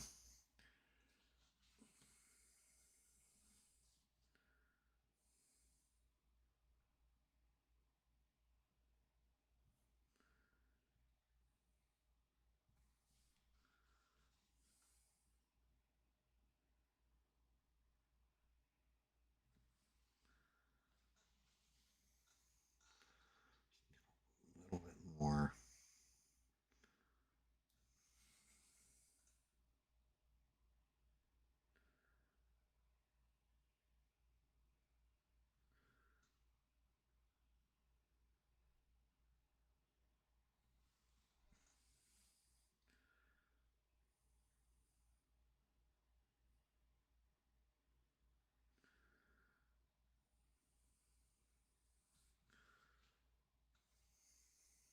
Let's see where we're at.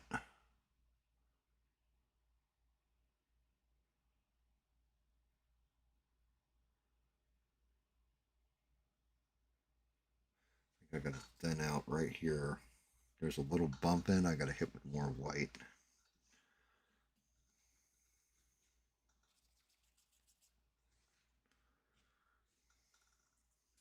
Which is fine because I got to go to white anyway.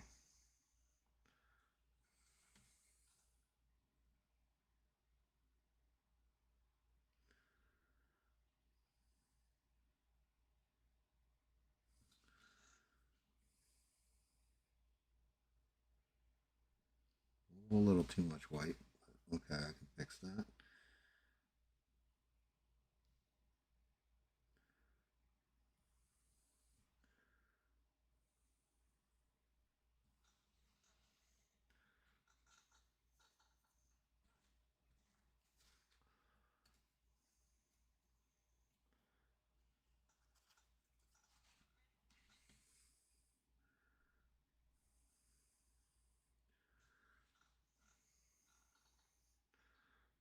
Blue or sky blue.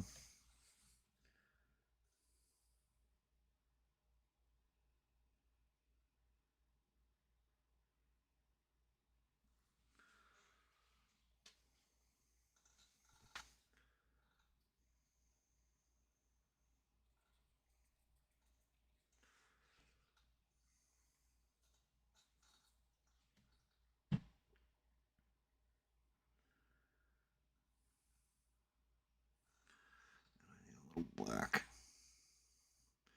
Little bit of black. Blick.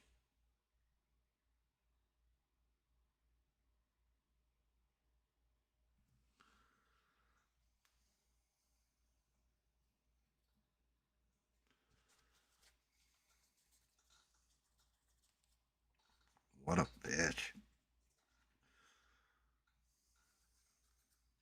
Pain in the ass doing them eyes.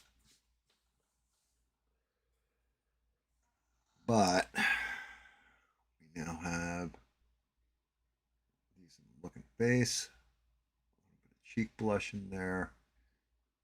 Half tempted to go in a little heavier with the cheek blush, but I think I got it just at the right mix. I might go in with a little bit more.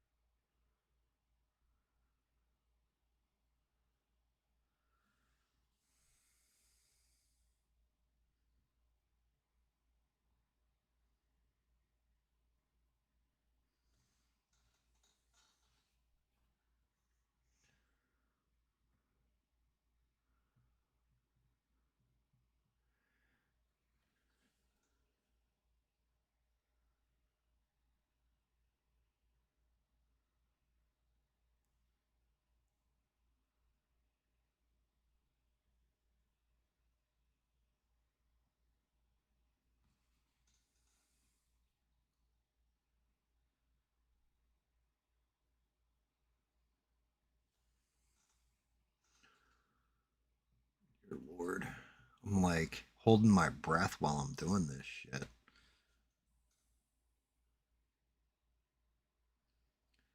Just a little too heavy and I'll fuck the whole face up.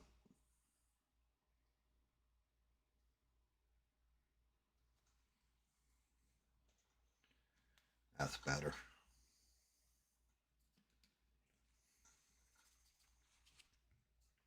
That's better. Let me see if you guys can see that. Yeah, now you can really see the blush.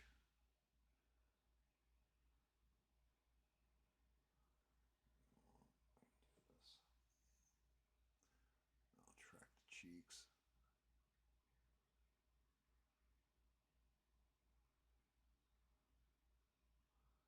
See how high up did I come on that side? Need to go a little. No, actually, tell you the truth, because the way her head's situated, should be all right. What's up, Ian? Great to see you, brother.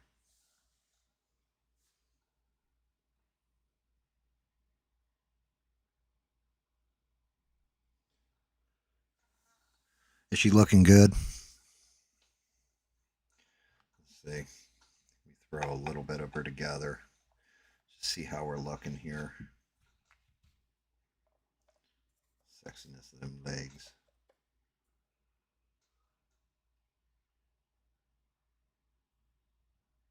She looks supermodel beautiful, but fucking evil.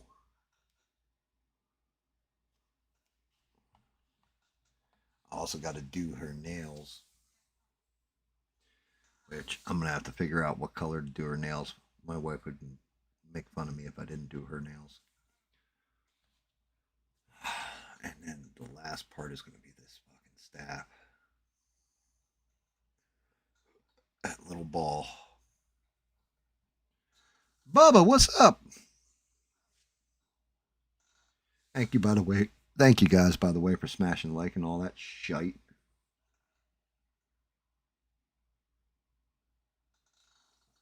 Oh. Anything new going on, Bubs? You should look on Discord and look through it a little bit. The one guy, Perry, shout out to him. He posted a picture of him boxing training, and I gave him a couple pointers, but he wants to do Philly Shell, and I was like, I could remember George Benton did Philly Shell, Bernard Hopkins, and he mentioned Mayweather, Floyd Mayweather. What about did Marvelous Marvin? It wasn't Marvelous Marvin, was it?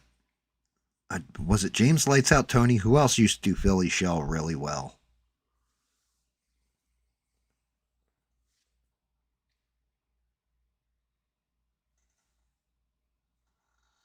I know there's somebody else that I forgot to mention to him that did Philly Shell very, very well.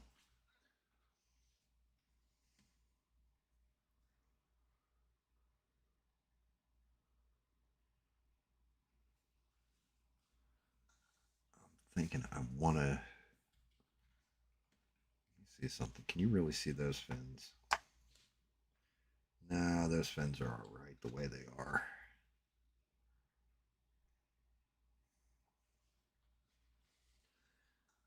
You know what? Fuck it.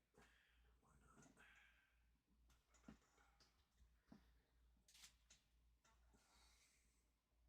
not? Here it is.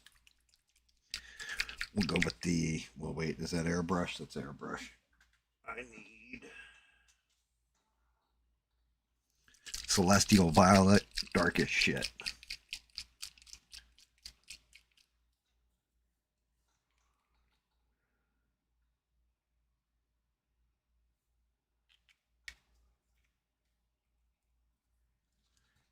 Baba used to be really good in knowing all the different boxers.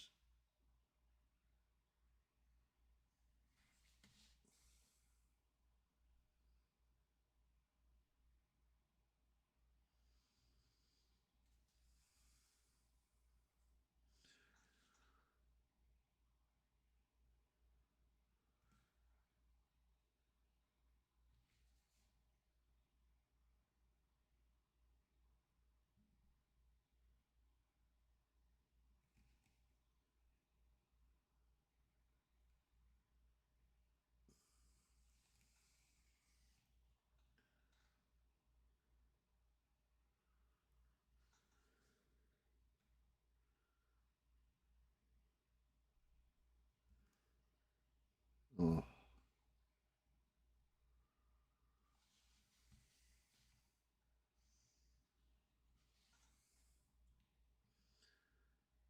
Pulling a dark shading in there. A pain in my ass.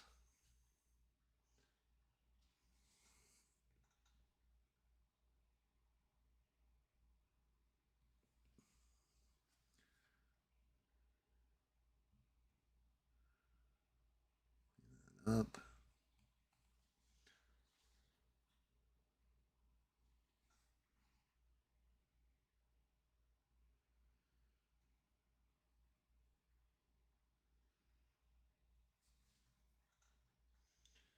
Hang out the interior as well with this dark.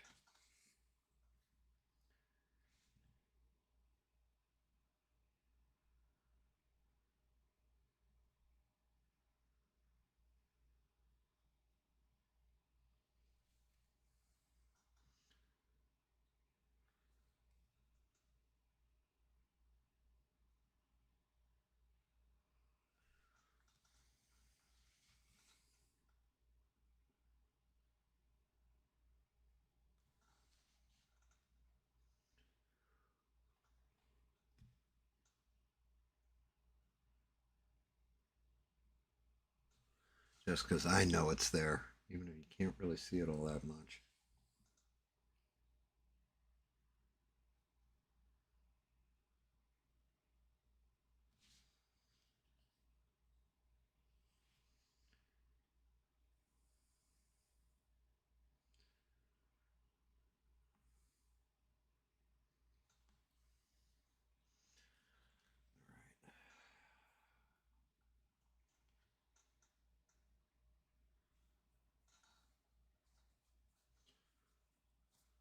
Holy shit, he's never seen Reservoir Dogs?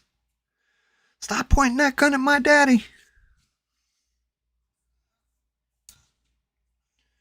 The guy who plays Joe in that movie, Quentin Tarantino, said he was the biggest asshole on set, and that's somebody he would never work with again, ever. Yeah, Reservoir Dogs is an absolute banger of a classic. Oh shit. It looks like I missed something. Same thing for here. I do. I have to go back over these real quick. Shit.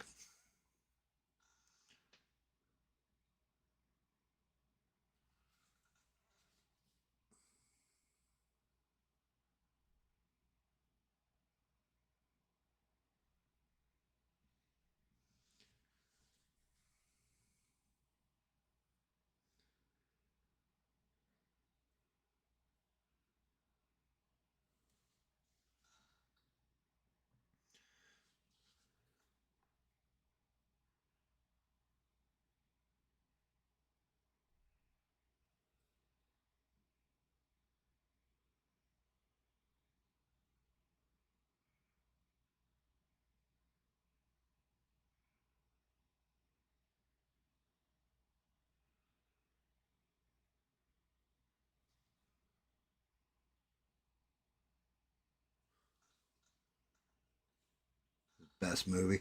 Bubba, did you hear what I said about boxing with Philly Shell? George Benton, B Hop, Bernard Hopkins, um,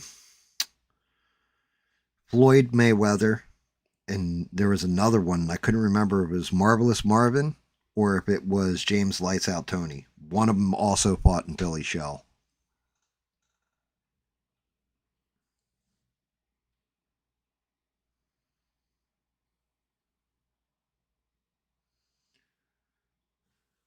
My favorite of the Quentin Tarantino movies has to be Kill Bill 1 and 2 is one movie.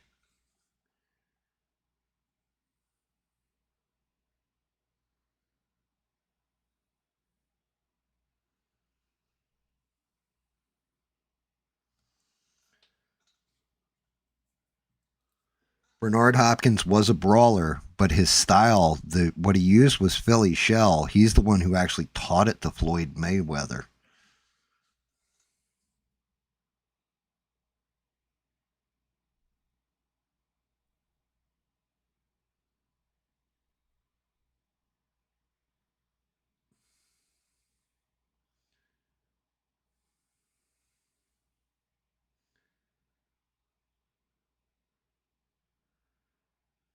You watch his defense, he uses his shoulder for when they throw a right hand in, he dips down on his shoulder and then rolls off of it.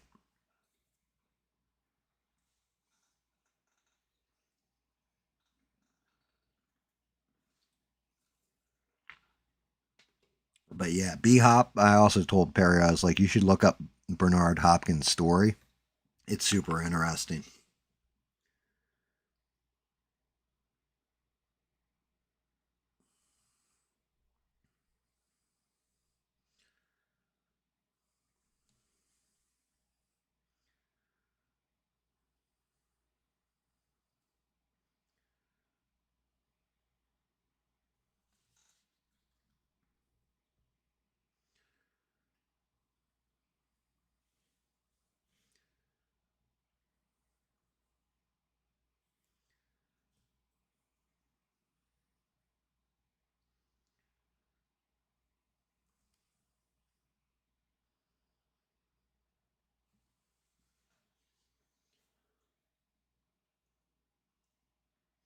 Dude, I couldn't stand Floyd Mayweather either. I even told Perry that. I was like, you technically he is the greatest of all time.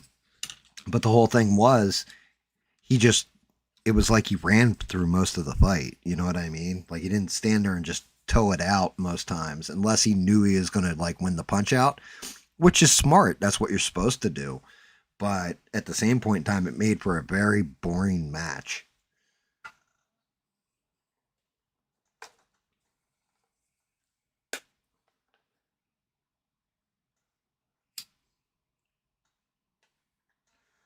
Yeah, I mean, there's a lot of times when he fought somebody and you just want to see that person like bull rush him into a corner and beat his ass.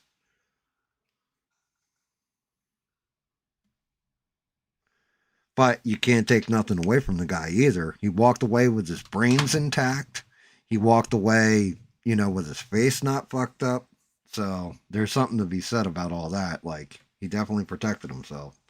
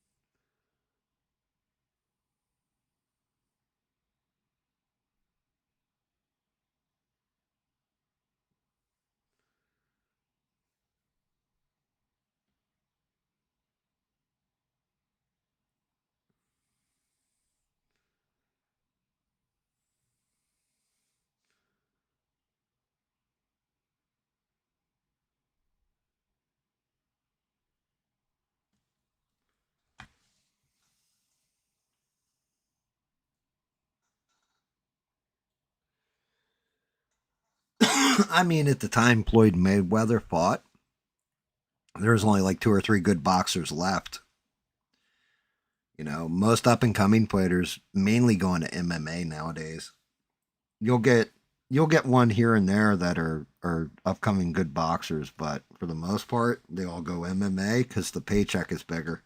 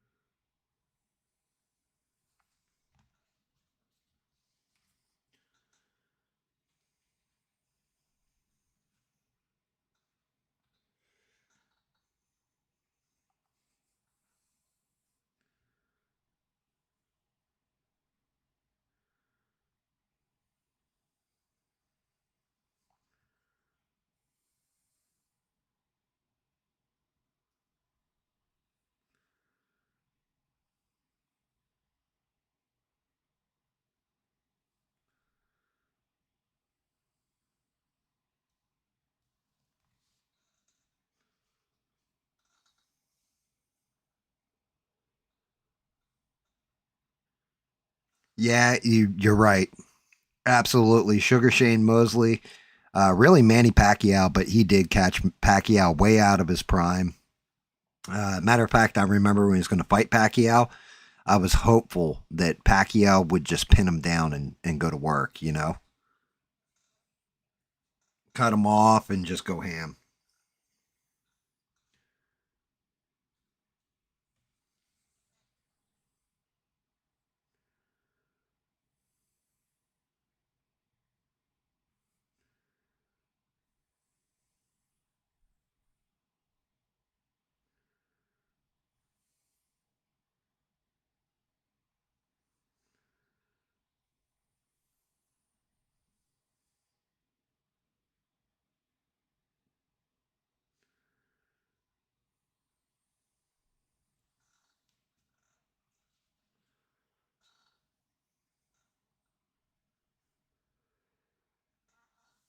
Joe Frazier used Philly shell.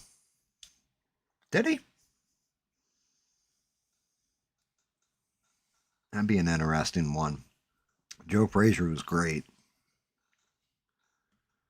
I mean, it would make sense. His gym's in Philly. Well, it was in Philly. I think they tore it down.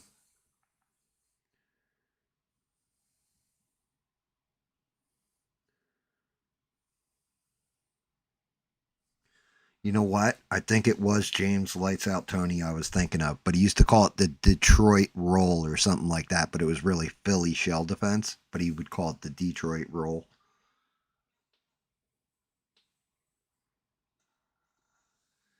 Well, I mean, that's the dirty little secret. That was the dirty little secret we learned in Rocky 3, you know, that all the champs chose their opponents.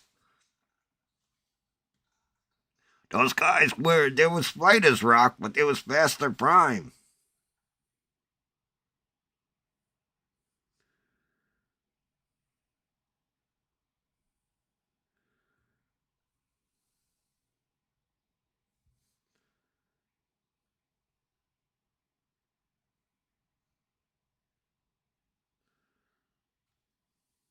Ooh.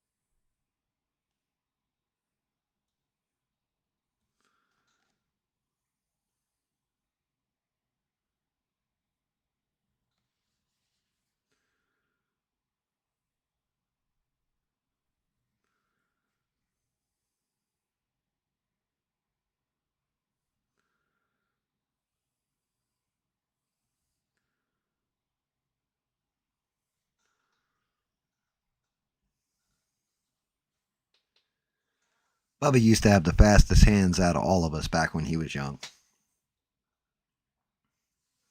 Now the only time Bubba got fast hands is when he got a certain channel on his YouTube up.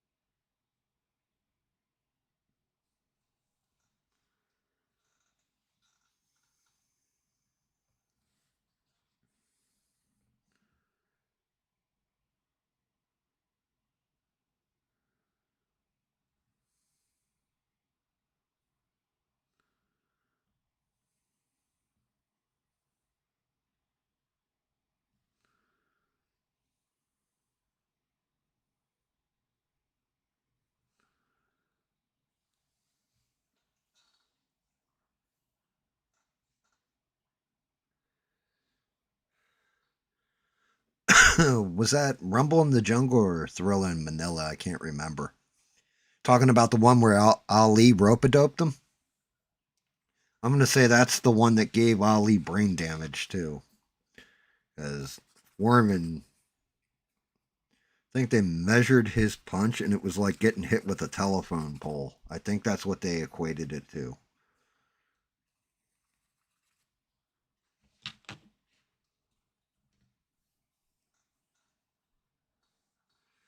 Hearns, Hagler, Sugar Ray were great.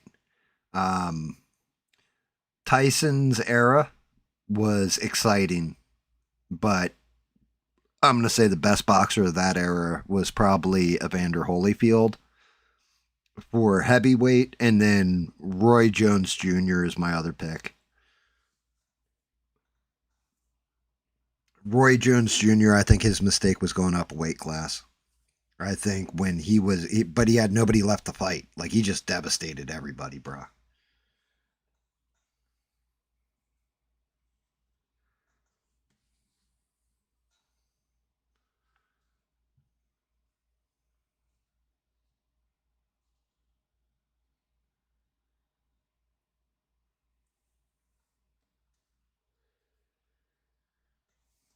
Like, still one of my favorite things ever with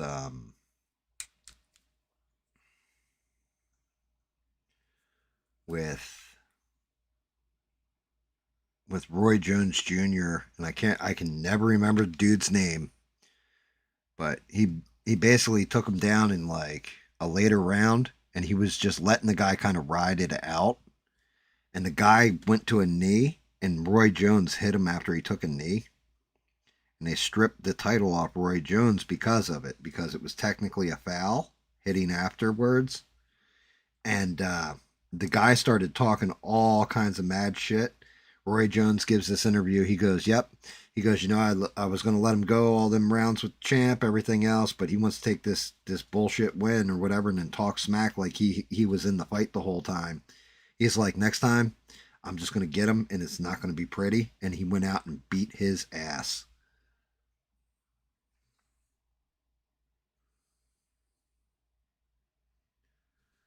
But yeah, like Roy Jones beat the ever loving shit out of the guy. Like, knocked him out, I want to say first round. Yeah, if you just look up when Roy Jones got DQ'd, it'll probably come up for you. I can't remember who it was, but whoever the guy was, like, he got so super cocky that he won the belt and beat Roy Jones and talked all kinds of shit. Told you I was gonna beat him and all this stuff, and he won on a technicality.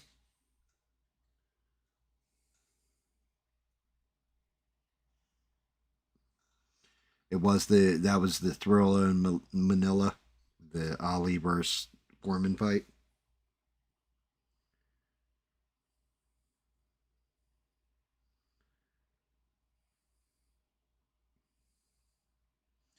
Yeah, that was old school, angry Afro George Foreman, not big, older age teddy bear George Foreman.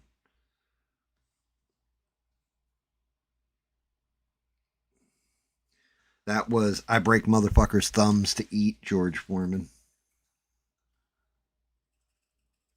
Roy Jones would do shit like he'd wind up with his right and pop the dude with his left, and you'd be like, "How'd you fall for that, you retard?" Like he would just do crazy shit. He was really good.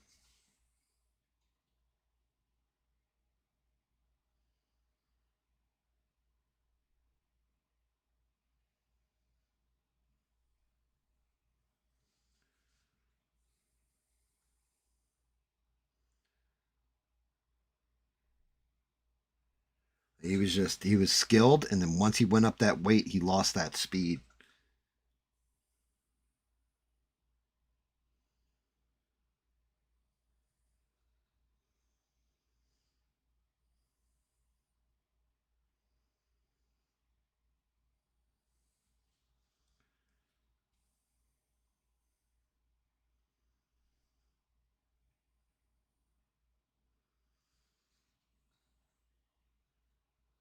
Yep. Purnell Sweet Pea Whitaker. That was the other one I named for Perry. Yeah, he did Philly Shell.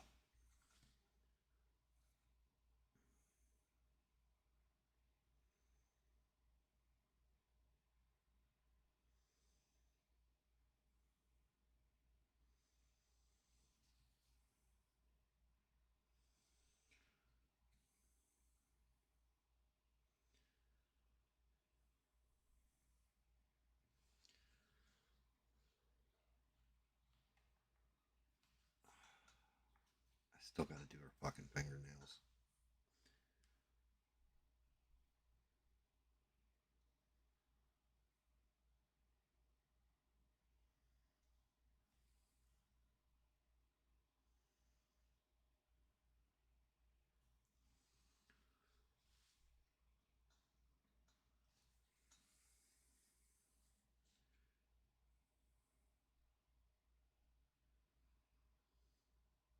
Tyson was always exciting to watch, but Evander Holyfield was always the better boxer.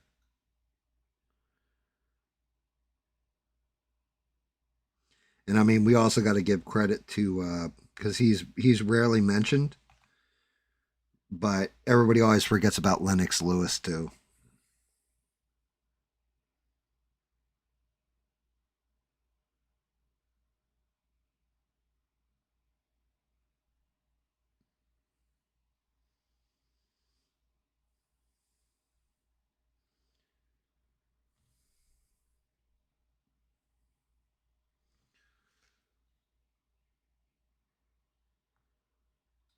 Yeah, Holyfield, he was the better boxer. Tyson was the more exciting one to watch.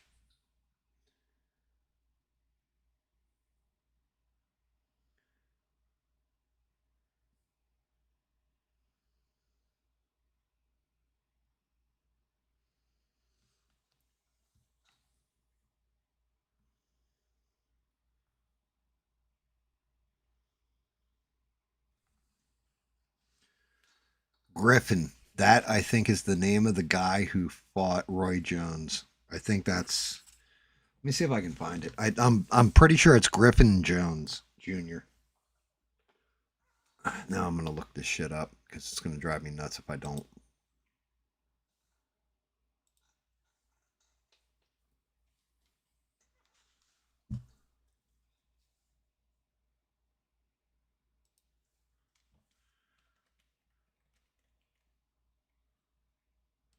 Make sure you guys smash that like, give all the love you can. I appreciate the hell out of you guys. Griffin versus Jones Jr. Montel Griffin is dude's name. I don't need to see the full fight.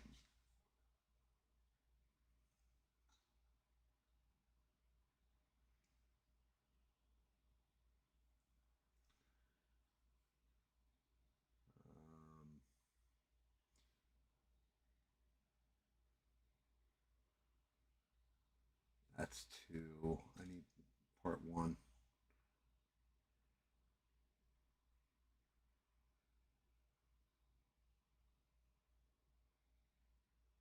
All right, hold on. I'm gonna pause this real quick. Make sure you guys can hear it loaded up and all that. Boom, boom, boom. One of you guys will have to give me a thumbs up and let me know. Let's see. Where are we? Boom, boom, boom. VidCap.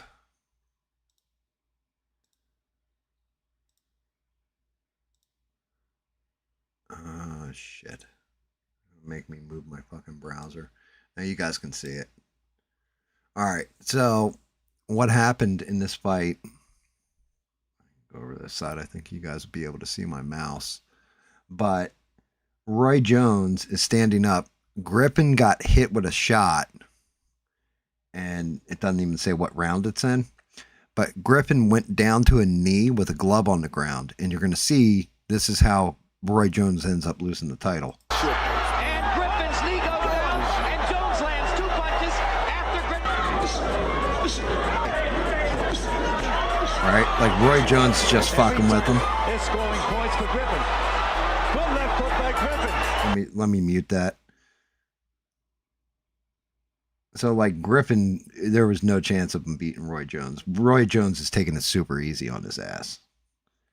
And then bam, right? Catches him, good one, drops him, but that isn't what ended the fight. They ruled that a slip, I believe. And then kept going.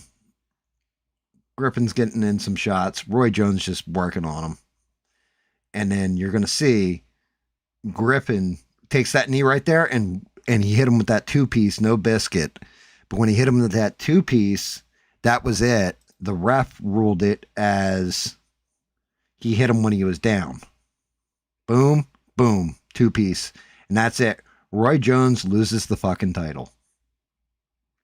So, what happens in the interim, Griffin goes and talks shit. I told you I beat the champ, everything else. This is the rematch. Roy Jones said, I ain't taking it easy on you. Comes out the gate. Come on, come on, come on, sucker. Come on, get up. That's one down. Come on. Come on. You can do better than that, sucker. Just, look, Roy Jones just punishing him. Punishment. Bam. I think I shit myself. Where am I? Oh, shit. Is it Tuesday? Oh. Boom. Roy Jones just catches him. Bang. Fucking left hook right in that jaw. And just turn those lights out. Nighty night, sweetheart. Pa-pow. First round knockout. I always love that. It's one of those lessons you gotta learn. You don't talk shit when you got lucky.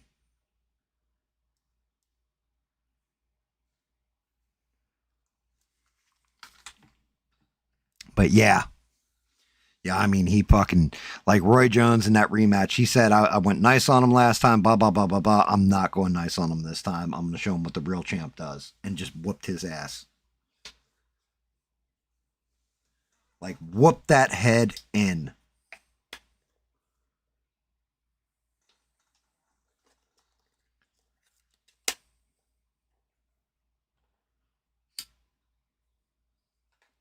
I mean, if you think that's impressive, you should have seen when we were younger, flat out, like Bubba would pick fights with people and then take off all his clothes and strip down. He wouldn't even be wearing underwear. He'd just be wearing a loincloth and just go hands on somebody and just like knock the shit out of him. Bubba was crazy. They used to call him Babyface Bubba.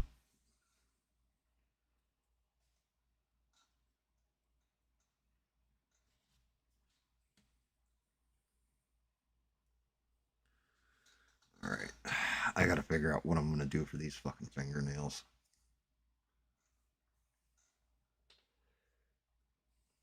Like, I'm telling you, you guys think I'm joking too. I mean, when Bubba would strip down to that loincloth, everybody just shut the fuck up and watched.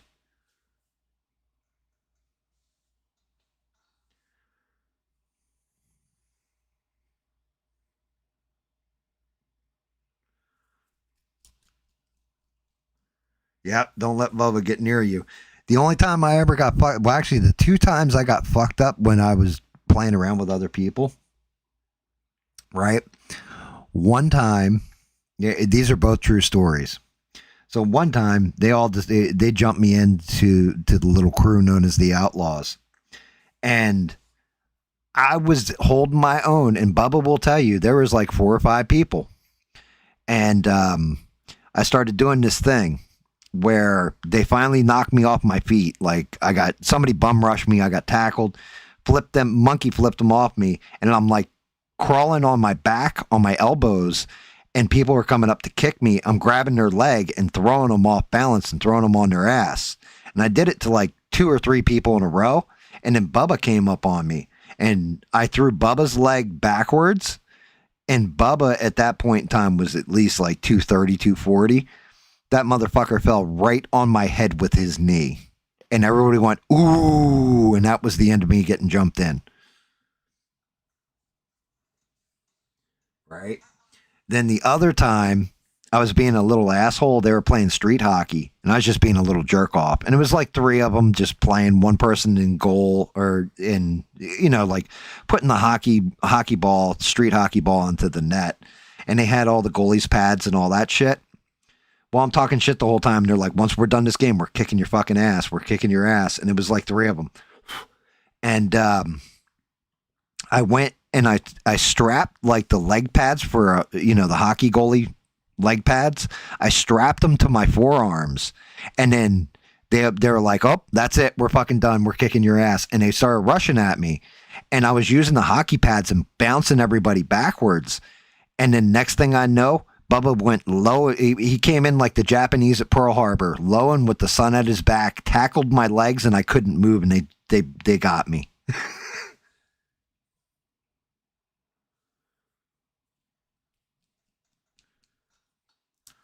Yeah, they got me. Oh, there's videos of Bubba when he's younger. I got one. There's one, and it's hysterical. Because we're at a party, and like every party I ever threw, there was always at least one fight at the party. Like in all seriousness, there was always some kind of argument, some kind of fight. And these 2 guys are getting in a fight. This dude named Billy and another dude named Mark. And the 2 of them are like squaring up with each other and about to go and all that. Bubba gets in between of them, pushes them apart, and goes, what the fuck do you guys want to do? You want to go out in the yard, beat the shit out of each other, shake hands, and have beer? Stop this fucking bullshit now. And like Bubba just dropped the law on both of them and they stopped fighting.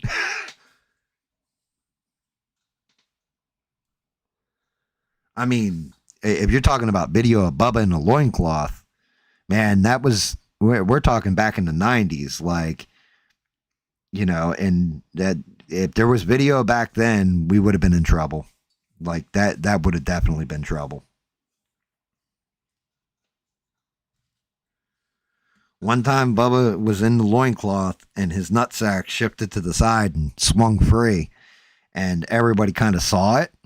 And I think Bubba might have even done it on purpose because the guy's gaze went down to his meats and Bubba just laid him out.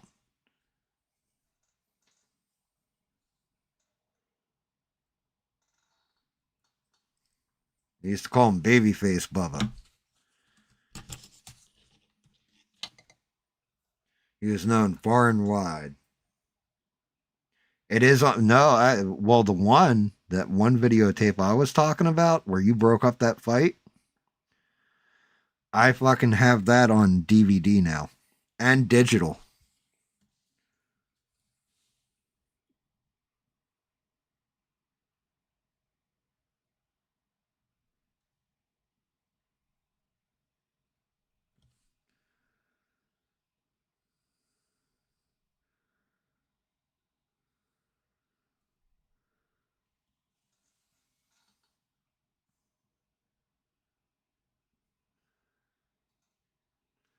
Man, don't joke around with Bubba. He'll put on that fucking loincloth and show you what he's got. He's got a walker now. He'll hit you with that shit.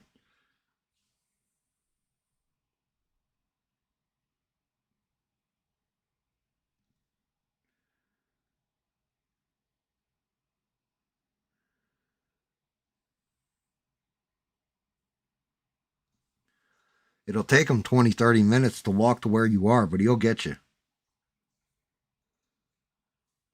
He moves slow. Yeah, maybe if we get him a rascal scooter, he'll really fuck you up.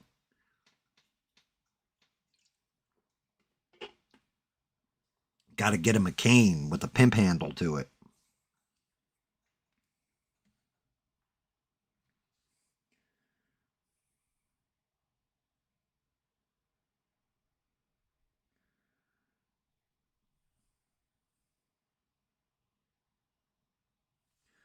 Yeah, the most damaged I ever got was from my friends. Now that I think back on it, even fights I lost, nobody beat my ass as hard as my friends.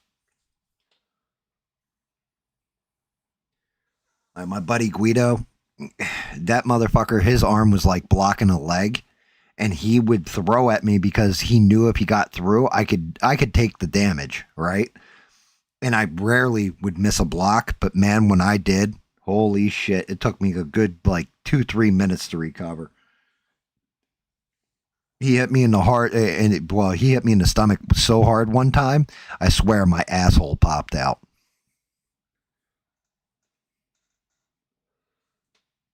Like, I was like, are those hemorrhoids? Nope. Guido just hit me hard enough that my asshole popped out. It was crazy.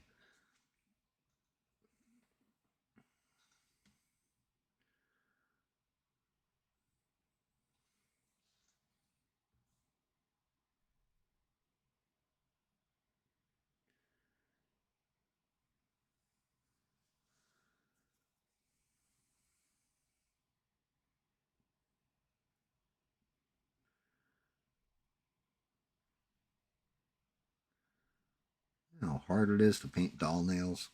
Jesus.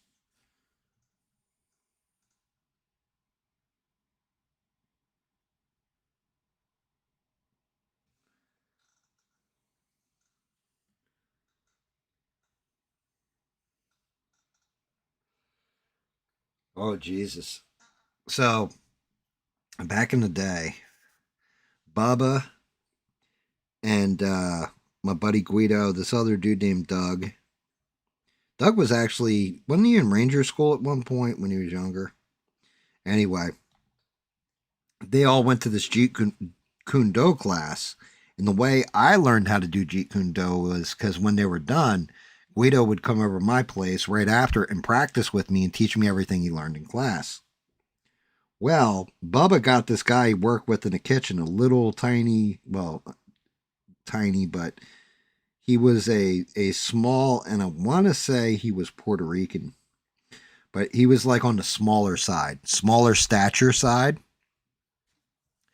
And in Jeet Kune Do, you're using a target pad that's probably as big as this paper towel, like two pieces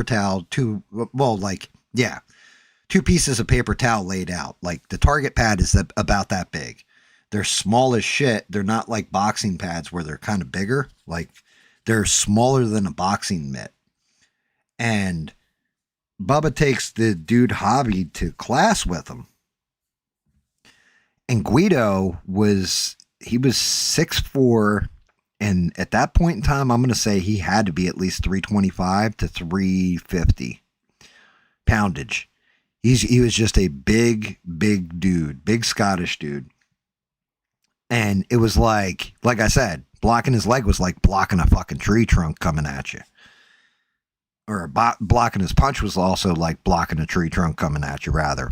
His leg, forget about it. But Guido was really good at not telegraphing, too. So the first night of class, they're pairing up to do the practice drills. And Bubba's sitting there, and he sees Hobby, and Hobby gets partnered up with Guido. And Bubba's just like, he said that he could see, like, on the look on Hobby's face, like, oh shit. Because he sees Guido, like, doing his punches on the bag and, like, wrecking the bag. If I remember correct, Bubs. And Bubba's just like, yo, I got him. But let me square up with Guido. You're good. Go practice with this other dude.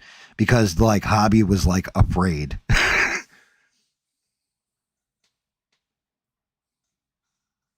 Like, I mean, like I said, Guido, Somebody said it once, and I think it was my buddy Eddie. Once told me, he was like, "Yeah, you know, as big as he is, you would think he'd be slow as shit and everything. He's agile as a cat."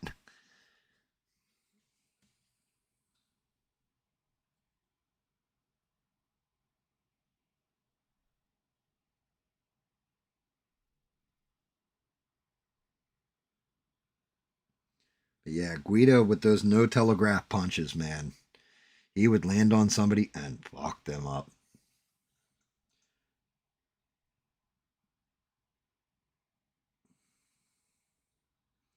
I still think one of the funniest.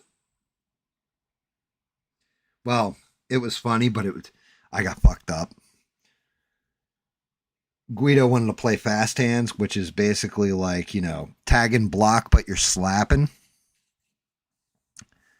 And he was like, let's play fast hands, and swung at me. I dipped. I did a bob and weave and came up and caught him with a slap and knocked his glasses off and bent the frames on him. And he's like, he picks them up and looks at me. He goes, I just bought these fucking glasses. They cost me $400. And I was like, not the face, because I already knew what was coming. I put my arms together so my forearms were in front of my face and crouched down as tight as I could. He threw a punch at my gut that I caught with like just above my elbows. He hit me so fucking hard. I went off my feet and the door opened inward. I went through the door and it now opened outward. Like it broke it off the hinges. Yeah, I miss the guy too. I love him. I'll always love him, man. He was my brother. He was supposed to go to the end with us, bub. Not like that piece of shit Rich. You know, I really miss Guido, but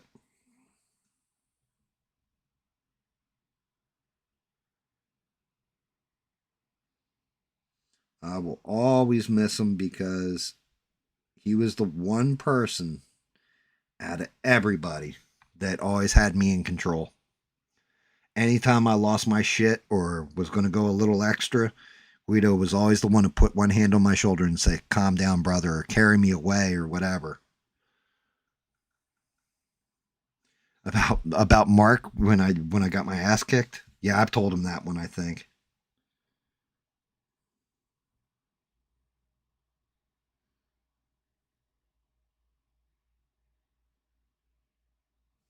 I mean, in all fairness, dude had 100 pounds on me.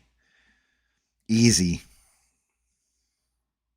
He had like 4 inches of height on me and 100 pounds. And I still knocked him the fuck out, but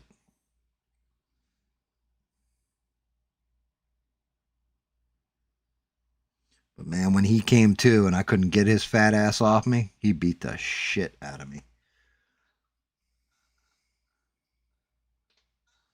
That was one where I think I bit off a little more than I could chew.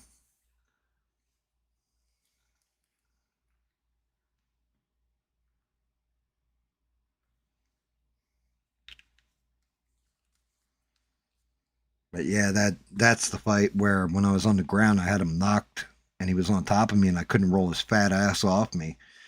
Fucking his brother came up, started kicking me in the face. Guido steps forward. He's like, oh, hell no. And, you know, because his brother, Mark's brother, fucking football kicked me in the face.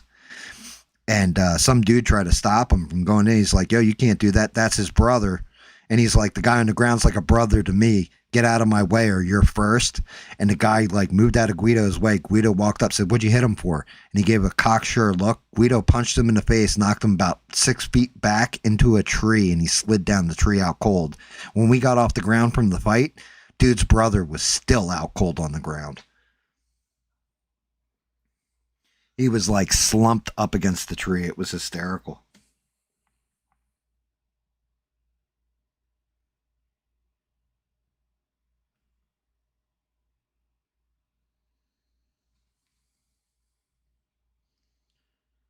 And I mean, I'd love to tell you I won that fight and everything. Nope. I had to surrender because I was getting the shit knocked out of me on the ground.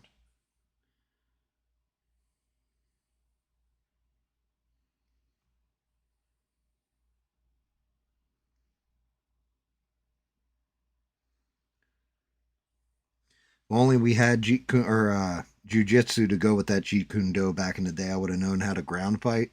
Might have been a different outcome. But yeah, we didn't have no jujitsu back then. Dude, yeah, getting hit by a giant is a good way of putting it. And yeah, you're right. He was a peaceful man. The whole thing was, and maybe that's what, like how I did the He-Man review. I was talking about this. You know, what Gabe Guido made him so masculine was he had so much power and he was so strong, but he kept it restrained, only used it when it was absolutely necessary, and he had no other choice. He always tried to negotiate a way out or come to terms peacefully. And if you gave him no choice, he fucking just went ham on you. And God save your ass.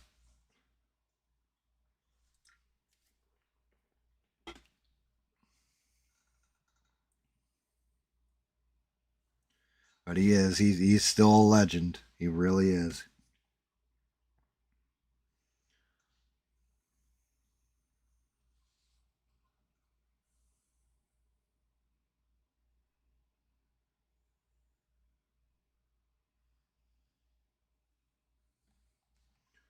I'll see him again one day.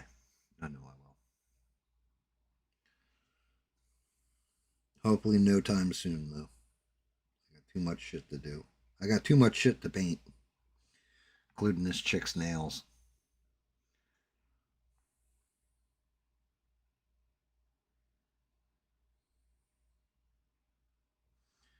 This brush needs to get cleaned. It's no longer picking up paint like it was.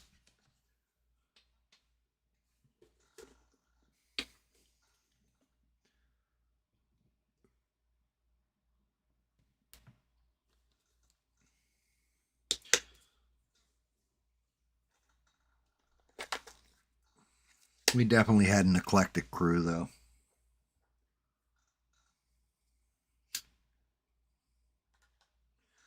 Good people all around. It was eclectic. When you look back, and we all were brothers, even though we would fight with each other sometimes.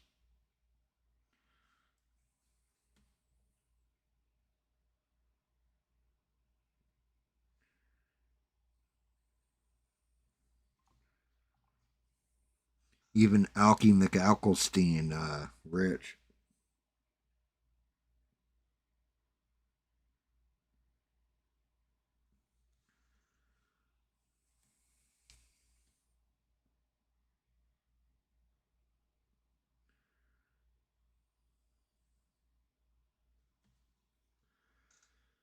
All right.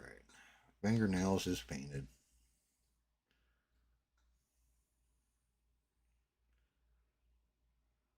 All right. She is pretty complete except for her crystal ball. And this is going to be a bitch.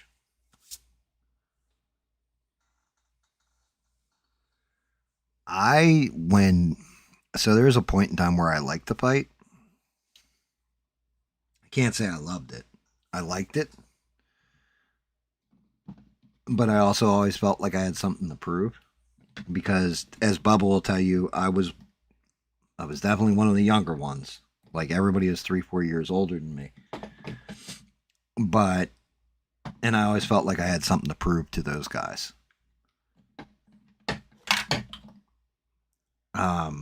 But Guido sat me down and explained to me the facts that someday somebody's going to kill you with a gun, with a knife. They're going to get you with 4 or 5 guys if you're not a little bit less trigger happy, I guess you'll say, or angry. And he calmed me down, taught me diplomacy, tact, all that kind of stuff.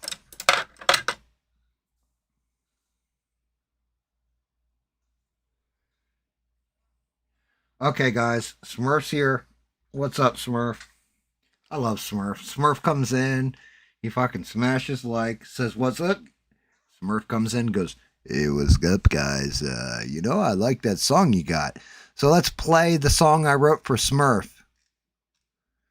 Here it is. Ladies and gentlemen, Gam's banger for Smurf. It's called Smurf's Big Blue Dingus. Can you guys hear it all right? Give me a thumbs up if you can. Smash like. Here's the Smurf song. Smurf came rolling down the block in boots too big and a grin too cocked. He said, boys, I got a problem of size, then tipped his hat with mischievous eyes. Out came the legend, painted blue, the whole damn town went, what that do? He walked like thunder, calm and proud, with a wild little secret under the cloud. Everybody stared, nobody spoke, then Smurf just laughed at the joke. He rolled his shoulders, flexed his charm, said, hold my beer and step back, pal. Smurf's big blue dingus, Smurf's big blue dingus, too bold, too loud, too famous. Smurf's big blue dingus, Smurf's big blue dingus, Smurf's big blue dingus. When he walks in, man, the room goes righteous. Smurf's big blue dingus. Hell yeah, Smurf's Big Blue Dingus.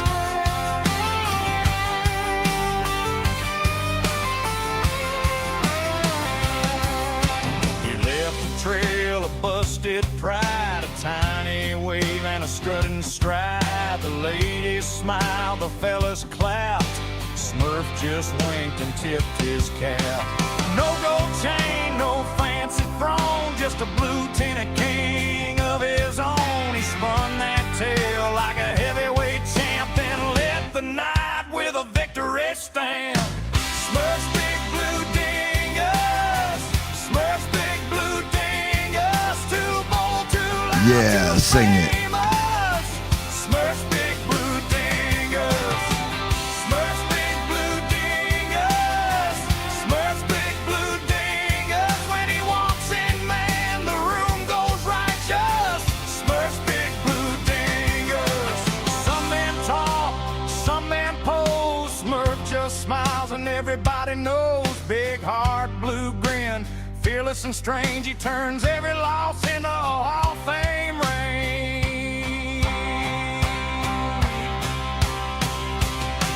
Smurf's big blue dingus, Smurf's big blue dingus, too bold, too loud, too famous.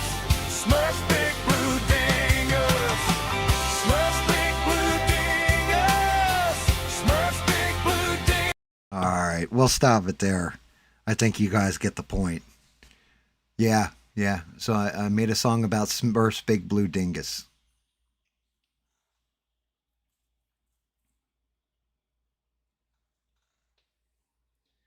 Yes, Smurf's Big Blue Dingus. And by the way, Smurf, if you're still out there and you're still listening, which I think you are, the Brokeback Mountain Vikings will return September 9th because the Deep North for Valheim finally drops. They announced it today.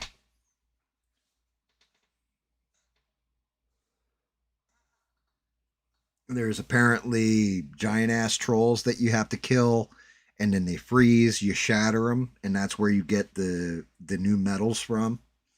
There's an ice forge. There's all kinds of craziness.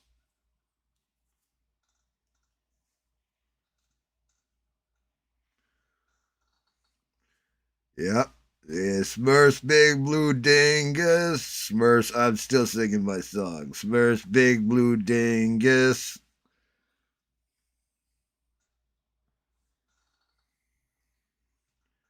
It's big, it's proud, it barely touches the ground. It's Smurf's Big Blue Dingus. Hey, everybody sing.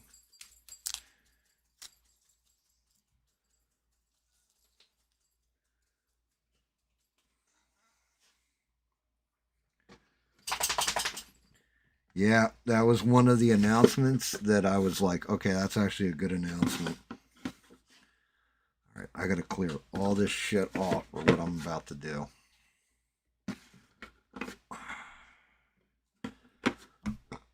And I'm still not going to be able to mount her completely on the base, because I gotta prime the base and I've got to paint it. Oh, base came out nice though. Ugh. Everybody, it's Smurfs Big Blue Ding. I like that chorus, okay. Also, Ian, this one will crack you guys up, all right? I'll play this song again. I'll only play like the first part of it. But, you know, I've been on Eugene this whole time about writing the song Haters Eat These Nuts, making it a rap song, having SE Wolverines like MC it, right? So I took a bunch. I used YouTube Online Downloader. Shout out to them. And I got a bunch of samples of SE Wolverine's voice. And I used the AI. So this is AI, guys. And I fed it through. And yeah. I now present to you guys SE Wolverines singing a song called Haters Eat These Nuts. Ready?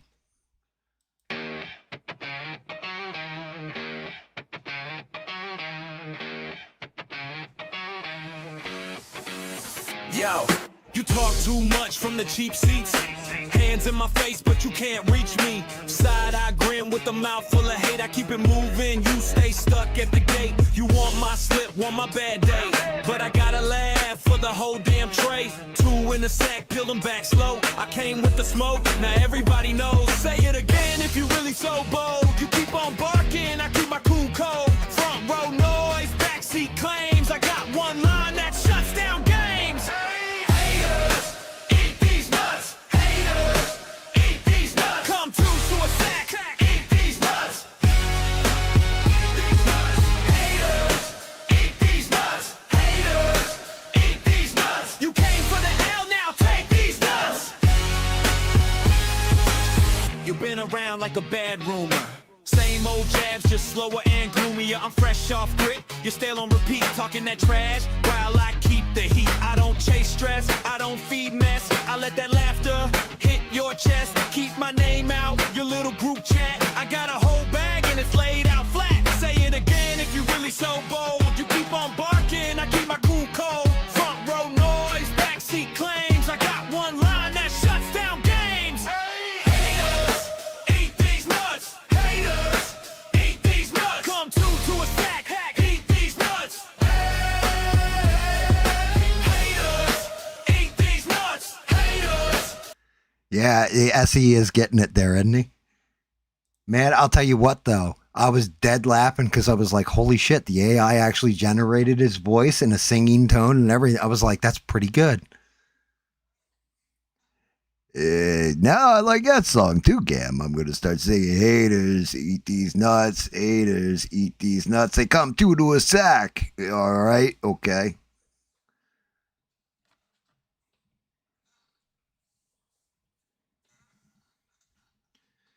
Yeah, haters, eat these nuts.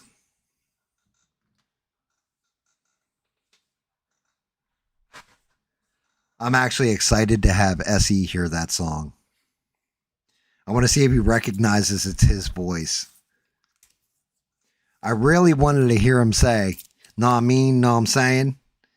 If I could have found that, like him saying that, I would have incorporated it completely into the song.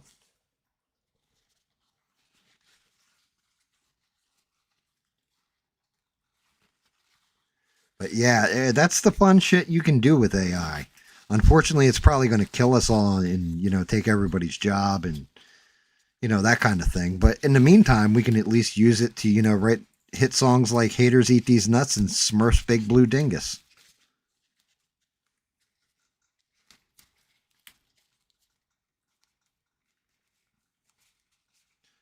I mean, we all know SE comes to, he's got him two to a sack.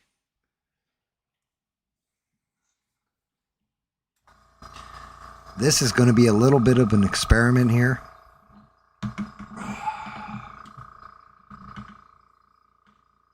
Now that I have the new Iwata.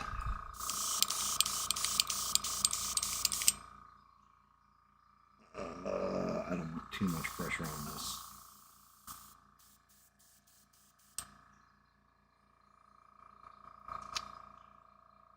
I need absolute as white can get.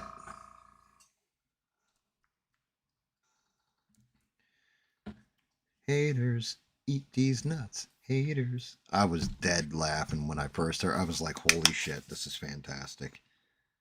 There's an 80s version of the song too. I don't have that one loaded up. But there is absolutely an 80s version of Haters Eat These Nuts.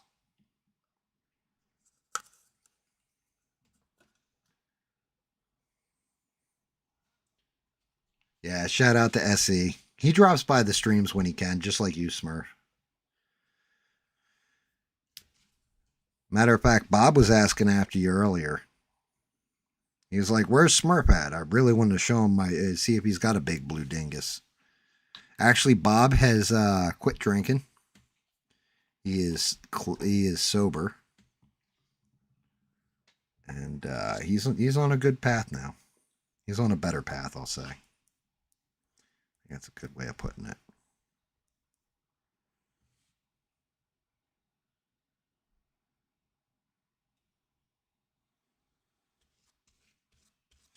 Time for a little bit of experimentation here.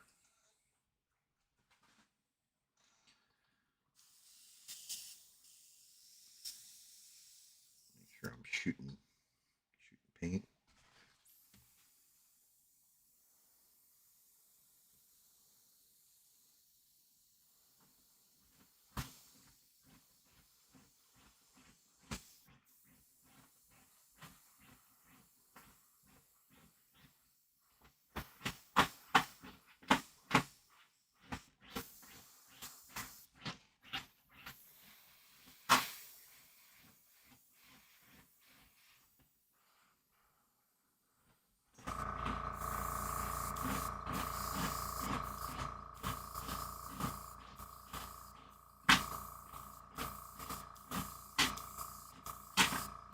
I'm gonna kill my dog.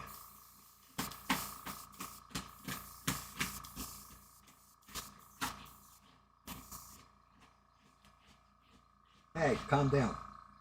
Enough. Lay down. Being crazy. Clean this shit out nice.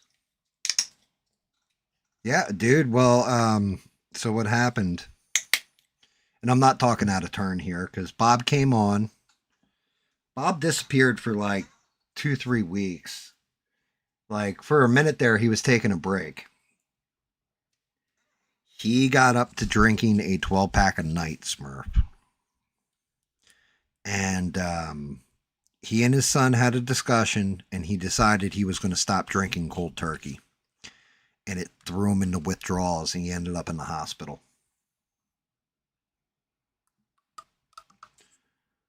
And yeah, he went through the whole thing with us. He was like locked. They put him in a funny farm, basically, like in a padded room because he's going through DTs and withdrawing and everything. He detoxed.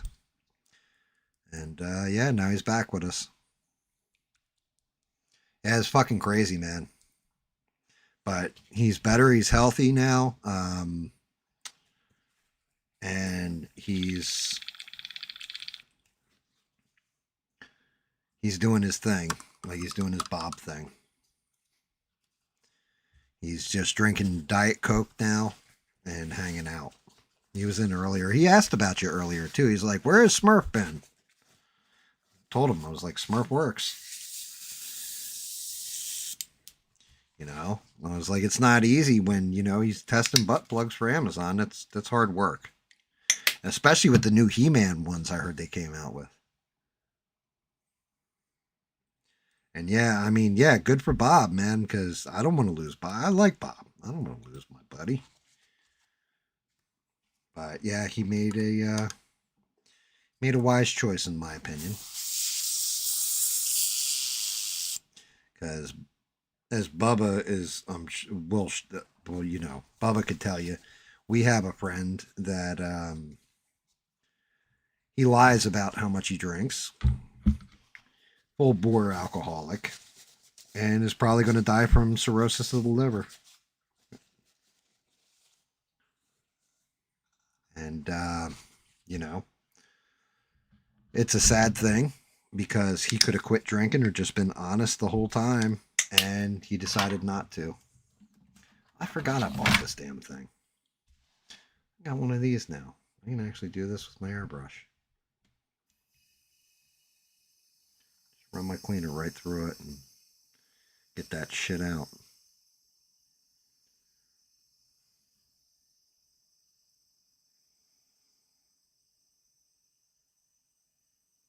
But yeah, I mean, Bob's always been really cool, and I don't think any of us want to see him that fucked up.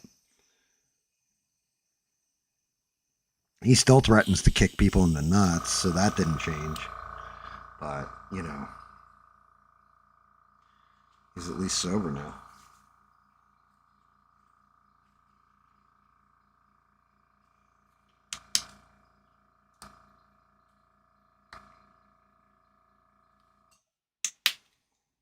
He's a good dude. And I am actually happy for him. Make sure I'm blown out on this white completely. Man, this airbrush, night and day from my old airbrush, I'll tell you that much. Hey, Bob, I wish you the best, okay? You know, I'm glad to see you're on the straight and narrow now, and I don't even have to come over and smack you around my big blue dingus, okay?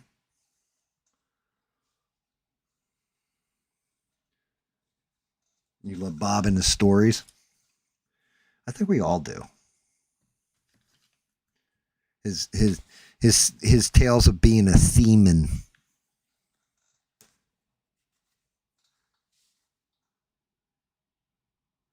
Yeah, Bob, now he'll seriously be dangerous kicking somebody in the nuts.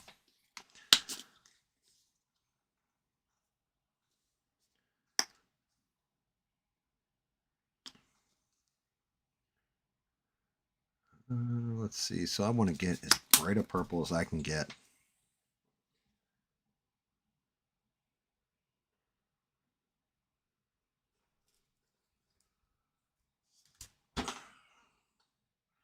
Actually, I think I already have that color. I think I have that color over here somewhere. I do. Just use this sucker. Yeah, so, hey, Bob, you got any stories? Let me tell you guys about the time that I was on the boat, and me and my buddy, we snuck off the boat, and we went ashore, and we walked into this theater, and, you know, we thought it was a Please Touch museum, and it wasn't a Please Touch museum. It turned out that, you know, it was one of those places where there's holes in the men's bathroom wall. And we're like, what are you supposed to do in here? And I put my Winky through, and, you know, I got serviced. And then I went out the other side. I walked out of this bathroom, and there was a guy out there smiling and licking his lips.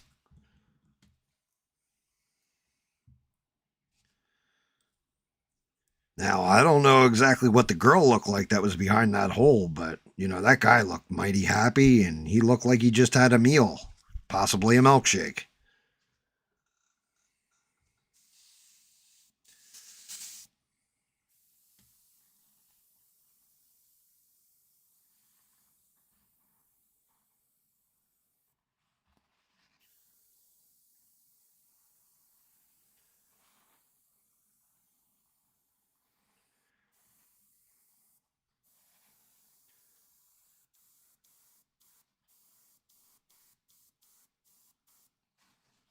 I couldn't really tell.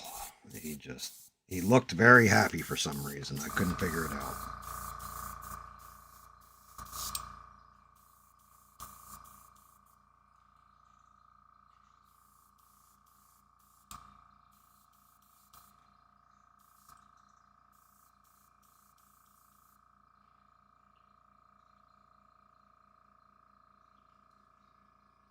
Feel better, brother. His milkshake brought all the guys to the yard.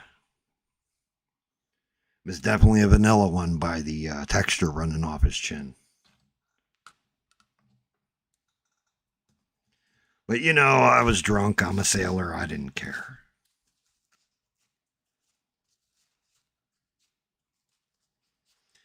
And then I walked outside, and this angry woman came up with a pearl-handled Dellinger and shot me in the toe and shot off my pinky toe.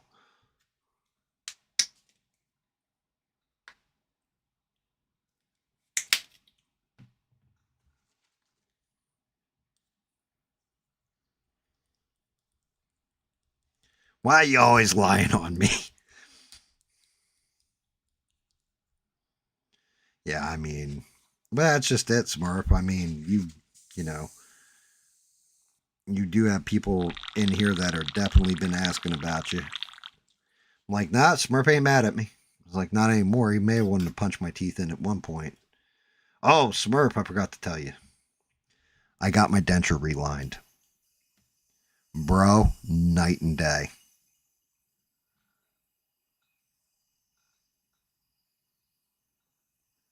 Like, it actually functions now. No paste, no nothing. Like, it's perfect now.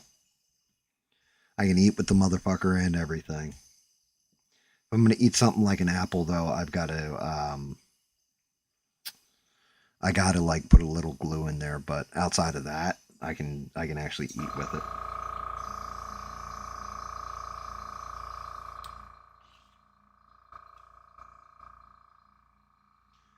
Yeah, I mean, dude, it's my immediate denture too. The new dentist I got went in, shaved that bitch down, then put like this chemical on it and relined it right in the office.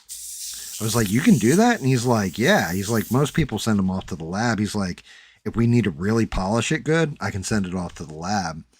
And then when he gave it to me, I like popped it in and was like, holy shit, I don't even feel this thing rubbing. And he's like, well, you know, but I didn't polish it real well and all this. We can always send it off to the lab. I'm like, no, it's perfect.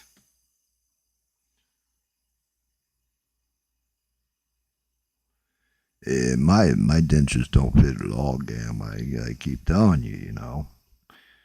My daughter, you know, Coda, she keeps telling me that I'm a horse tooth jackass. I don't like it, Gam. I'm telling you what, I never smacked a child before, but this one's about to lose all their teeth too, okay?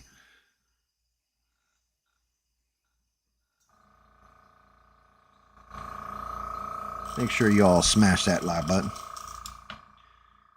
Everybody here for the laughs. Definitely getting to that point.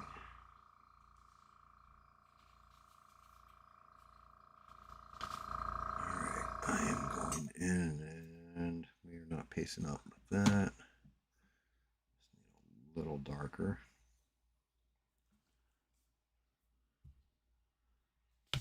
Burst, Big Blue Dingus. Damn, that song's stuck in my fucking head now. I don't know which one's more stuck in my head. Haters Eat These Nuts or Smurfs Big Blue Dingus. But those songs are great. Some great tunes right there, boys and girls. Great tunes.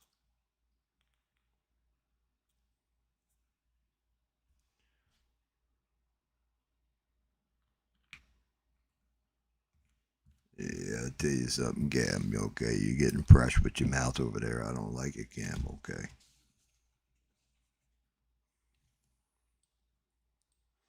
Yeah, Smurf, I've been downloading. Wait, did you get to watch any of the Xbox showcase at all? So the games that are coming out, I was like, yo, 2000 called. They want their lineup back because they're doing like Gears of War.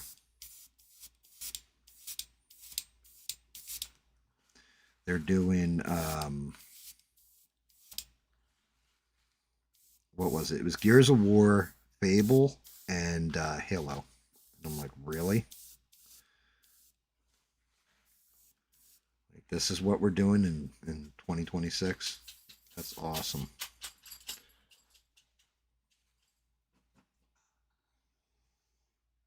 Is that really all I needed of that? Yeah. Yeah, it was. was, unfortunately.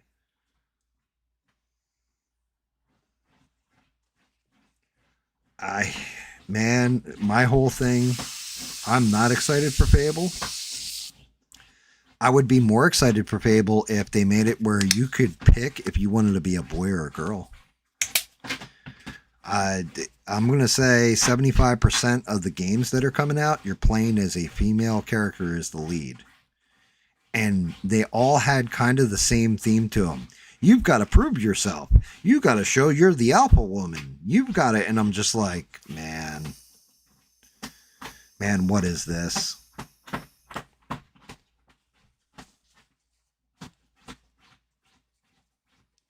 Negative. Yeah, there was two out of the entire showcase that kind of caught my attention. And I could see why you'd be excited for Fable, by the way, Melissa. Like I said, if they gave you a choice of picking guy or girl, that would have been a cool thing. I could deal with that. I think they should do that for all games nowadays. I mean, character creation should be just standard on everything, in my opinion. What the hell were the two games? Something Mortis Valor, I think, was one of them. It looked okay. Didn't look great. They're remaking Crazy Taxi. It's called Crazy Taxi World Tour. I don't know how I feel about Crazy Taxi World Tour.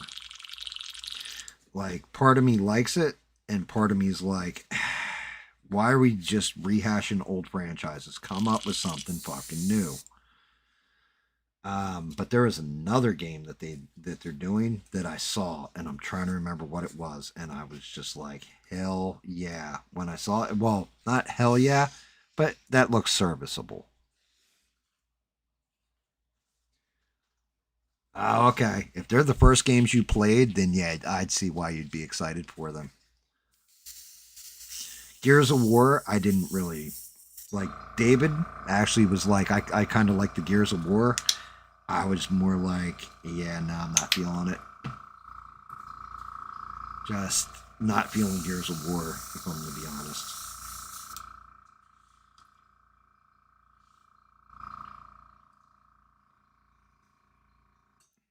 And last but not least, what is this? Midnight Purple.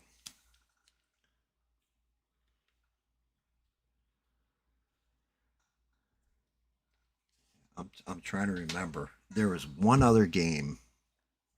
What was it? I gotta look. Like an asshole. Spurs big blue dingus. Spurs big blue dingus. Ba, ba, ba, ba, ba. Magicians. Devil's Deal is what it's called. That one looked kind of interesting. Like, that looked like it could be fun. How fun it's going to be, I'm not sure. But that one looked a bit more interesting to me. Like, it could be cool. A little bit.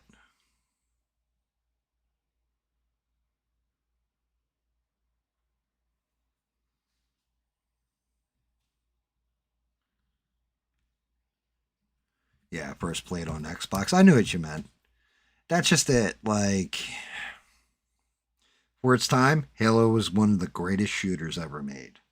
They've far surpassed Halo at this point, where Halo feels archaic now, because they haven't really... I guess part of the charm is that you don't change too much up on it.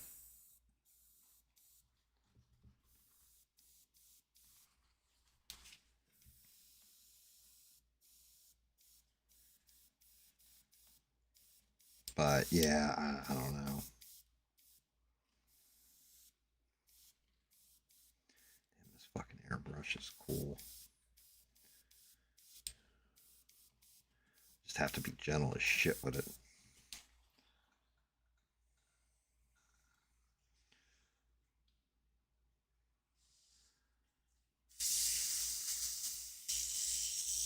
Damn, I barely put any paint in that and spread it way the hell out. Yeah, I think Halo, was my first game on original Xbox too. When I first got my Xbox, it was that there was a Mech Warrior game. I want to say Crimson Skies, because I didn't get my Xbox, even though like my handle's GAM, it's only 3 letters or whatever. Not many people had Xbox Live at the time, but my first Xbox, I didn't get till the S controller came out because I could not stand the big fucking 5,000-pound controller.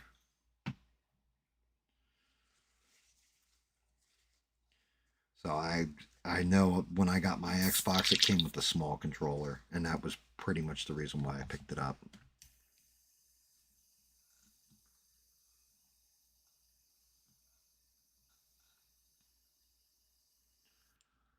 But ever since then, I've always been an Xbox guy because of Xbox Live.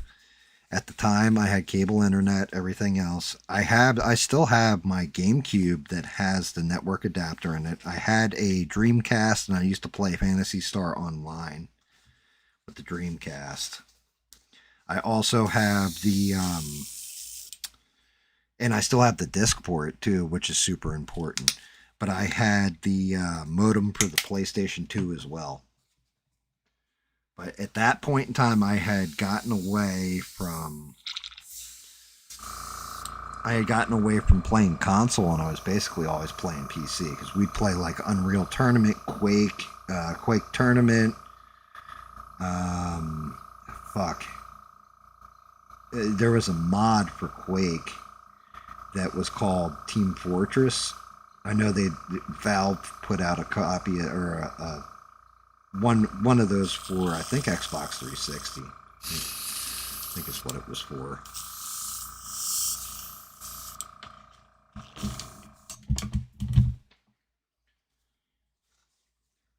But yeah, for me, it was like we were online gaming as early as we could, including dialing into each other's modems.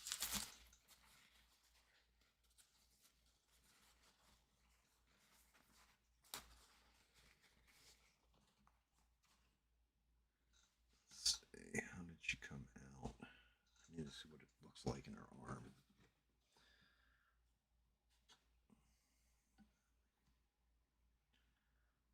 I feel like I should go in with this just a little bit.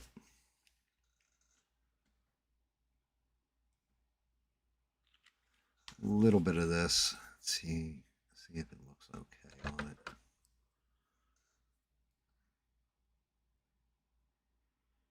shit's mixed up nice.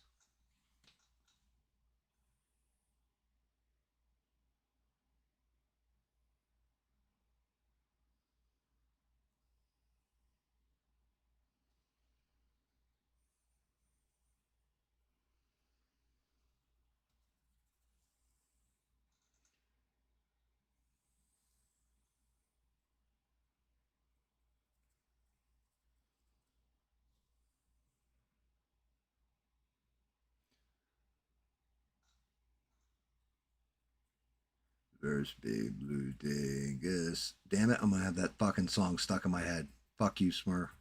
You got it stuck in my head all over again. All because you came into the chat and I had to play your song for you. About the legendary of the Smurf and his Big Blue Dingus.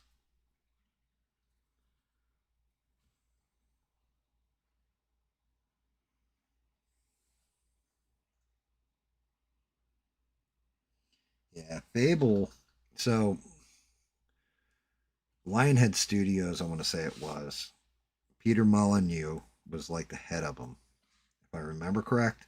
They made a game called Black and White that to me is still ahead of its time to an extent. Where you had this creature and you were a god, and it was kind of like Civilization, but the creature did most of the stuff for you. And yeah, that was always awesome. But he's the guy who really hyped up Fable.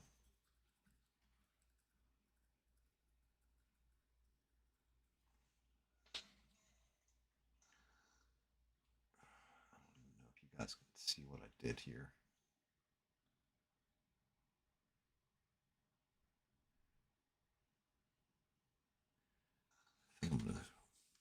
I think I'm gonna take the dry brush, use a little white, go over everything on the glow part.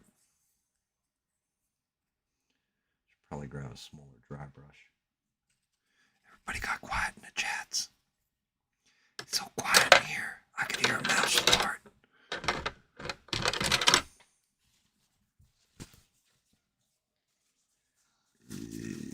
My big blue dingus. I love my big blue dingus.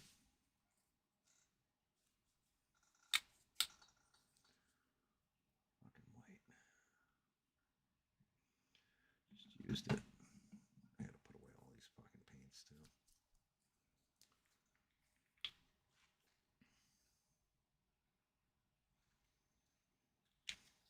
I used to love my Nintendos. It's a shame because I didn't even watch anything to do with Nintendo at all. Pretty much just let it die. Key lime curd, huh?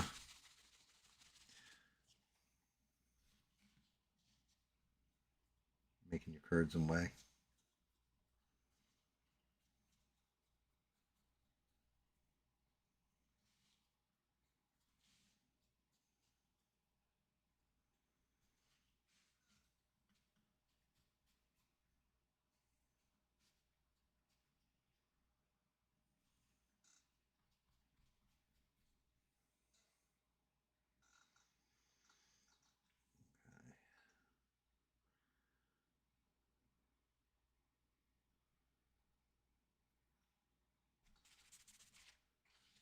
Sure, I got this thing loaded gentle.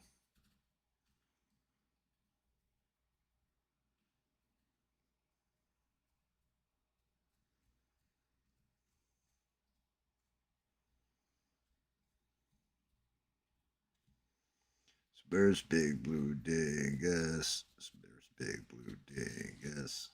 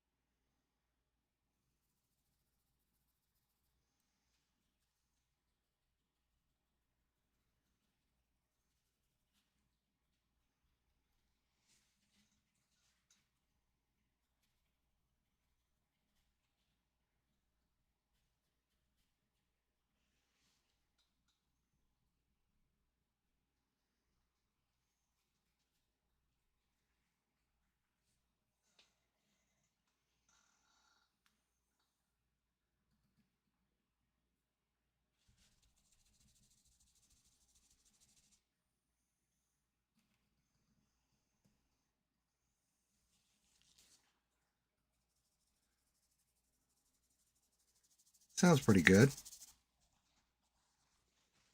Is there any weed in it? I know if you want Smurfs to pay you a visit, there's got to be a little bit of weed in there, okay?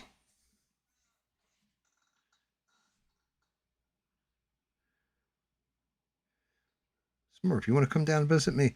I would, Cam, but weed's illegal there. I can't come. Okay, I'll go to break to jail. I just want to see what we're working with here.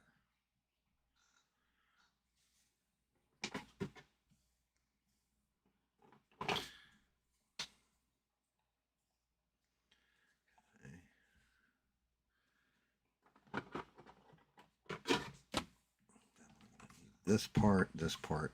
This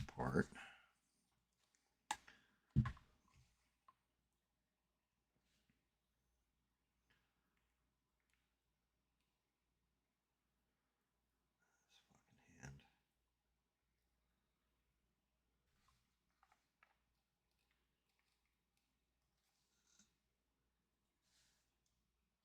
So when we get around the back, it should transition off to silver. It does.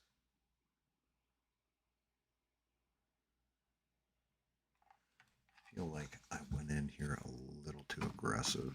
Purples. Where's my metallic?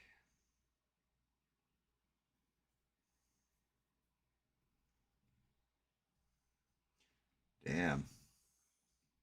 You got a weed infuser? Weed's illegal here, so I'm not allowed to have any weed. It's against the rules. South Kakalaki government don't like us having enjoyment in life.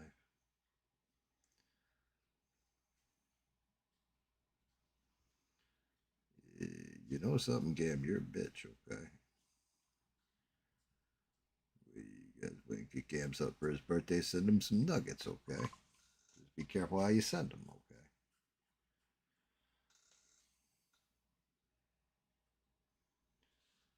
There we go. That's a little better.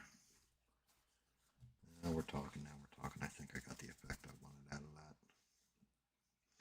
I'm going to have to practice doing light source eventually. Yeah, Washington is fucking assing cold. I'm good. I'm a tropical kind of motherfucker. I'd be better off moving to somewhere in the south. Somewhere in the southern hemispheres. I need the ocean near me, and I need heat. Extreme heat.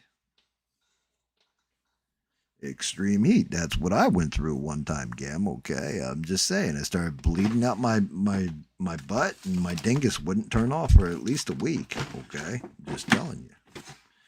You understand how Smurfs breed, okay?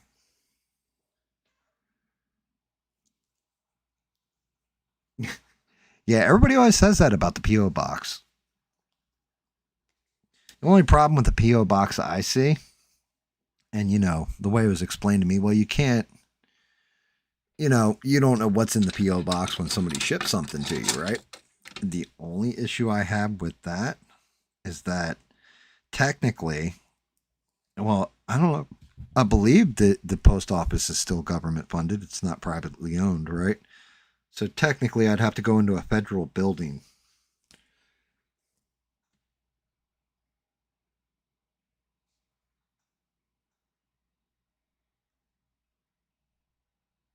Yeah, I was in, when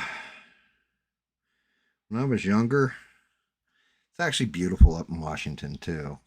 Because when I was younger, I went and stayed at my aunt's house in Walla Walla, Washington, right on the cusp of Portland.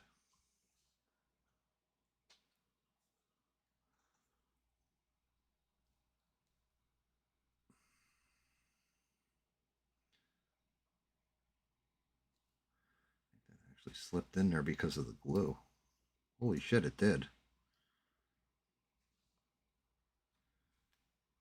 That was crazy. That was absolutely just nuts.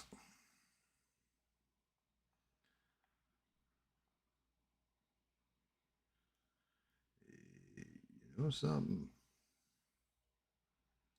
Let me tell you something there, Gam. Hey, Gam, I got a message for you from me to you. What is it, Smurf? I'm going to use your beanbag like a speed bag, okay? Nice, Hangy Dune stuff. She does love her Hangy Dune.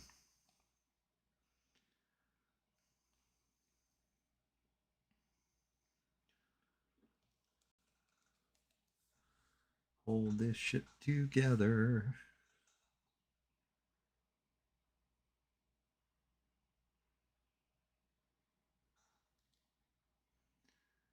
I think the face came out all right.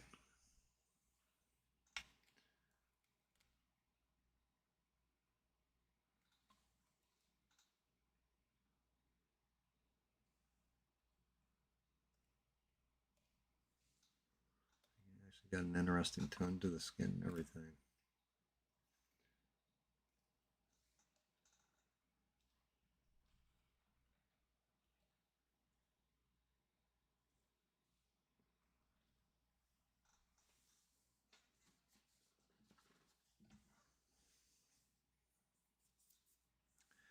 The problem with this chick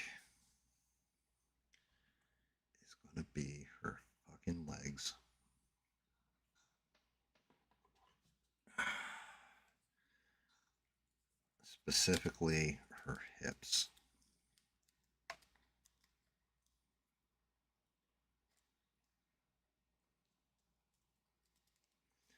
Because everything's got to go in a certain way. I know I got to put the boots on into the leg, and then I got to put it on the stand and tape it down so I can glue it.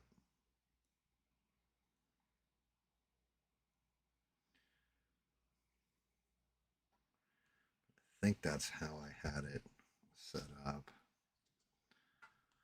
Get this glued all up in here.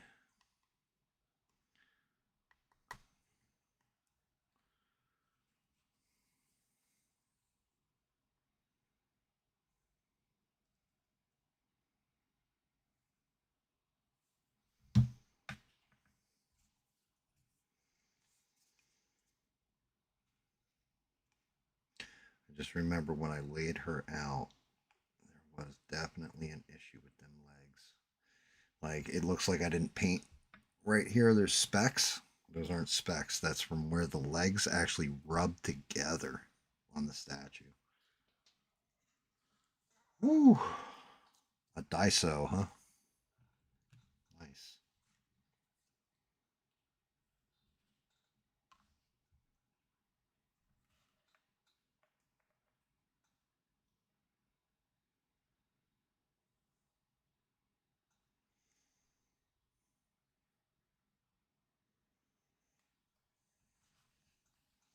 Do you think I kind of nailed her?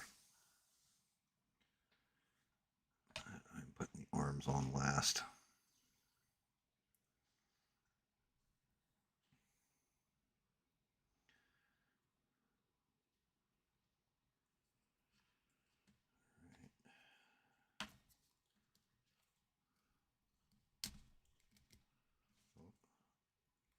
I hope I didn't just hear a snap. So that's going to suck if I break it now.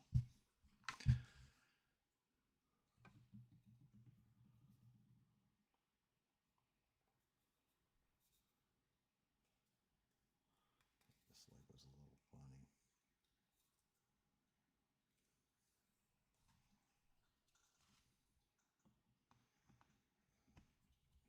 I have to line this up in here. Yeah, that's what I thought. I got to tape the feet down. I remember doing this the other day just to see how the model was laying in case I had to shave a piece.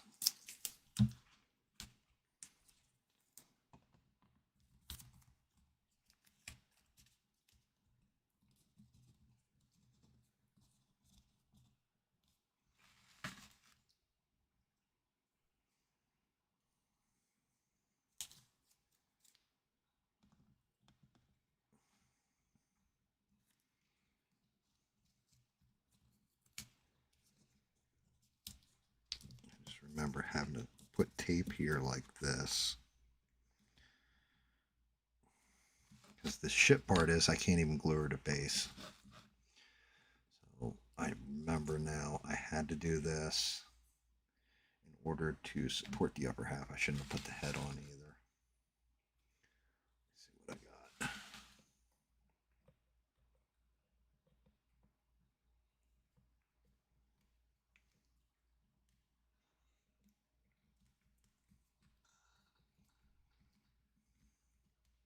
Ooh, she shaved.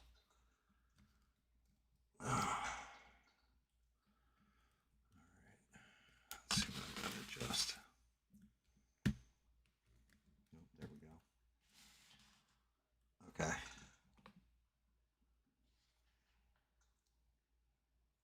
Rip off. Stupid masking tape isn't very good at holding these legs in place.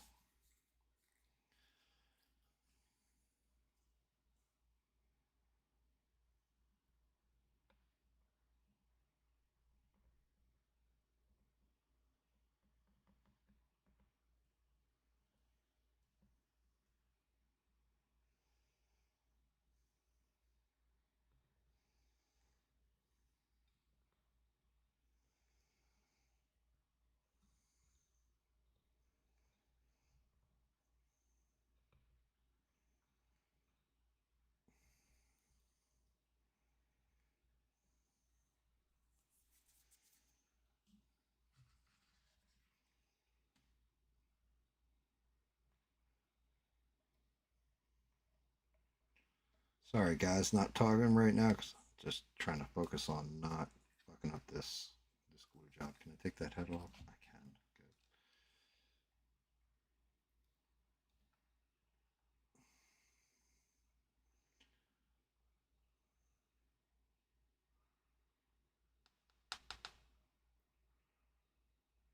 Need to get a solid glue joint on this body, unfortunately.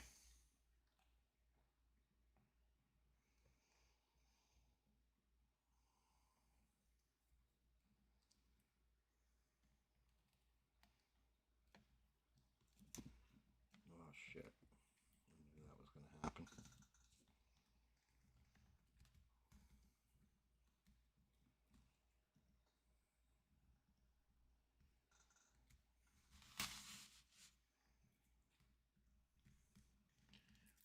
Your ass looking ratty, babe.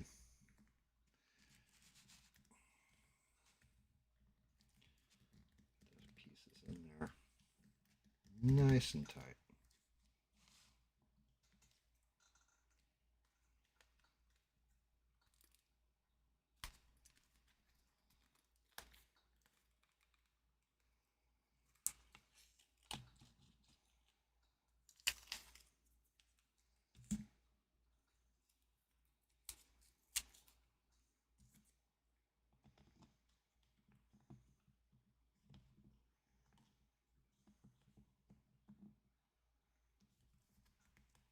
Yeah, that's what I was afraid of.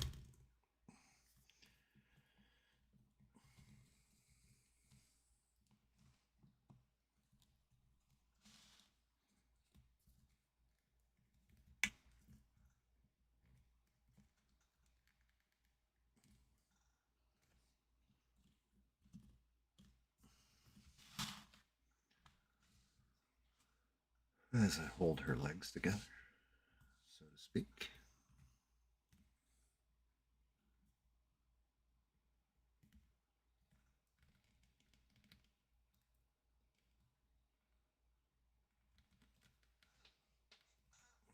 Booty.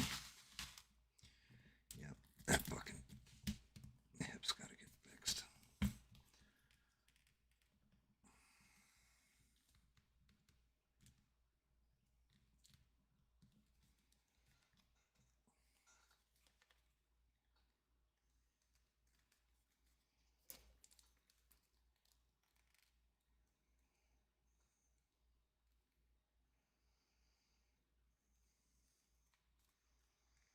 Come on, glue.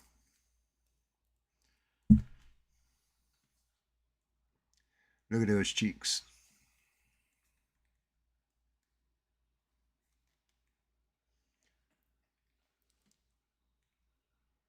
Good Lord.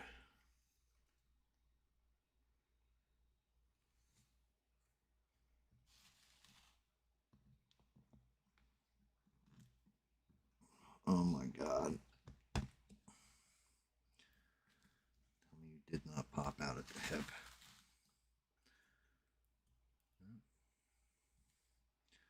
That's holding together actually nice right now. I think it's the knee that's loose. Let me see your ass. Let me see your cheeks. A little wiggle room in them cheeks. Don't want to go super hard either because you snap the model.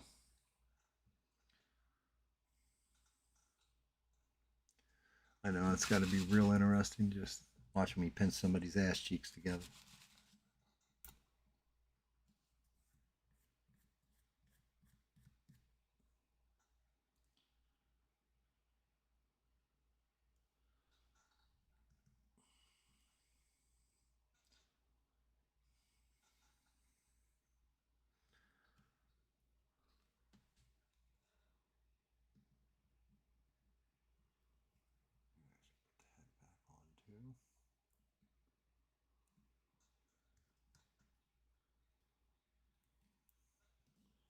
Yeah, it's going to look cool once the stand's painted and she's actually set.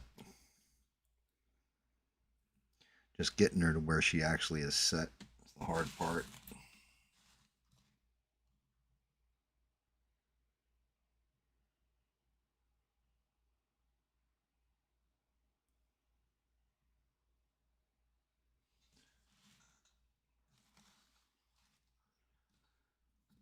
Right now, she looks kind of badass.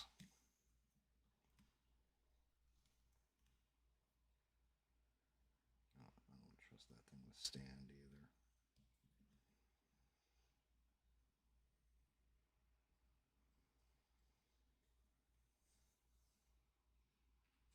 Okay, good. All right, the arms. Let's get these arms glued.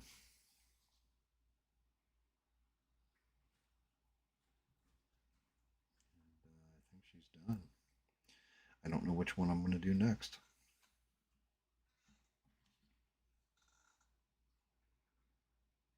Debating if I want to do Shazam or I want to do Superman or I got Killer Croc as well.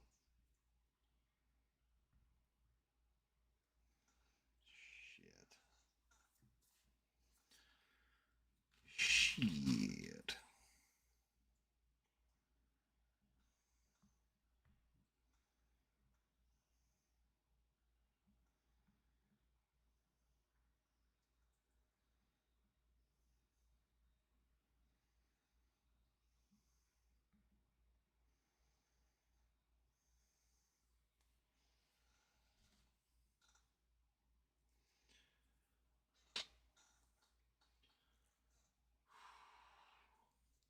Almost there.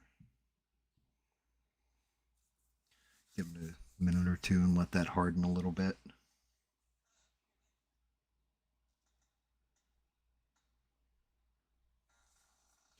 Interesting paint job because it's the new airbrush, all that kind of stuff.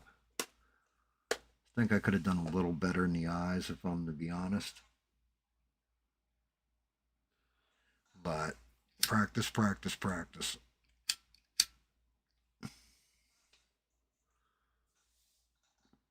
Oh, good Lord.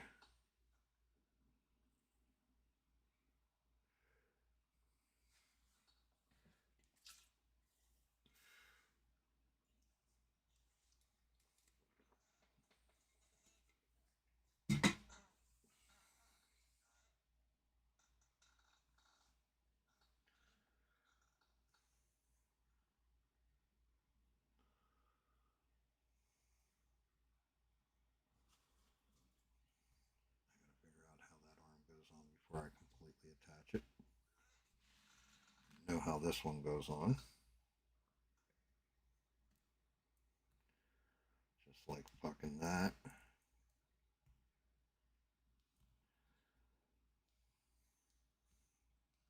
Perfect. Oh, careful with the body. I want to glue solidify a little bit more. Still don't trust this fucking thing. At least be able to get a picture of it though. I'll figure out.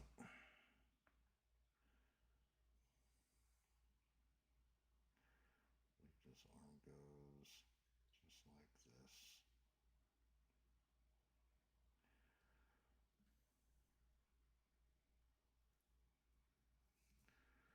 Shit. Houston, we have a fucking problem.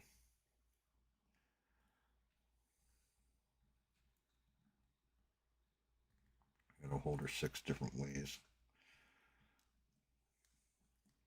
God damn it. This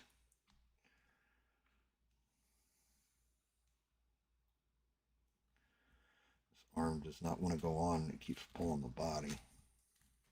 Because I can't get upward pressure without putting downward pressure. It's tearing out the other glue joint.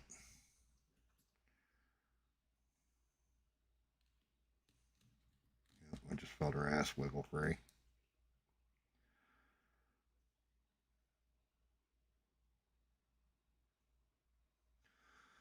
Hold that like that for like a good minute. As soon as I get the one arm to stay in place, it just does not want to stay there. Fuck. Alright. Do it a different way.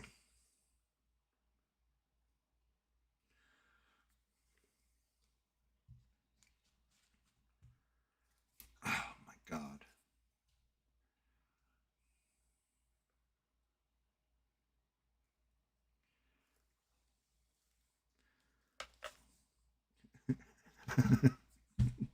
pieces are just flying off because I wiggled all the fucking joints free.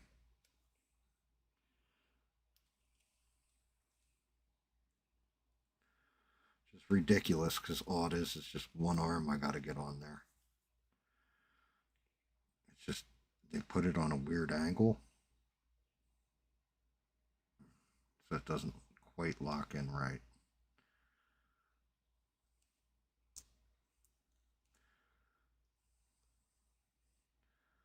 Sitting there holding like two pieces together, struggling.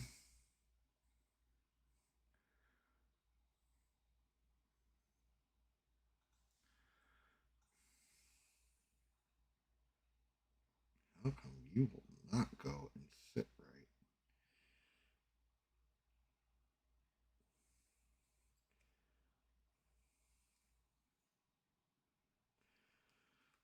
Come on.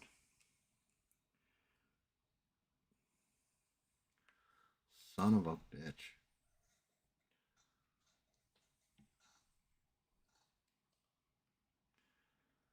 Let me see where this is rubbing.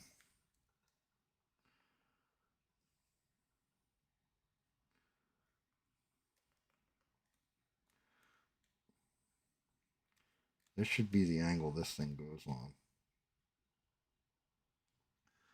I'm going to have to glue this in a different manner, I think.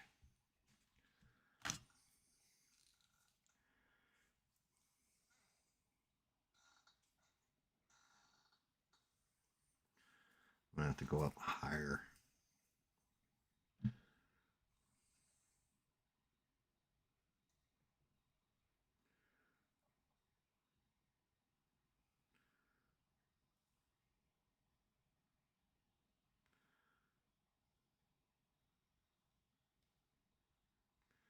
Shittiest part of this is I got epoxy, but I don't want to use it.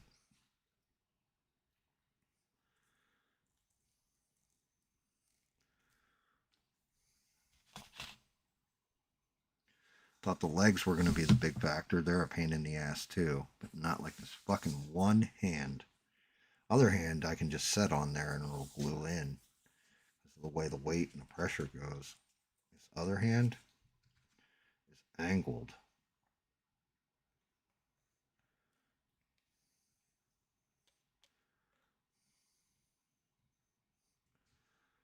It's angled awkwardly.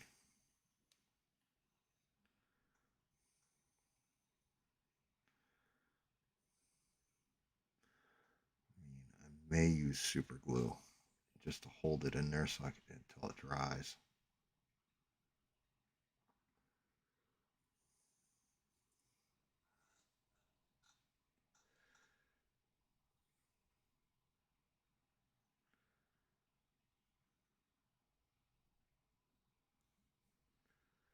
Yeah, that's going to fall right off.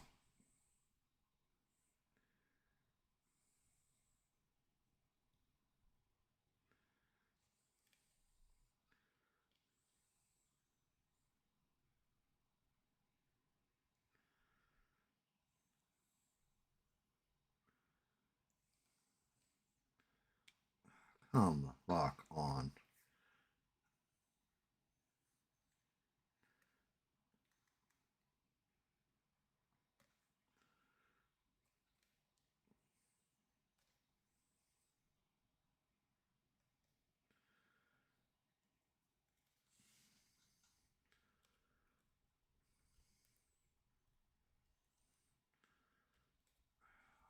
Damn it.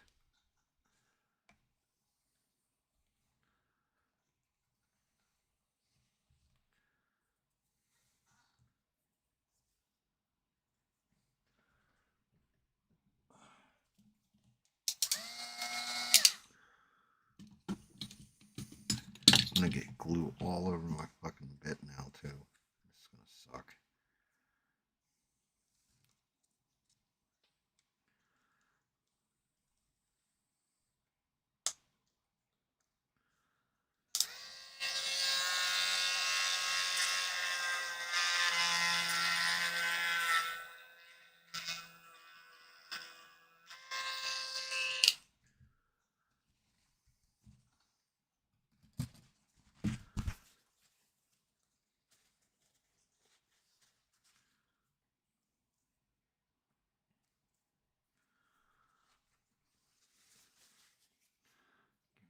little pure alcohol. I need to get that glue out of there.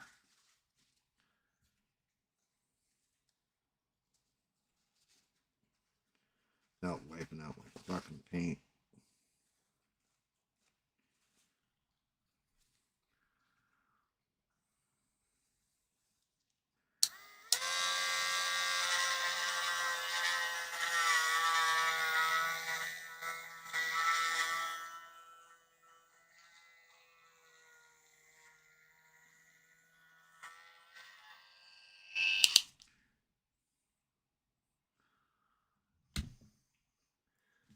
Clean the tip.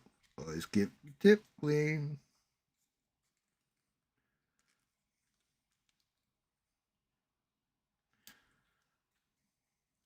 Yeah, that's gotta get.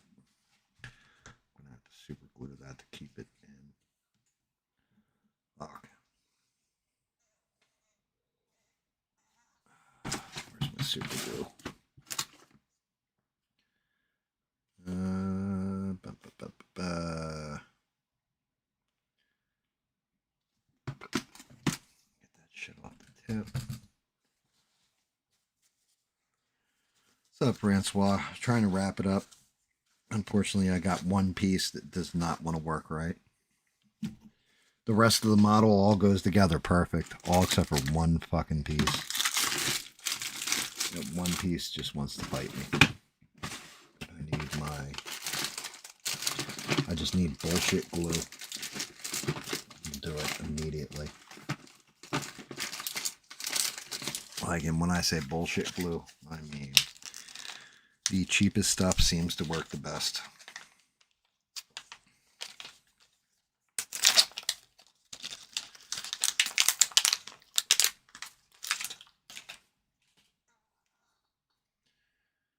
That's how cheap this glue is.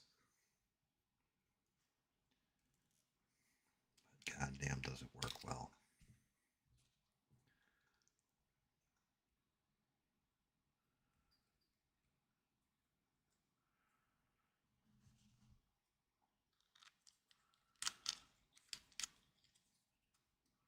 Dear Lord.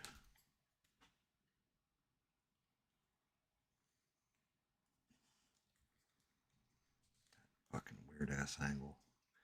Be careful now for glue runoff.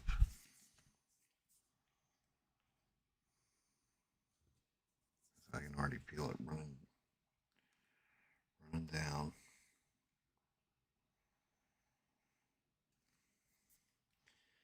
But that fucking cheap ass glue in 30 seconds. Lock that fucking arm in place. Alright, let's get the rest of her ass together. And I legit mean her ass.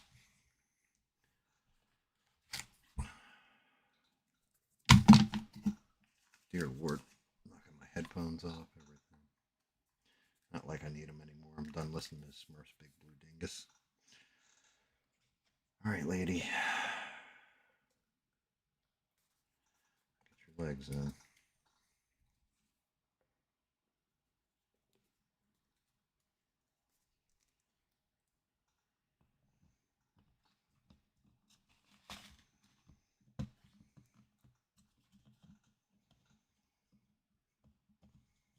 Go, strike your pose. Lean into it. Nice and easy.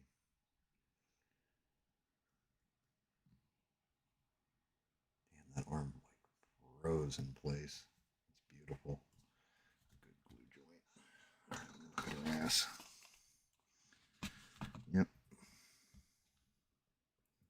More on this.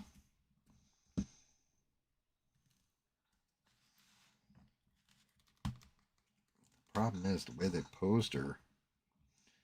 She was just standing there, it would have made sense. But because she's in mid-stride, focuses all the pressure on the hips and the butt cheeks of all things.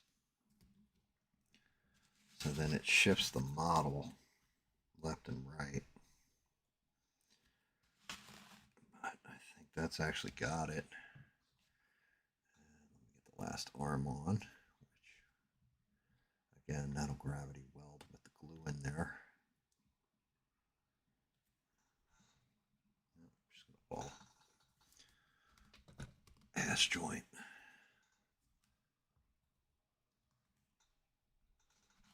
I think I actually got her. She'll stay.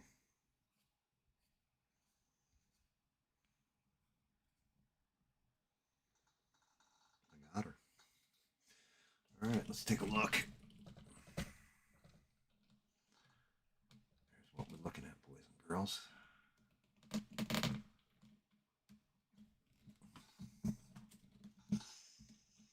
not to drop my fucking camera.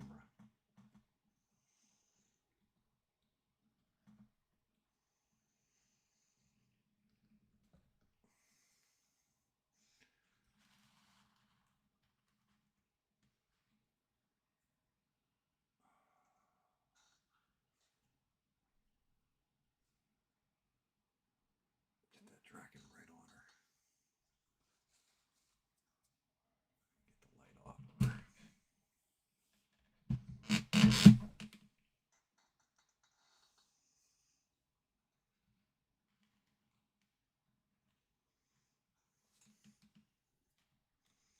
Still not happy about those ass joints.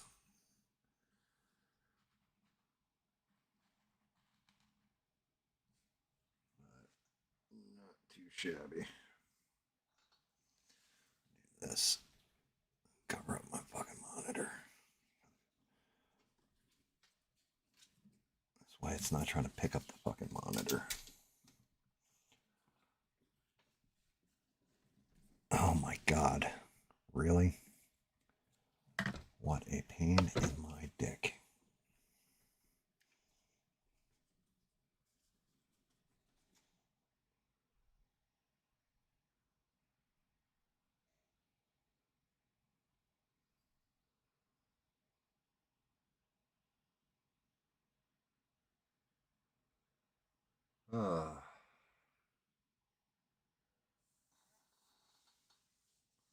May have taken a bunch of sessions, but she's done.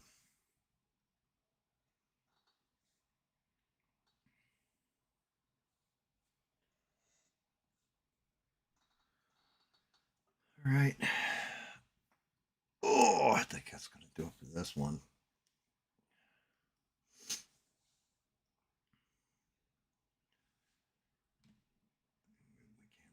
Move my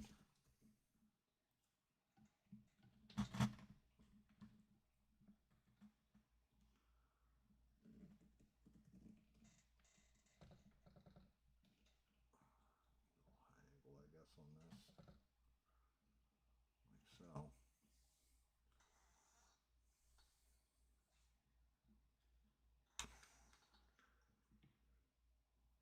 The problem is I can't see my fucking stream screen. There we go.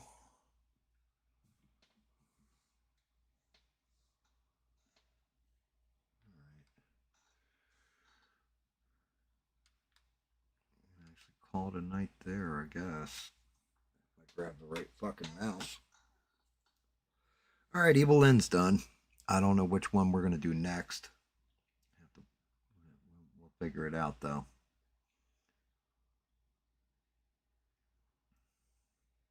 I do think she came out pretty good. Once those glue joints in the hips tighten, she should look perfect. And I got to do the base. I'm just going to do the base like a fucking rock, so it doesn't really matter.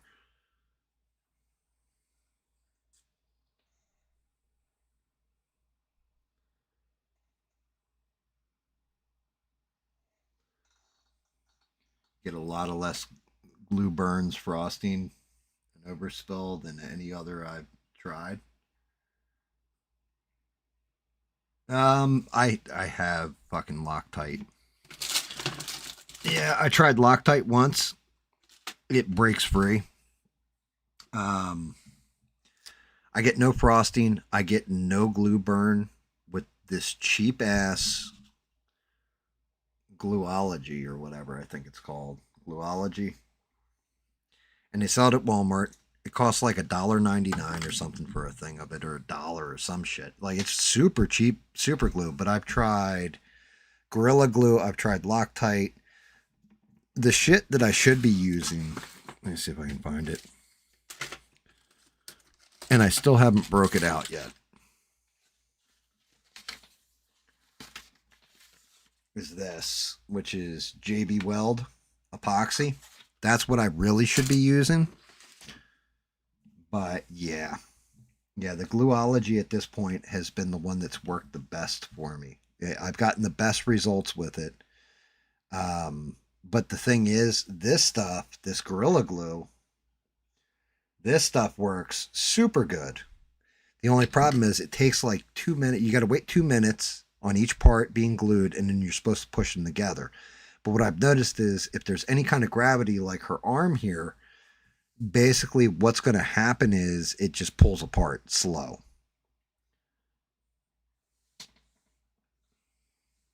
So it's one of those, from trial and error for resin, it seems like the Gorilla Glue does work, but it takes time.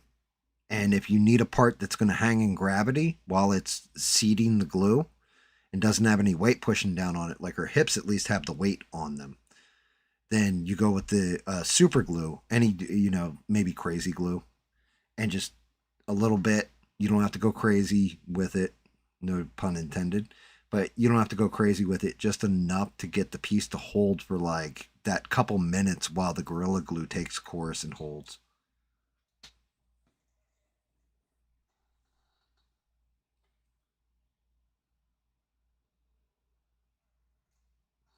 Thanks, Eugene. Appreciate it, man. But yeah, I mean, I think the paint job came out all right.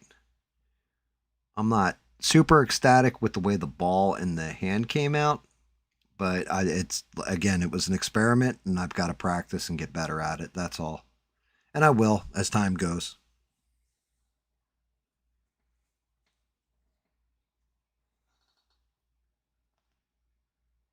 But her eyes came out pretty damn good.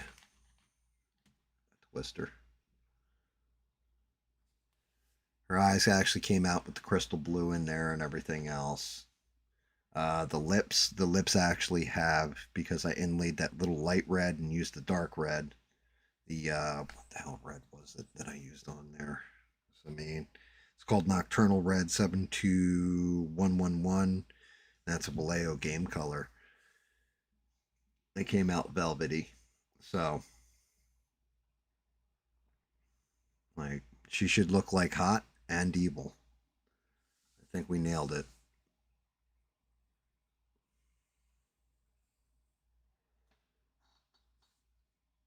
But the blushing in the cheeks was rough. Well, kind of rough.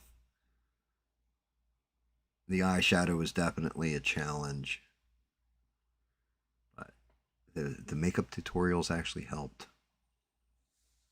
Watched a couple, and they definitely helped.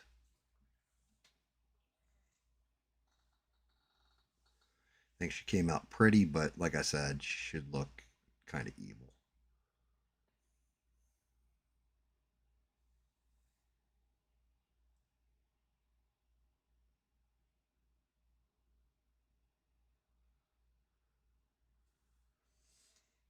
Oh, good Lord. Oh, man.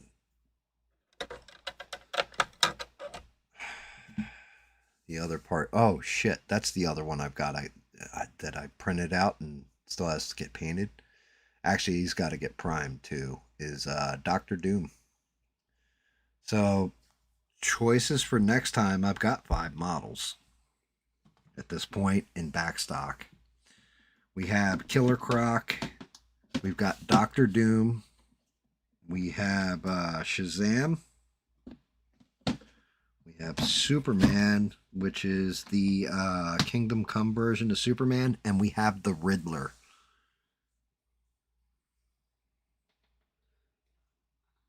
Yeah, I actually have 5 in backstock, not 4. So I've got a couple of them. I mean, Riddler and Croc are both going to be greens. Well, actually, and Doom are all going to be green. Doom will be green and silver. Croc's going to be green and like yellowish. A lot of it. Riddler's going to be green. green with black and a purple mask or what have you. Soups is going to be red, blue, yellow. Well, I don't think he has yellow in his S. I think he's got the black S, the black background and a red S. And then Shazam will be white, red, gold. I think it's white, red, and gold.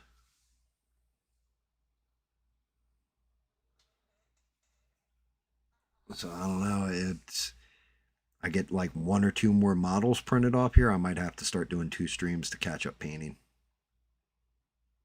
Because I'm going to end up, now I'm finally coming out of not having anything to paint to having too much to paint. I still have a Mario Brothers diorama to do too, which I think I might reprint that and do it bigger.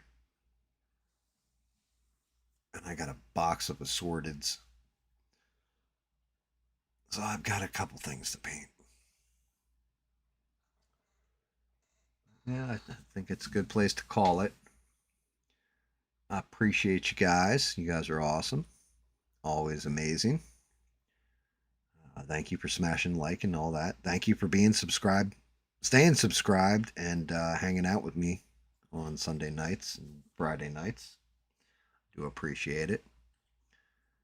I'll be back Friday gaming. I think David and I are going to continue Void Train unless David gets his PC. Then we'll switch up to something, but it'll be that.